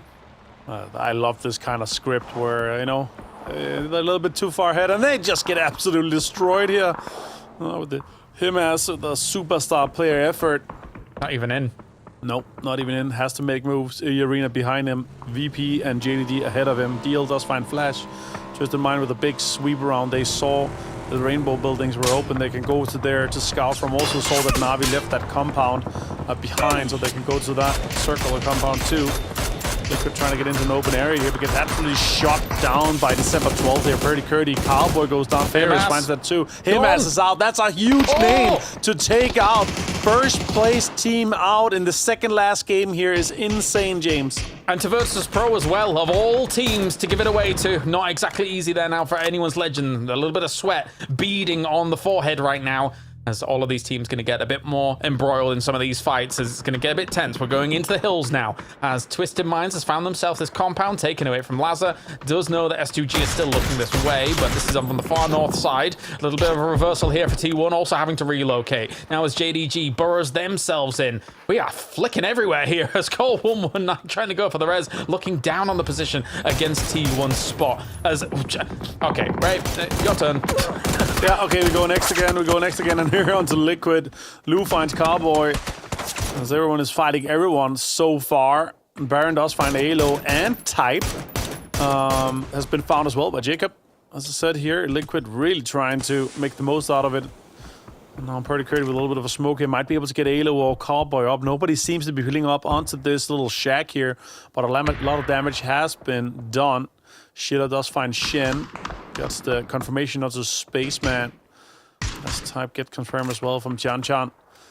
This control here from the northern side on Twisted Minds is important. Yeah, sorry, I've recovered from my whiplash, Avenger. Right. Yeah. I see. Back and forth over there, over here, and we're back on to Twisted Minds. Navi central location is crucial. Imagine a big game for them, making it a 4-horse race. That would be insane. Yes, it would. More mortar shots coming down. That might be to clear up T1, but also likely for some of these teams to be able to use it as a next checkpoint for them as well, knowing that they've maybe made up a little bit of a crater there. December the 12th and the boys also doing some damage against Virtus Pro. There is a world, of course, where you can get those recoveries. They should be in buildings. Difficult to be able to get those flushes down. Belmoth too at Schiller, though. Schiller trying to do something, but not enough. S2G still in 16th place. Really nothing going their way in this tournament at all. As we shift north towards Na'Vi and Twisted Minds, VP would be loving it if they got that shift there. Not the case, though. They're going to have to make some big transitions, and it might be difficult. Push in here from Belmont. PGC 2025 MVP here. Might be able to sweep in and get a little bit more points onto 4AM. All the smokes out. Even more is being committed here. Try to get Shin up. He does see it's a nice headshot there for the M4 to get the 2 points for full send. Sure, they're in 12th place, but they could jump up and try to contest for that 8th place to get a little bit of prize money.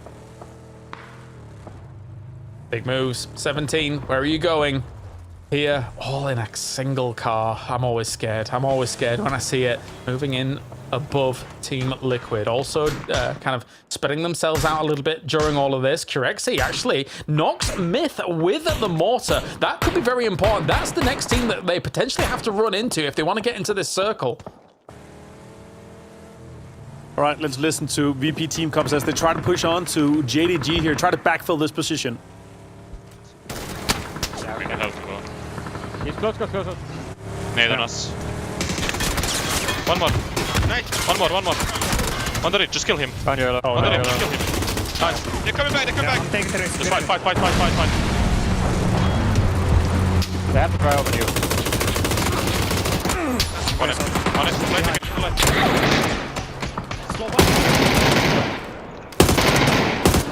Nice, tank meds. Like tank meds. I'm dropping my gem at here. Okay, relax.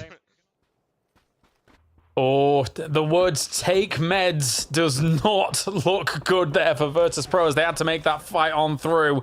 And now here, Nixie. That is rough there, Avenger. I mean, how are you supposed to transition with a circle like that? They felt like they had to go for a bit more of a wide route. Running into JDG, understandable. Yeah, there was an opportunity with the knock on to Myth, but if they pulled up onto Myth, the third party would be happening from JDG instead, so it's a double-edged sword, isn't it? Now with 14 first, it's Nixie's trying to make the most out of it. Heal a little bit, try to maybe get a kill or two more, but the reality is, James, there's only 7 points up to Anyone's Legends. With a few more points here, a little bit more salvage, it's actually going to be very, very close. But they're going to have to hope that Na'Vi does not pull out a 10-15 kill win here. And considering they're dead center in this next zone here, there's a high potential that they're going to do it. Yeah, with Anyone's Legend getting 0 and then VP having the next rung on the ladder that they needed in those 5 kills. Yeah, there's definitely a world where this could be wrestled away in the next game. Likewise, though, 17 Gaming. Now, my attention really turns to how they might be able to play out these next moments in this game. Only 3, and I'm not super impressed by their position just yet unless they get the circle. Where's it going? Oh, okay. That means there's an opportunity here now for 17 Gaming to put a little bit more on the board and make maybe a dash for Anyone's Legend in the next one. It's a 3-horse race, James, after this one. Surely. For sure. There are only 3 alive. Other things might happen, but that's the lay of the land right now. Myth trying to push into the T1 location here. Liquid trying to survive for the most of it. They could manifest themselves into that 5th place. Na'Vi, sure, they're going to have to defend this eastern front with Petrica Road, with DN Supers, with Myth coming in from the south. That's a big potential game still for Na'Vi, considering they have this much of a hardcover compound. Jacob finds Heather, Scabby finds Pretty Curdy, Myth fighting every single angle potential. Unless Na'Vi strings forwards together 2 amazing games here. Hakatori takes down 2, Boosted gets the 3rd, and Spiro finishes it off alongside as well. Oh, Petrichor Road. And that is what Na'Vi needs here to somehow make the ascent towards that top pack. coming in from this spot. DN Supers might actually be the next casualty of that. I think they're actually going to be the ones sending it forward as well against Na'Vi here, who's trying to go for the hold here once again, and that is going to be, Perfectic's knocking deal from a distance, so even more reinforcing fire coming from other teams that aren't even embroiled in all of this. Spiro and Boosting take out Gumin in heaven, and that is DN Supers down and out. Twisted Minds takes the majority of that, but Na'Vi fights on here from a strong spot. Yeah, and also denies another full 4-man team to try to get in from that eastern side here. As you said, 5 kills, and Na'Vi to push themselves even further here. Not many more points to be had for them to get into that 80 points. Nixie trying to survive, trying to get the most out of it, but Chan spots him, knows that he's trying to get in from that angle here. And they try to get in and backfilling the position of mid. Small potential, but still 6 plays salvage, 2 placement points. We have to remember, just 5 points up to anyone's legends for the next game. The knock-on effects of this game, crazy stuff. Virtus Pro finishes off anyone's legends just above them. 17 Gaming finishes off Virtus Pro just above them. Will Na'Vi eventually be the ones to go up against 17 at the end of this game and finish them off? We'll see. Hakatori once again on Lu. Hakatori is fully engaged now in this game as he realizes, well, if they don't string some big performances together, it won't be a 2-time PGC championship for them at the moment. It's now made in Thailand, still looking at Team Liquid as well. Team Liquid's getting battered in that little shack there, Martin. Yeah, it's rough for them. And Mortar comes in as well. If this circle goes east, it's a Na'Vi game easily. Scabby tries to pull up on this. Is the Mortar coming here? Is the damage being done? No, it's not. Okay, I didn't see. So it's just trying to close this one off here quite quickly. Still have cars available here, dude. Na'Vi at the same time here. Zhao Wu getting a few more points here and there to be able to try and extend the lead against the Na'Vi position. 6 apiece here for 17 Gaming as well as Na'Vi. Where is our shift going to go? It actually does favor Na'Vi as well as Twisted Minds. Now 17 as well as Myth and Luke 12. You have to make a bit of a move here. Some mortar shots landing against Twisted Minds, but not connecting whatsoever. So now for Twisted Minds, they just need a little bit more of a purchase forwards in this circle. Maybe they clear up with some nades themselves, but there's such a high ground angle that it might not even be deep enough for it to work for them. And James, with 5 teams still alive here, there's 7 more placement points to be had. 6 now for Na'Vi. That'll be 84 points. But they still need to put up 10 more kills than they have right now to tie up anyone's legends. So let's see if they're going to be able to do so. They have a huge advantage with the compound, with the hard cover inside. Chan finds Baron as Myth tries to run for it.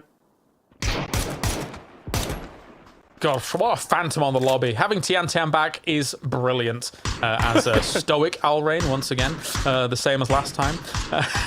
He's a man of calm. He's a man of calm. He's just observing, listening to what the teams are saying. He's locked in, ready to cook some more teams. Chef Alrain with Myth and 17 trying to get into this one here. If I'm 17, I'm definitely thinking, is it worth giving over points to a Na'Vi that's chasing, a Twisted Minds that's chasing? I don't think it's worth it for sure. More shots coming, more bullets done here. Lots of damage done. Spirit gets found though with an M24 from Scabby. Scabby finds Wenbo as well. He's just turning everything around here with that M24 bolt action. Okay, our previous PGS champions deciding, you know what, if we can't win it, I guess none of you can either. If they keep putting in shots against them. It's now 17 making a bit of a dash here, trying to find what they can. Jacob takes down Zhao Wu instantly. 17 Gaming's gone. This opens up an opportunity now for Na'Vi to get that catch-up fully throttled down. Here, as example, takes a lot of damage. Hakatori against Kiss knocks him as well. I think that Na'Vi should be able to run away with this. They're going to have a high ground position against 2 very formidable opponents, but there's no room for Twisted Minds or Myth to work with. Let's try to spray that smoke. There's not a lot of potential areas he could be in here. If multiple guys do it, however, 1 more point to be had here. 3 more twisted. Yeah, 3 more twisted members alive. 3 more for Myth. 6 more kill points before the inevitable 5 more points to be had. That's going to be coming in from the win, because surely they win this, James. I don't see a world where they don't. Surely not. Surely not. Myth has been able to make some miracles happen in some of these late games, no doubt, especially in PGS4. However, surely Na'Vi here, Hakatori also looking for another man of the match. as he from the high ground alongside Boostic is soaking up a lot of these kills. Some deployable cover going to go down here for Twisted Minds on that north side. Ferris flexes out against Myth to try and shut them down. Nades forwards, not bad. What can we actually get done here? Nade forwards against this position, and as well as some smokes here to try and get rid of them, dislodge them. Ferris is going absolutely ham here, trying to find a shutdown on Myth, knowing that they are the ones, they want these kill points. They do not want to give this over to Twisted Minds, Martin. No, absolutely not. This is the right time to engage here. Get a nade in as well. Get it onto Jacob. Good nade from Hackatory. One more player close. That's Baron. They have to turn out and get that cleared as well. So Baron, last player. Perfectic spots him though. Scabby as well. Now they take this high ground control. We're down to just 3 members from Twisted Minds. They're running in the open. They've got no cover. Spiro finds that easily. Former teammate taken down.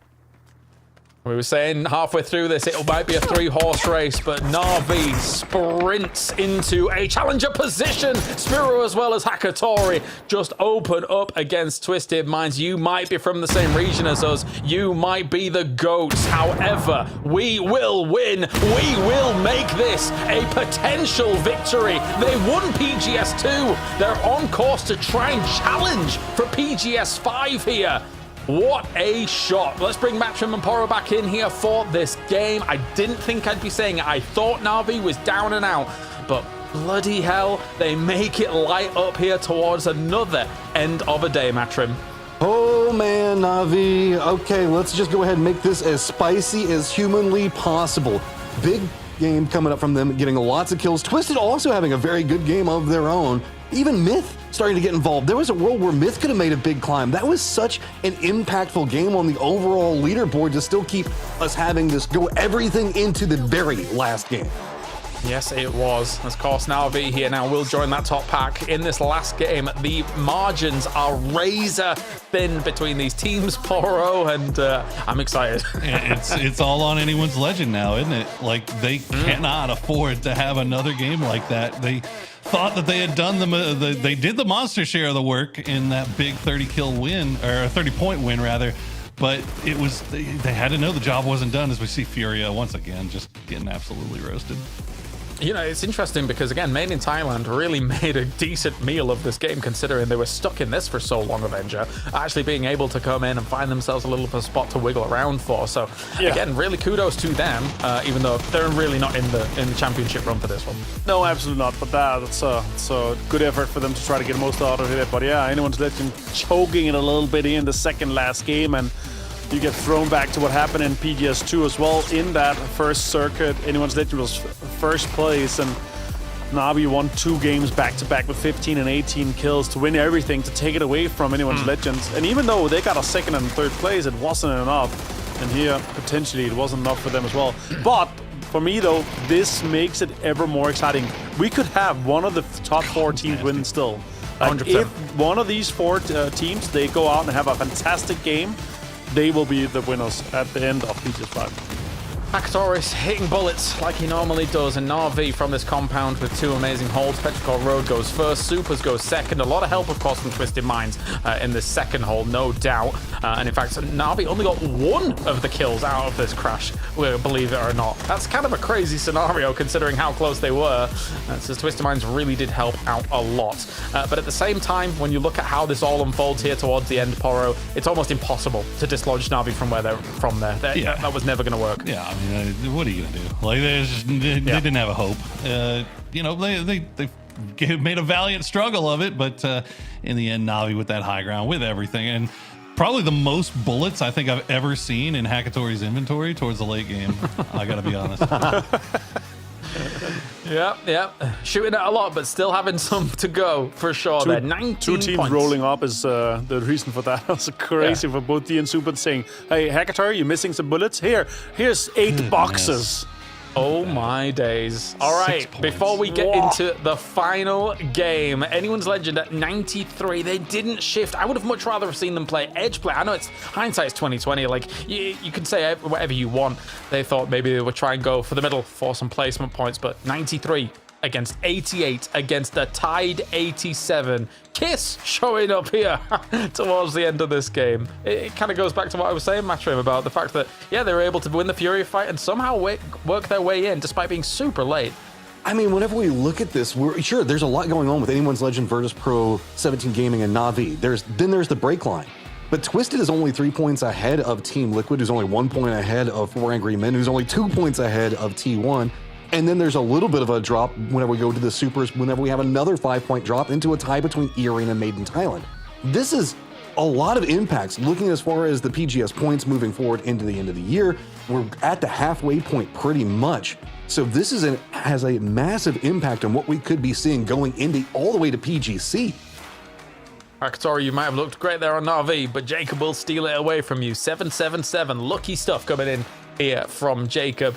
Again, though, it was great to watch them win out PGS4. They will not be making a run of it here in PGS5, but are still always having a lot of impact on the lobby for sure. So let's take stock. We now have truly a 4-horse race here, Martin, with these teams being able to blast out at the top. It's, I guess, fortunate for teams like Na'Vi that 17 didn't get more from that side of things, but having lost one early, it was always going to be difficult, and then they really didn't have the terrain that they needed to work with there.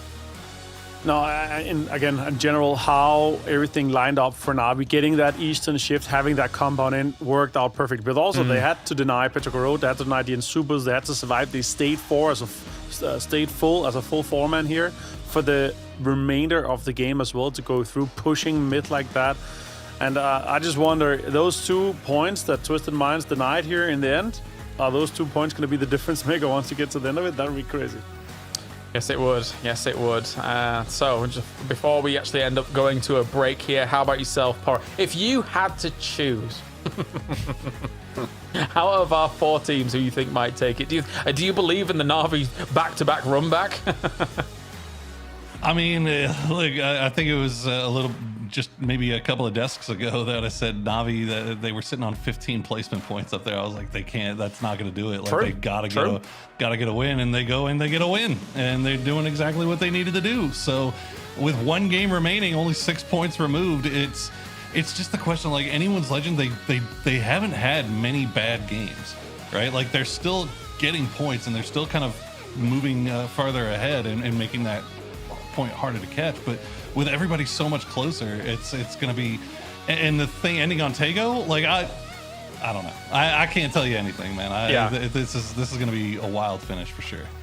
This game was the nightmare scenario for them, losing 1 and then having to come in late. I would have much rather them just see what would happen on Edge from 1 spot. But anyway, we are going to go to a break. When we return, we have 4 teams at the top that are, again, razor thin close here for our last game of PGS5. You don't want to miss it. Was that hard? No, so easy. So easy, right?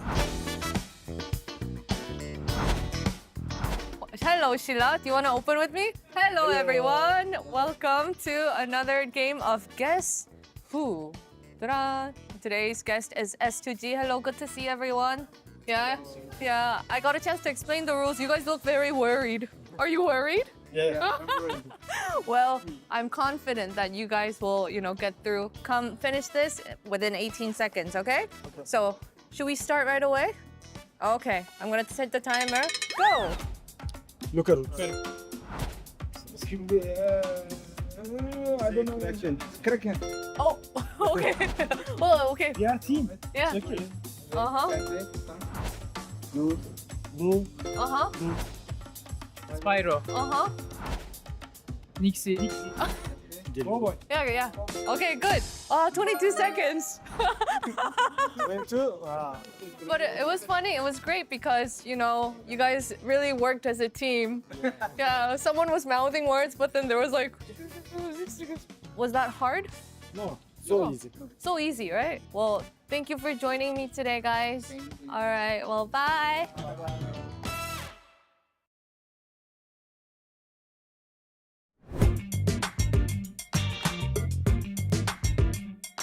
Hi guys, it's Bella. The next interviewee for Relay Question is Falcons Kickstart. Hi, Kick. Hi. Hi. Well, Glass wanted me to ask, how can you be so consistent? Well, we've played like 20 games, so I don't know how we're consistent, but I mean, it's pretty much just based on what they do. That's how we've been consistent so far. We've auto review every single thing PO tells them to do. We've just been trying to copy it the best of our ability. Yeah. Would you say that your rival is Crazy Raccoons then? No, I think they're like our father figure pretty much because we just copy everything they do and they're the goats. Well, okay, enough about Crazy Raccoon and the love that you have for them. What's the one thing you miss from home? My girlfriend and my cats, I Nice. would say, and just being home and having some, you know, home cooked meals. Shout out to your girl. And what are your cats' names? Alrighty, one game remaining here for PGS5. It is down to the wire, and we are excited for it. 4 teams have the chance of becoming the champion here. Anyone's Legend was very much in the driver's seat after that 30-point game to start off day number 2. But now that lead has been chipped away at ever so slightly here by these teams. Avenger, Poro, and Matrim joining me here to talk about this one. Avenger, this is going to be a good one. Yeah, I don't remember the last time we actually had a 4-horse race going into the final game in such a short final series, so it's going to be an absolute banger. The problem is that you have 6 to 9 teams that's, you know, just along for the ride. So how do you approach it? Do you go very slow, or do you try to go like dead center to the middle really quickly, try to get some of the central playing grounds, because it could very much be a game 6 of scrims feel for this last game for a lot of the teams. So let's see how it goes. Well, let's hear from Stoic Al Rain, the Na'Vi coach, for those that come after, who's with Bella, ready to go.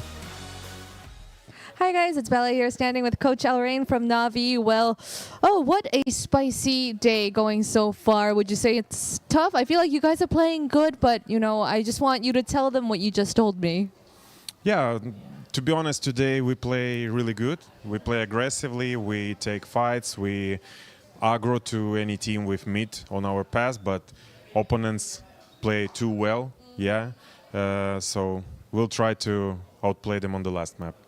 What did you just tell the boys? You had a pretty long talk. I just told them that top 4 is pretty much secured, and nothing between first and fourth is interesting for us, so we'll play for the first. Of course, root for the first. All right, thank you, Alrain, and best of luck to you. Thank you. 안녕, 감사합니다. 감사합니다. Oh, a double, Anyong and Kansamida, but it looks like we are ready to get into the last game. As they said, playing for first, that means they're going to be keeping an eye on that kill feed here, just in case maybe they see anyone's Legend close by. Let's get to it. The conclusion of PGS5 starts now with Matrim and Porosaurus. It all comes down to this. We are at the end of the line, and it has been a back and forth fight for all of these squads. This could go so many different ways. We might see it come out a little bit slower, everybody trying to figure out, coming a bit measured, or it could just be somebody coming out the gate swinging, wanting to aim for a big game to shut this all down. I like that. I like that from Alrain saying, look, top 4 secured, we're playing for first. So that means just throw it up against the wall. We're not worried about losing any more position or placement. All we can do is gain. Like, they're in 4th right now. All they can do is go up. So go ahead, throw it up against the wall. You're fraggers, go frag.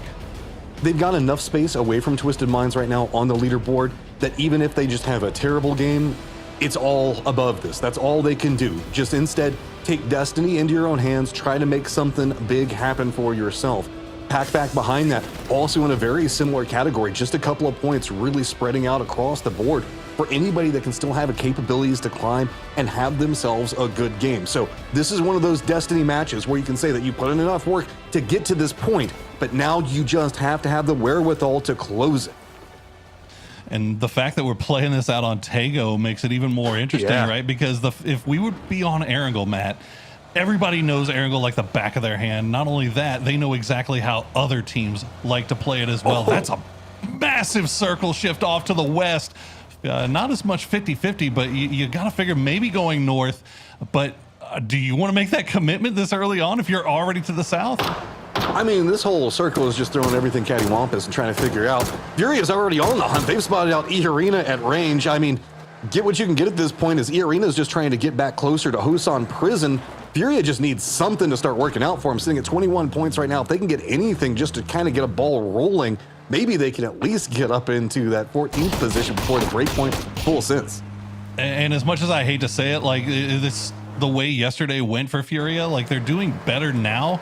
but the bar was pretty low, right? So this is mostly trying to get themselves right for next week. Next week, there's so many more points on the line. It's a lot of more money on the line. So you just want to make sure that you're going into next week feeling a little bit more confident after what has been a very forgettable weekend for them. So I'm kind of looking at the circle here. Remember that we do have most of it on the kind of like island, but we also have that little bitty tiny island that kind of goes in between the peninsula and the island itself. Whenever we do get circles like that, sometimes somebody does kind of venture into this position. It's not necessarily a game-winning position, but it is a very safe position. So if somebody's just trying to stockpile, hope the fact that they can make it into the later stages and go for it. But I feel like we're just going to get pulled more into that area just to the southwest of Godok. We might even have a pull up in the Woolsong. So a lot of opportunities for the circle to kind of cut in different directions and really throw stuff off. After we saw that 50-50 circle out of Jijima City going on the river, I don't even know what to expect looking at the channel that runs through this whole thing. Yeah, this is going to be wild. And worth noting right now, Virtus Pro, the only team in our chasing teams that is already up on the northern side. Anyone's Legend and Na'Vi still kind of around each other. Full Sense starting to make their way over there as well as... we see 17 kind of off in the distance. So they still have the option to go there, but Anyone's Legend and Na'Vi kind of in a tough spot right now. They've got to make decisions quickly about how they want to play this going forward. Emergency pickup has been called by 4 angry men, given the fact that they have to go across the whole circle. That's not too big of a surprise. Early positionals coming out for JDG T1 Supers. You're talking about VP also having inside track to the circle itself. Close range positions, we do have Na'Vi. It looks like they're kind of looking around the bridge near Fishing Camp. See if they can make a pass of their own. Other side of them is going to be Full Sense, but then on the other side of Full Sense is going to be Anyone's Legend, who looks like they might be eyeing a bit more of a Western rotate. Odd teams out on this one are going to be, of course, Twisted Minds very far over into the east. Lou actually north of Airport for some reason. Yeah, this is like a Twisted, sending Lou all the way up there as we see. Oh, this is highlights of Jacob from the last match. I did get baited a little bit, but hey, seeing Furia get shot up in first circle, can't blame me for thinking that was actually going on at the same time. But while we watch this, it's worth noting, like, Anyone's Legend, right? They have to be kind of in the opposite mindset of Na'Vi. Playing from first, you've got a little bit of a lead. You know you got to get kills, right? You can't just turtle up the entire time and play completely safe, but you would like to try to avoid fights early on. Coming from where they're coming from in this circle is going to make that hard. Meanwhile, Na'Vi, on the other hand, they're already sending it across the river, and it looks like they're going to get it for free. I mean, Anyone's Legend has so much breathing room that they're going to be kind of fine. I wouldn't be surprised, of course, if they go Western Bridge, then kind of pushing the area around JDG in between them and T1. So some breathing space, to say the least. 4 angry men, I mean, they can cut and pretty much go anywhere. Godok is entirely open right now.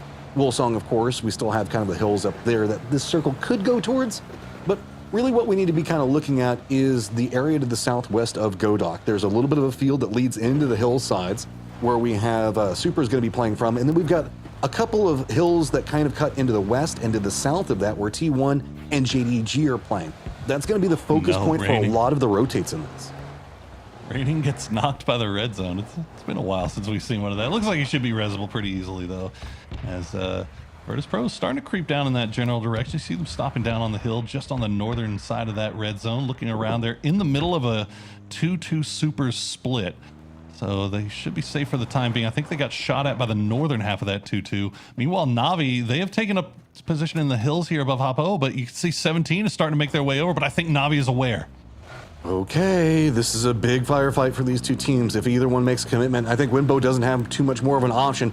He's going to rotate so close, right up on top of him. Spiro goes for the shots. Quick seat swat comes out on the other side of it. 17 does take some damage, but not enough. They wrap around to the other side. It's not done for Winbo just yet. Ferris jumps out. He goes on the hunt, tries to see if he can at least finish it out, and does not connect. 17 weathers the storm. Oh my goodness gracious, that was close. 17 barely getting out of there, and Na'Vi was actually taking shots in the back from JDG at range, so maybe distracting him just enough to allow 17 to pull away, and that is massive for them as they are able to keep all 4 players alive. 2 teams in the hunt, running into each other this early on is dangerous stuff.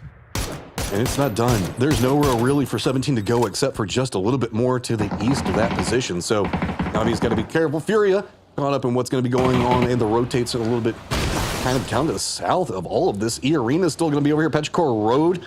This has just gotten all kinds of messy down here as these squads all just kind of stopped off, realizing they need points and they just got to fight each other. No other options. Yeah, three-way going on the south side here. As Posto's going to get taken by 04 and B. Opans will get another one. Furia eliminated just like that, so no hopes of turning the tides here and finding some salvation. Meanwhile, Petrichor Road has to reset as the rest of E-Arena has arrived.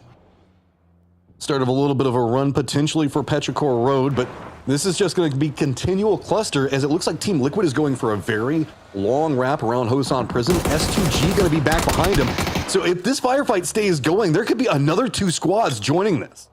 Could be. Team Liquid is rapidly approaching as the knock comes through onto Chewy. Nice work by Nurens there to take advantage of the distraction as the rest of Petrichor Road continue to try to reposition. They'll make sure they flush their... actually, no, Nurens will make sure that they flush their kill there. Now, Palampong's going to go down as 04MB gets the angle. But as you said, Matt, this has been taking so long. Liquid has now pulled in. They're on the south side playing from the coast, and they're going to see these smokes. They're going to hear the shots. You see them off in the distance. Big grenade from I-26 takes down Nurens, and now they've got Larix playing to the wall. Nice shots from I-26 as Petrichor Road is coming alive. Petrichor Road needs 10 points to catch up against Full Sense, and they can get involved. Team Liquid's going to stop. They want to get involved in this. They've got high ground. Petrichor Road trying to get this run going. Does manage to take down the arena, but it took just a bit too long. Instantly jumps into the vehicles. They heard Team Liquid coming. They know that they need to get out of this point. There is nowhere for them to go outside of this. They've just got to cut it out and run. S2G now nipping on the heels of Team Liquid if they overstay. Fantastic awareness on the part of Petrichor Road to realize that Liquid was here and instantly hopping in vehicles and getting out of dodge before Liquid could spring the trap. But as you said, S2G, they're hovering around as well. They see those same smokes that Liquid just saw. It doesn't look like S2G is too terribly committed to making this push as Shilla, the eyes in the sky, looking down, and he spotted out Petrichor. Petrichor went over into the east to try to get away from Team Liquid, so looks like S2G is actually making more of a commitment over in this direction. They want to go for more of it, so Shilla scuttling this out, going to feed that right down. Baron's going to be the guy to follow us through. Petrichor Road now taking a couple of shots. Team Liquid has gone to the west. They don't want any more of this. They don't want to throw off their pacing. Instead, it's just everybody getting down in the swamp. They're getting muddy and dirty because it is time to fight. Dirt-made monsters down there. The oldest ship to the south. The river's still going to be in play. Anyone's legend. They made their way across the river. You can see them already hopping into vehicles, positioning themselves around that bridge. Will they commit to going south, Matt, or do they stay on the north side? Team Liquid has inside track to anything that they want, as most of the circle now going to be on the landmass in the peninsula to the south. Bridges going to be very clustered. We still have 17 that's hopped across that eastern bridge. They're making a cut quickly. Anyone's legend still defending up right next to Full Sense is going to be in control of that western bridge. VP's got to make some very hard choices very quickly, as Na'Vi also just trying to rally up together. They're already inside of vehicles, but where do you go? You can go for a long wrap, but everything's got something back behind it right now. Everybody trying to set traps. Everybody wanting points. And Twisted in a perfect place to take advantage of Myth as they will take down Baron. We'll see if the rest of the squad will continue to make their way through. It looks like they're going to dip around. Meanwhile, worth noting, 17, they were able to break away from Na'Vi. They go on the south side of the river. Now Na'Vi, they know that JDG is in this compound, and they're going to push it. They're playing this aggressive. They've got to get the points. They make the commitment in. Runs by. December 12th, narrowly clinging to life. Just down to 2. Finally gets dropped. It's going to be Hackatori that finds it. And the hunt continues. Cole trapped over here. Here comes the rest of JDG. Cole does get a knock onto 1. He's trying to defend just to buy enough time for support to come in. And it has made landfall. Massive knock to slow things down just a little bit. The rest of JDG has arrived. Cold 119 with the grenade will throw it out there. It's going to get spotted. Non's going to get spotted by a Hackatori. Boostic will find Cold 119. And now JDG is just down to Suze. He's got grenade in hand. And I think Na'Vi has got him picked out. Hackatori, can he get one more? He's down to half HP. A few more shots. Suze just jiggle peeking the window, trying to survive a little bit longer. Push comes out from Na'Vi. This is the role that they wanted. They wanted to try to get everything snowballing. Molotov's going to be coming out. Can they get the nade on top? Looks like they're going to just try to go for the peek away drop. Suze is still taking damage, but it feels like it's just a matter of time. Is it going to be enough? Fairest is going to be rezzed on the other side of this. That's why we can see that Na'Vi not going to make the commitment. Finally does connect. That's going to be Hakatori picking it up. Na'Vi finding the kills, and the hunt continues. And cooked to perfection, Na'Vi, they had a massive victory last game, and they are using that momentum to take the fight. They win it against JDG, and now they've got a compound. It's on the north side of the river. The question is, Matt, will the circle favor them again, or will they be forced to make an impossible cross down to the south? That is the question, as we see all these other teams, what they're having to deal with. 4 Angry Men did make the commitment onto the mini island. They have HS that's going to be on it. Looks like maybe Petrichor Road. Shilla might all be thinking similar thoughts. Down to the south, we did have 17 make the commitment down here. They're going to be playing coastline pretty close to Team Liquid's positioning. Na'Vi with plenty of space to breathe now after getting that compound. The new leapfrog in front of them, if they have to go down into the south, around the bridge is going to be anyone's legend. VP is going to be playing up to the north. They're going to be closest to T1. And Twisted Minds, eating blue zone, they're going to come in far, far south side here as well. They're going to be backfilling Myth. And you see Supers have already popped that E pickup. Meanwhile, Chewy, they got back for Petrichor Road. The circle is going to pop down south. So Na'Vi on the clock. Anyone's legend. They're going to hop in vehicles, but they're going at the same time as T1 is arriving. VP is right behind them. Time to go, that bridge. Nobody going to be camping it. Instead, it's just time to make a push. Anyone's legend going on the upper sections of it. Down below it, it looks like there's going to be a little bit of a race between what's going on with VP as well as T1. Just try to cross. No, VP instead goes for the upper section, realizing that nobody is going to be playing around that, trying to defend. 17 didn't go for a bridge camp, so all these teams are just crossing as fast as possible. Nobody even really taking shots. They just want to get away from each other. Yeah, they see T1 pull away. They were worried. I think that T1 was going to try to camp the low side, and I think they actually see him turn back around. So now Virtus Pro, they are halfway across the bridge. They got to send it back because Ian pulled in, and he's going to take a few shots, get some low, but great awareness on the part of Virtus Pro to not commit there and take the risk of getting wiped. Anyone's legend has one of their players down. 2 of their players down. They're just going to jump out, instantly get the flushes. This is going to be very, very scary to play from. They just had to make a send down into the circle, so the rest of the players are going to be back behind them. That's going to be in the Team Liquid territory. It looks like they're just going to try to take that one, and yep, Solozzi goes down by Cowboy. Oh, they're in so much trouble now. Down to 2. They can maybe get this revived, but Petrichor Road is hanging around, and they're going to throw some grenades over. We've seen they are kill hungry to start this game. They've already got 7, and now their eyes are primed on the lobby leader, Anyone's legend, in a world of trouble. A lot of focus now coming out onto this bridge because there's just not enough space for everybody to decently get away. With T1 going for their stop on top of the hill, looks like they've got enough information. They're finally going to relent. They're going to move a bit more down into the southwest. They couldn't go too much further because they were afraid of the firing lines that were coming up from 4 Angry Men. No, actually T1 is going to make the commitment back up the hillside. They're going to try to jockey for a winning position. And Na'Vi, they don't want to have any part of that bridge. They're going to send it off into the blue, come in from the east, where nobody is looking. You can see Thanadol, the last player for that Full Sense rotation, just ahead of him. So Na'Vi will be backfilling where Full Sense is, as Twisted Minds taking some shots from range. So Na'Vi using that blue to their advantage. The way that this circle sets, we've got a hillside that is into the west, where we have kind of S2G, 4 Angry Men, T1 all playing from. To the south, it's got a very open field with a compound very far to the south that Petrichor Road's playing, one closer to the center that Team Liquid's in.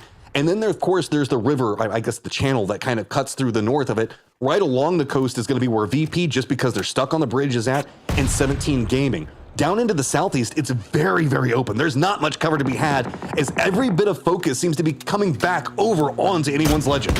Na'Vi, Patulins has the Panzer in hand. Ferris is going to go down. Twisted Minds was holding the line on the edge of zone. Ferris will get taken down. Hakatori tries to do the seat swap onto Example, but he will survive. But Na'Vi now down to 2 players. They're making the push down to the south. They're running right into the Petrichor Road compound. So few options. They're just going to go ahead and send it in. Problems Ming manages to line up onto 1. That's all she wrote for Na'Vi. They are going to go down in second. Oh, the circle shifting destroys Na'Vi's hopes, but they managed to secure second place. Let's see if they can hold on to it, as Full Sense now fighting with Twisted Minds. This hillside about all you got to work on over here, and it's just going to be Full Sense sending it in hot and heavy. Example, Batulans, the last two up. The rest of Full Sense and Thandadol coming in to provide support, and Twisted realizing there's not much more that they can do. Maybe Batulans can be enough of a distraction to allow something, for example, maybe let him get into a position. Batulans does get the knock onto Flash, so can Example manage to turn this one back around? There's Nero nowhere to go. Well, now VP in some trouble on the outside of the circle trying to run in. E-End is just dropping mortars on him. The mortars are coming down, but they're not getting the flushes just yet. And meanwhile, 17, they see the fight going on between Full Sense and Twisted Minds. They're trying to get in position to do a third party. That is a terrifying revive to go for as you see the mortars falling from the sky, but Virtus Pro is able to reset. How are Virtus Pro going to try to get in the circle? If they go over in the east, follow the coast, that's where Nixie's at. That's going to put them right into the face of 17 Gaming, who's already got a little bit of a camp over here along this road. It all comes down to the choices now made by the IGL and the rest of the team to figure out, okay, do we make the cut into the east? Do we go for the long wrap into the west? It's safer over there, but instead, it's going to be a commitment. They are going on the 17 line. The commitment's going to come into the hillside, and they're running right up into Winbow's position. And let's hear how Virtus Pro deals with this fight against 17. Let's go listen in on their comms.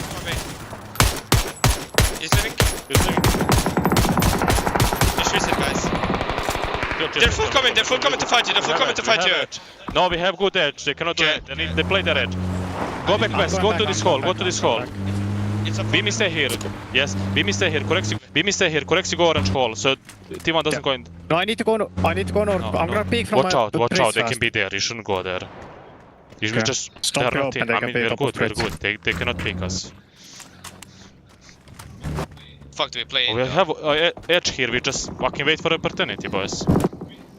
Just don't lose cards.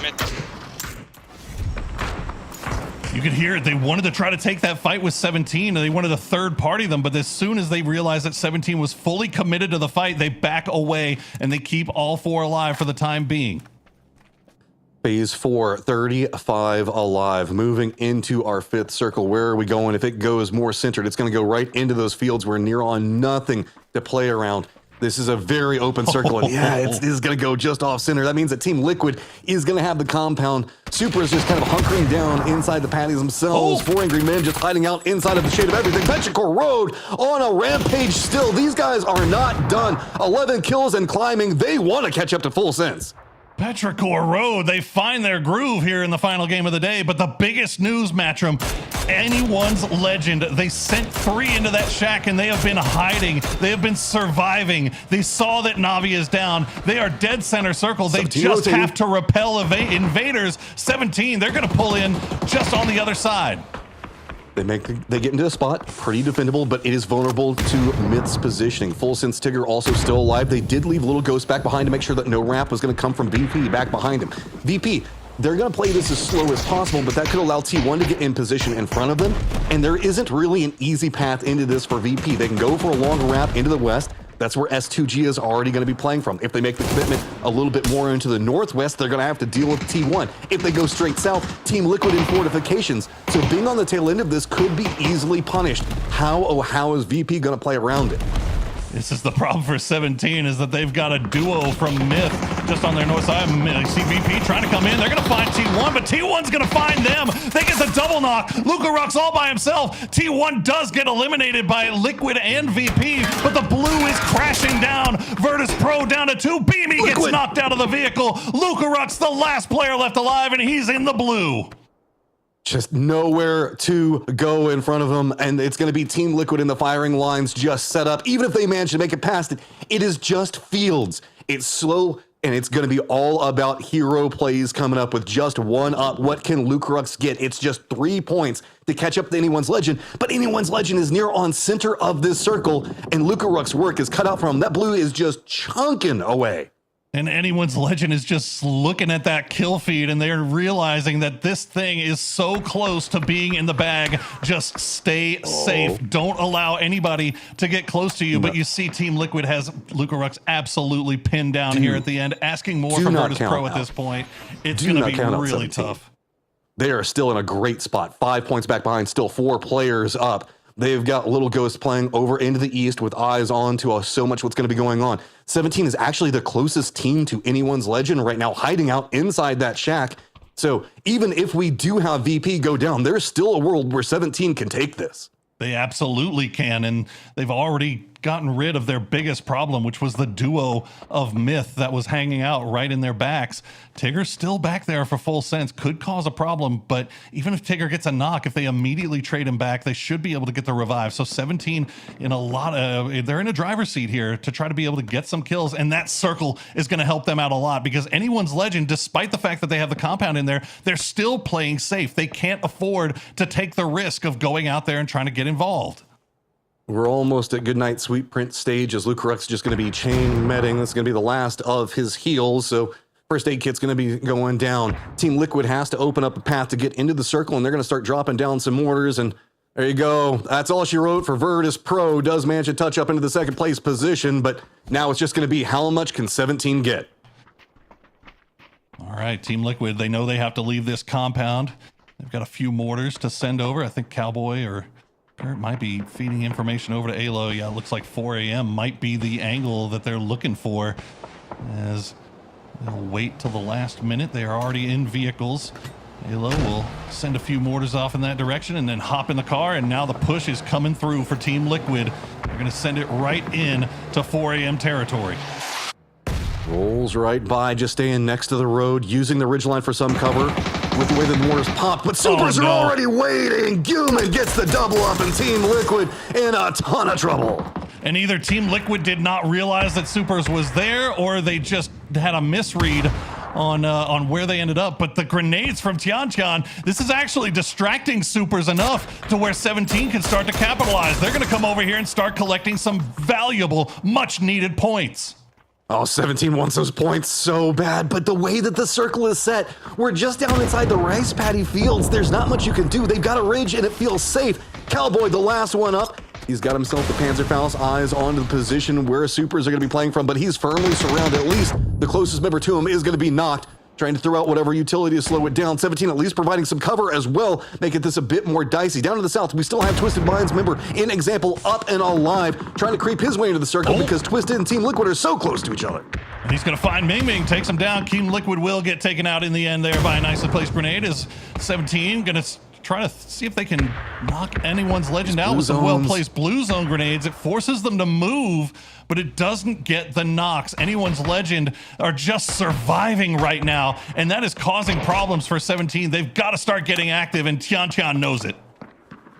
Hey, I mean, the blue zones did the work enough to force them into a bit more of a spot. Means that they had to burn off a lot more of their meds. They're going to start digging down, realizing the shack is just too much of a focus. Being in the center, maybe just setting up a bit external from it could provide something for you to work with. 4 Angry Men still in control of that northern area as Tian is going to find the point onto Rex.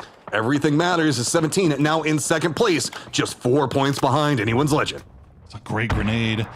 There's another point get picked up. Example will survive a little bit longer here for Twisted Minds, while 04MB is going to be the last one left alive for Petrichor Road, who went absolutely nuclear here in this final game. The circle will pull back to the north, and it's going to stay on top of 17, stay on top of anyone's legend.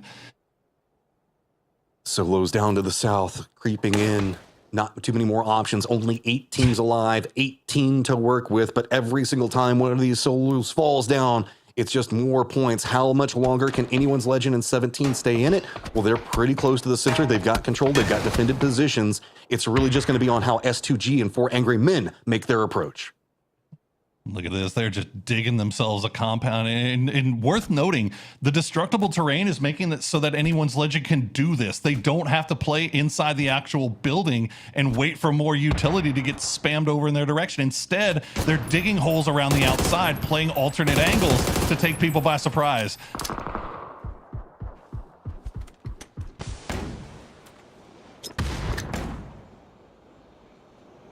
For MB, last player left alive. 17 needs to get this point, Matt. They are desperate for whatever they can get, and Tigger's still alive for full sense, and I don't know if 17 knows he's back there. Is going to be a running through, so The approach on angles for 4 Angry Men and S2G are going to be massive. S2G is closest for anyone's legend, so the potential for points and kills, well, they're doing their digging. They could pop up and go for any shots.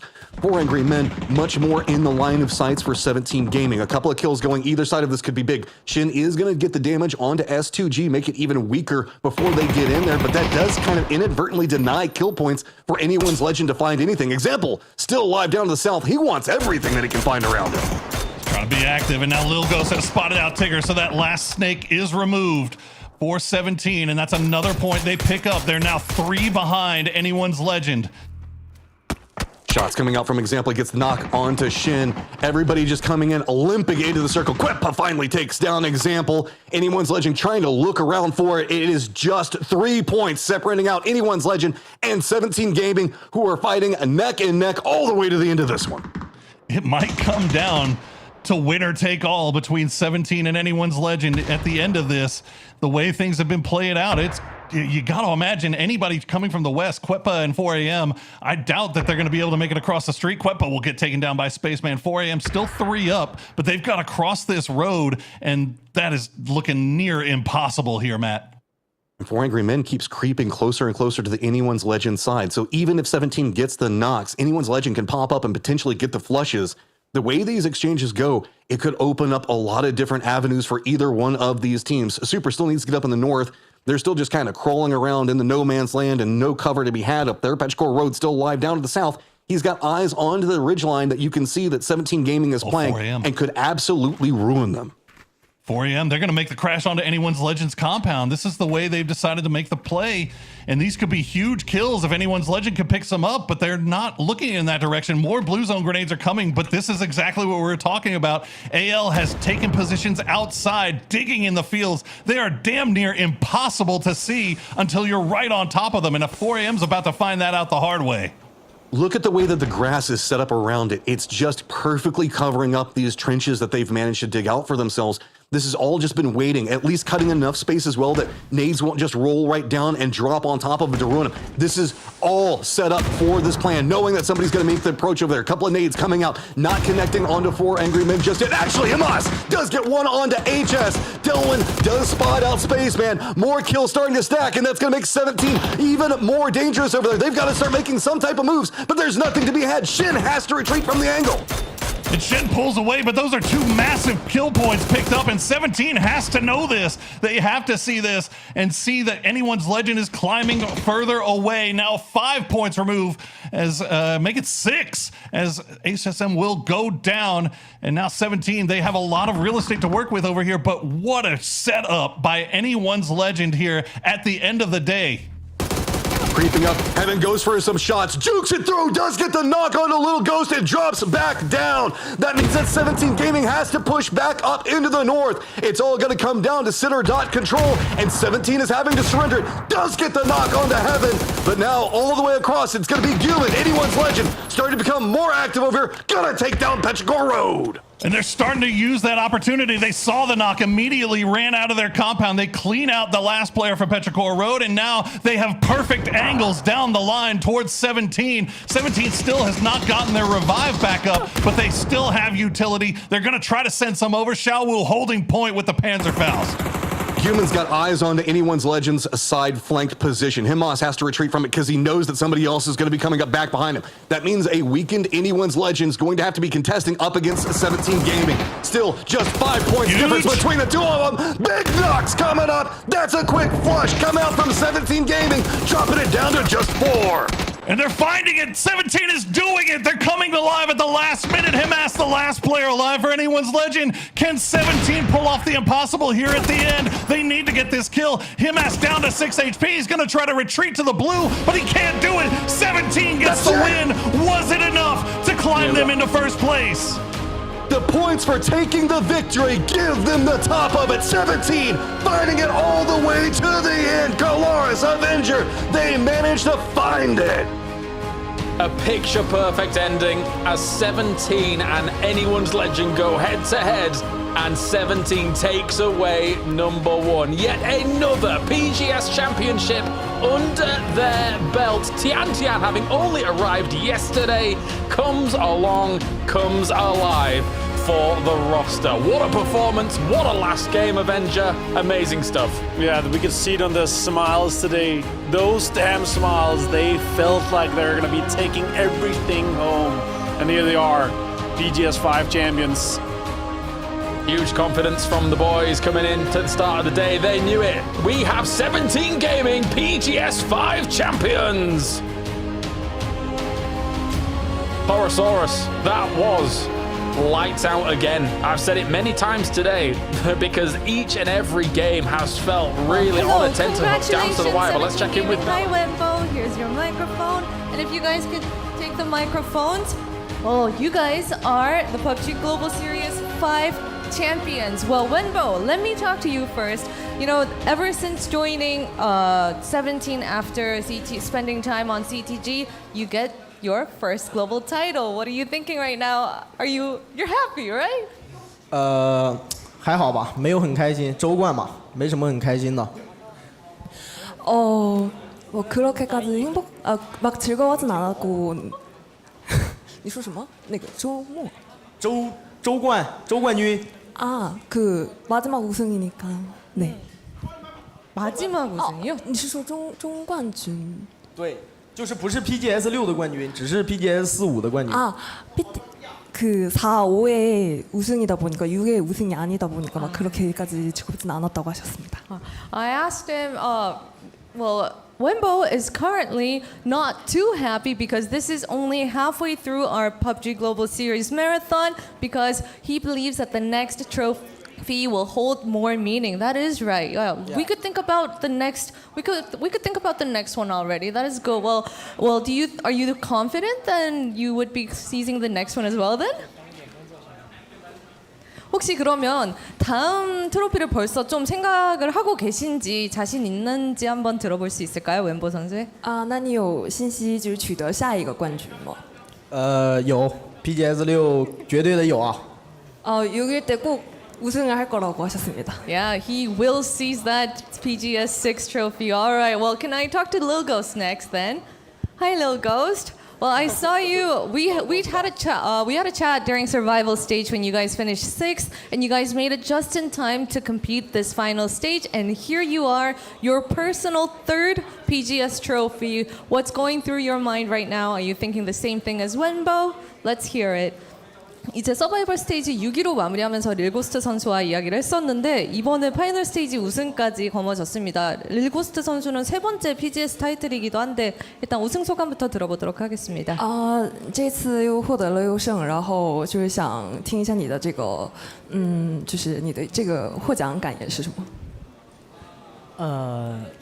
其实获奖感言没什么吧，就是希望保持这个状态到 PGS 6。 I understood. PGS 6. Shihuan, you want PGS 6 trophy. Oh, okay. He wants the PGS 6 trophy already. I feel like I'm gonna ask the same thing to Xiao Didi. And are you gonna say you want PGS 6 trophy too? What are you thinking? 샤오 디디 선수도 같은 생각인지 지금 혹시 우승 소감으로 좀 다른 생각이 드는지도 들어보고 싶습니다. 你也是想法一样吗？还是你有别的那种那个获奖感言？周冠没有获奖感言。 없다고 하셨습니다. He believes this is a united team front because they're all thinking about PGS 6 trophy. Well, Xiao Didi, I guess this is a different team than when you last competed at PGS, the ones that you won before. Was there anything different this time, or was there anything easier on your end this time? 이제 저번에 PGS를 우승했을 때와는 이번이 다른 로스터이기도 한데 그때와 달리 체감하는 바가 있는지 한번 들어봐도 될까요? 你跟上次 PGS 获奖跟这次 PGS 获奖不是就是有没有什么不一样的想法？我希望你能说一下。你再说一遍，没听清楚。就是上一次 PGS 跟这次 PGS 获奖有没有什么不一样的想法？你可以说一下。没有金色的玉，没有金，就是这个冠军拿了之后，奖杯拿不走。 우승을 해도 트로피를 가져갈 수 없어가지고. Well, I guess the sad part is that even if you win this very trophy, you can't take it home. All right, maybe they'll let you take it next time around. Well, lastly, let me talk to Tian Tian. Hello, good to see you. Well, ever since you joined the team, it seems like you definitely showed your presence. I mean, watching from the sidelines to watching the team perform, I feel like I want to hear what you're thinking right now, and if you have any message to your team. 이제 합류하고 나서 존재감을 되게 입증해줬던 티안티안 선수인데 그동안 좀 자기 없이 경기를 해왔던 팀원들께 뭐 어떤 이야기를 해주고 싶은지 그리고 우승 소감도 한번 들어보겠습니다. 想听一下你的获奖感言，因为你这次不是刚来之后一起那个组成那个队，然后一起这样比赛了，不是吗？就是在你不在的时候，队员们不是就是在你不在的时候，那个跟教练一起比赛的，就是想对跟教练一起比赛的队员说什么话，讲一下。就是你不在的时候他们不是跟教练一起比赛了吗？就是想对那个你的这些队员说什么话？你想说一下。看到我的队员 PGS 是我和我的队友 PGS 打得这么开心，我也想和教练打。不好意思，我没有听清楚。就是看到我的队友 PGS 4跟教练打得这么开心，我也想跟教练打。 PGS 4 때 코치님이랑 되게 즐겁게 그 경기하는 모습 보고 자기도 하고 싶었다고 하셨습니다. I mean, watching from the sidelines during PGS4 and watching the team compete with Akuma, the coach, I really wanted me to come back here and join the team, and I'm glad that he got it. Well, congratulations to 17 Gaming again for taking this trophy once again. Gongxi, gongxi, guys. Thank you so much for the interview. Thank you. 谢谢. All right, well, that's all from the Champions interview, and we'll be back with more interviews later. For 17 Gaming, always looking for the biggest glory moments here in PUBG Esports. Their eyes are fixated on even bigger prizes here. It's a nice one, though, to be able to take PGS 5, of course, especially with how fiercely it was fought for towards the very top. And again, picture perfect as we take a look back at this Taego here, Matrim, because this was a banger game from start to finish. Look, I don't care how stats at the end of this day go as far as MVPs for 17 or whatever else like that. It just needs to be established it should be Tian Tian. The squad plays entirely different now that he managed to come back in. Refreshed, reinvigorated, they come out and managed to do so much for a squad that was struggling just to qualify to get into this stage. For sure, Poro, looking back at it here, just the fact that we have the circles shifting from that north position majoritively down towards the south, everybody having to go for the bridge, Na'Vi having to go for the blue wrap and getting annihilated as they try and make entry point. It's a tough one. I'm honestly glad that the interview took as long as it did because it allowed me to finally catch my breath after that one. Like, that was just insane from the start. Like, of all the circles to get, it's one that goes all the way over there and then does the hard shift. Again, hard shifting being the name of the day. But what do you say about anyone's legend? Yet again, we're seeing a team in first get it ripped out of their hands in the last game of the day. It definitely feels like in these kinds of levels of lobbies, the psychological weight of having to be the one defending a number one position against these killers everywhere, Avenger, definitely does weigh on even the very best of teams, as we see it multiple times. Yeah, both the psychological part, but also that you have such a huge target on your back when you're in the lead. There's so many teams that's focusing you, so many teams that's saying, this team is over here, we need to push like this, we need to third party like that, otherwise they're going to be running away with it, right? It's extremely difficult. And yeah, sadly, 17 on that Taego game prior, they denied Navi's entry to them actually winning from there.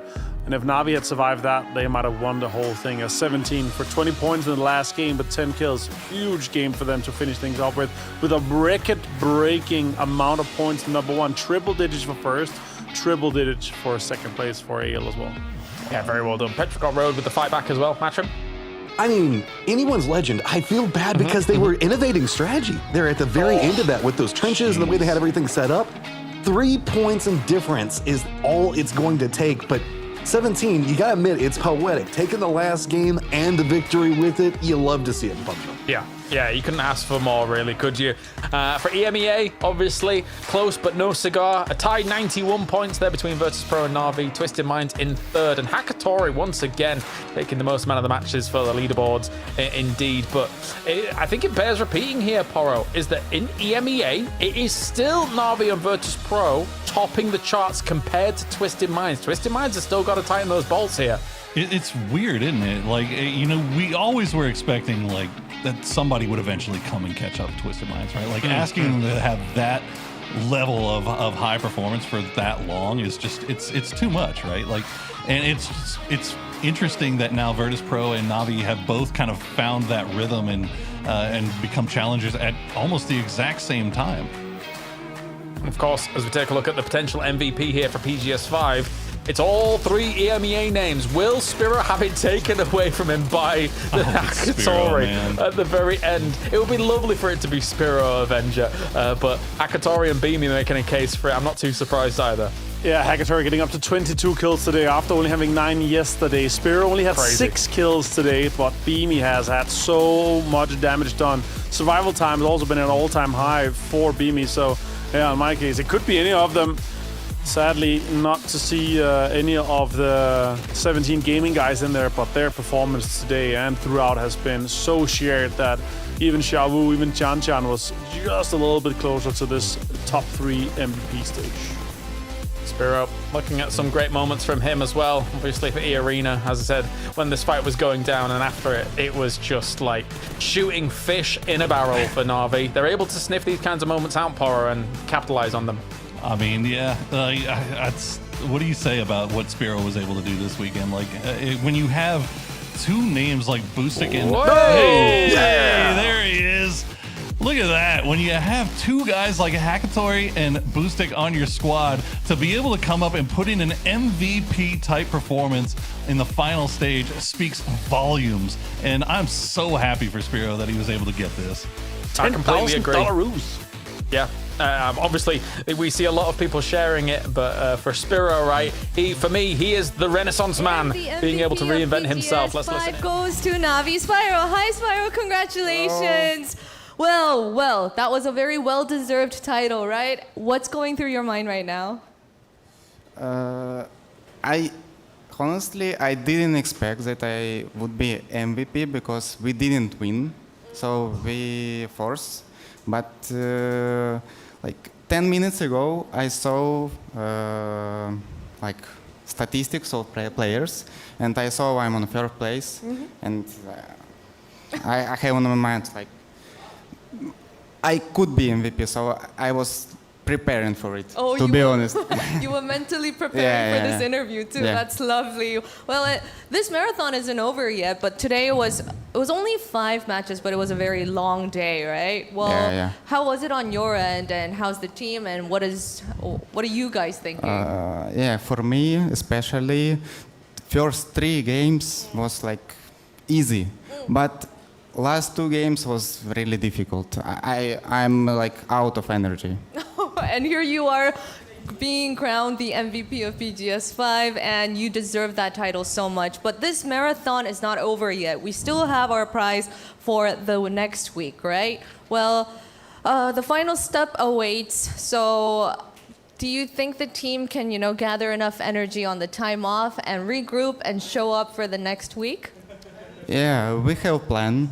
Like, we have planned to spend few days to have some mini vacation. Ooh. Like where? Car driving or mini cars. I don't know what is this. That sounds so fun. Yeah, there's mini cars. Then we go to some bar with live music. And okay. We're gonna spend this time really good. And I should say, we only started like growing as a team in TPP because only this tournament, PGS5, we started feeling that we are capable of fight like everywhere. Yes. We are not going to sit on zone and wait for zone. We are going to fight everyone, Yeah. and that's it. I would be scared of you if I was fighting you, and you guys definitely found your color and showed us what you're capable of, and I'm so excited for you and for the team to spend some nice time and to celebrate you winning MVP as well. Thank you so much, Spyro, for the interview, and congratulations for winning this again. Thank you. I'll let you go now. Bye-bye. Bye-bye. Well, the fiercest race among the world's best have now finally come to an end, and the ultimate throne of PGS5 has found its rightful owner. And through the most unpredictable battle where the leaderboard flipped with every single match, one team showed ultimate focus to rise to the top. A massive congratulations to our PGS5 champions once again, 17 Gaming. But don't go anywhere yet, because the sprint towards PGC and the Dream Stage EWC is only getting started. But of course, you know what's up, because first up this summer, from June 23rd to the 28th, PUBG Nations Cup 2026 will take place in Changchun Arena right here in Seoul, and we will all see you then. And because right around the corner next week, the stakes get even higher as the PGS6 survival stage is going to kick off. As the 17 Gaming champions will have mentioned that PGS6 will be the most critical battleground yet, and it determines everything for the teams to secure their ticket to EWC.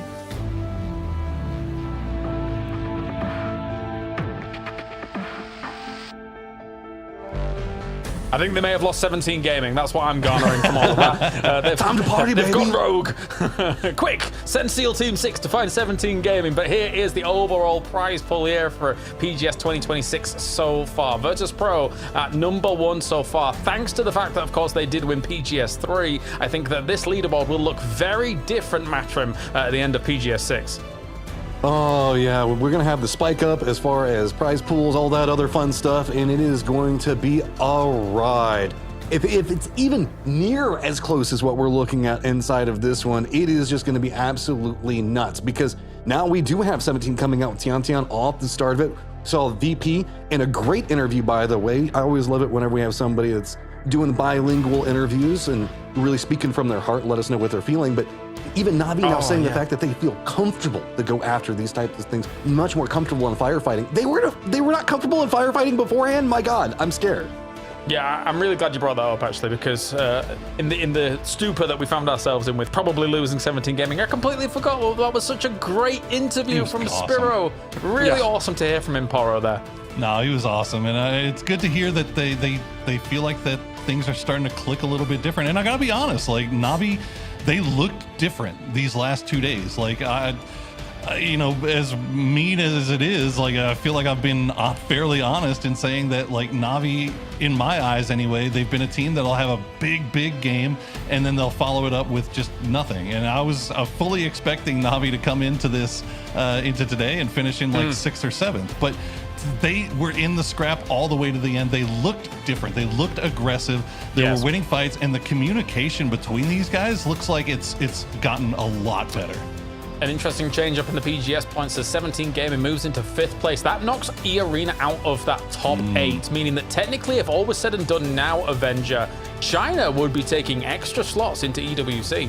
Yeah, they would for sure. But obviously we got double the amount of PGS points going in next week, right? And that's going to be very crucial for all those swap-ups.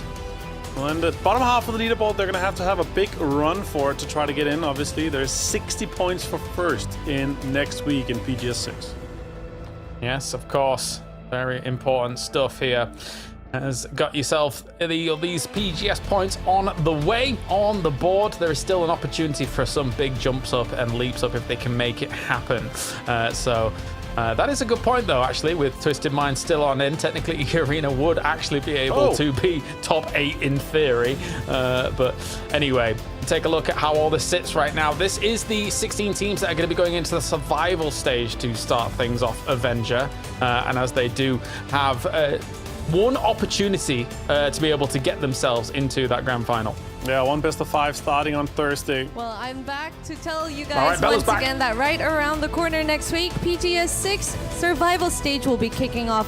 PGS 6 will be the most critical battleground yet, just as our champion 17 Gaming has mentioned. So make sure to stop by and see all the teams that will be securing their tickets to EWC.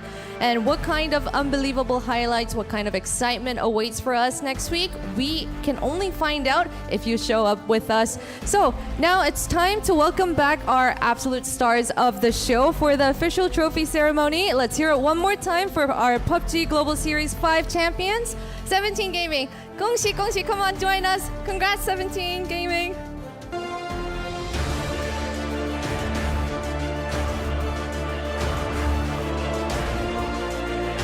17 Gaming once again is able to write their names on another PGS trophy, but this time around they've got newcomers to the roster to get themselves this as well. For Tian Tian and for Wenbois being able to write their names on this plaque alongside legends of 17 Gaming. It's a fantastic moment for them, Avenger. Lil Coastal's not happy with how he did his. He's going to do it once again here. One more plaque to be joined. Obviously PGS 5 here, one more next week, and that's what all these guys are focused on. We need to do big things for the next one, but the fact is this is Circuit 2, PGS 5 here, and this is the 3rd time they win a PGS. Sure, it's the first time this year, but what a show and glow it has been for 17. The timing. Writing show on there as well. Bless indeed. Yeah, they've got a lot of respect, of course, for him. And now PGS 5 champions once again, as it is 17 Gaming able to raise the trophy as Wembo has taken it hostage and put it back down. And now we rotate one at a time. Give them the smokes, give them the fire.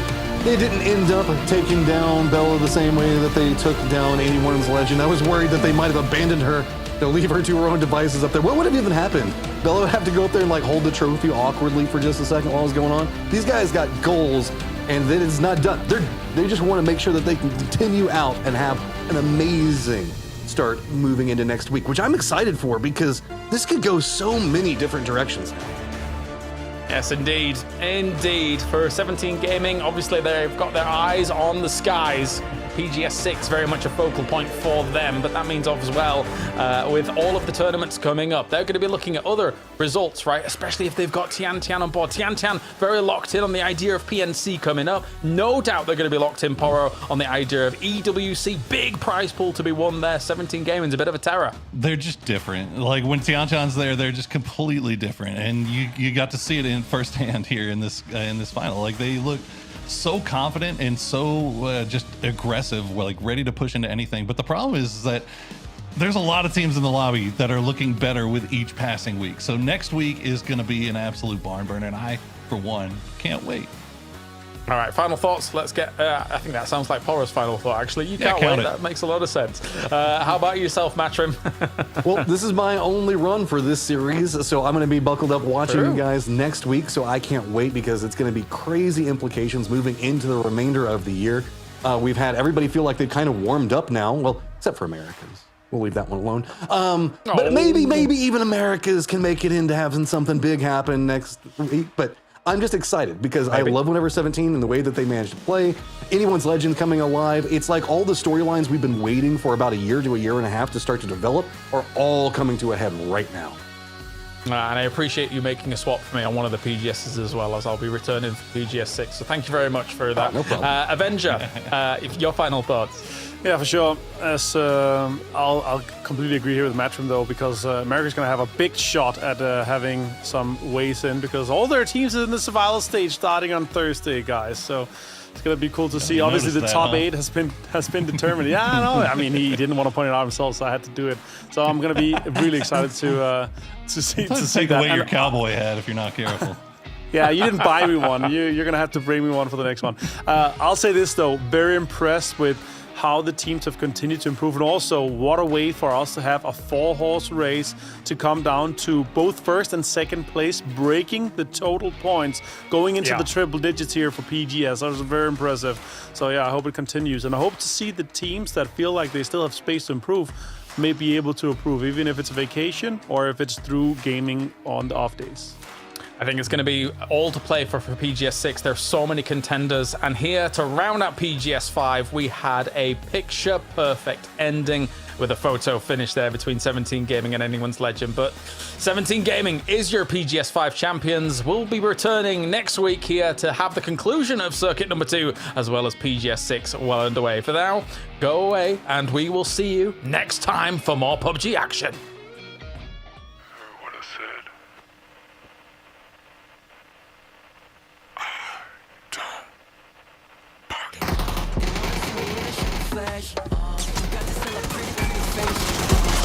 Something dope with you, man. I don't really wanna understand. Got a missile and got a pretty face. I don't partake with a fake. I don't like that, you heard me say.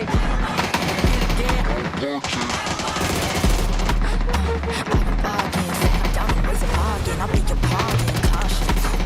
I'm nauseous. I'm all in this room, my homie for auction. One of them breaking necks, make them get the double take. When I dictate, so straight, no debate. The pressure elevating, got no time to negotiate. Never Jesus in the case. Five-star hit from the quick to the great. You wanna see the other kind of fun? You got to sell a pretty face. You gotta sell a dope, crazy mad. I really wanna understand. I don't miss the lame, got a pretty face. I don't partake with a face. I don't like that, you heard me say. Repeat again. 열심히 뛰어봐 나는 놈이 꾸며봤지 앞에서 해줄게 인사 반응도 못해다 쓰러져 다음에 너 원해 I'm a fair game yes I'm a 신사 기상 pack it up 기상 긴장 shoot it up 비상 산책 가듯이 입에 티 탐이 판에 so boring 내가 할 말은 peace out locked and loaded like a gun and toted into the battle my team you know it skies pitch black till we pull up and blow it I'm all day with it no one never get off it everywhere I go is drama all the boys they get the trauma diamonds spin syrup to pot pretty face don't let it fool ya they say I paid making me really wanna now gotta pave the way they'll never walk got on. A missile aim got a pretty face I don't partake with a face I don't like that you heard me say again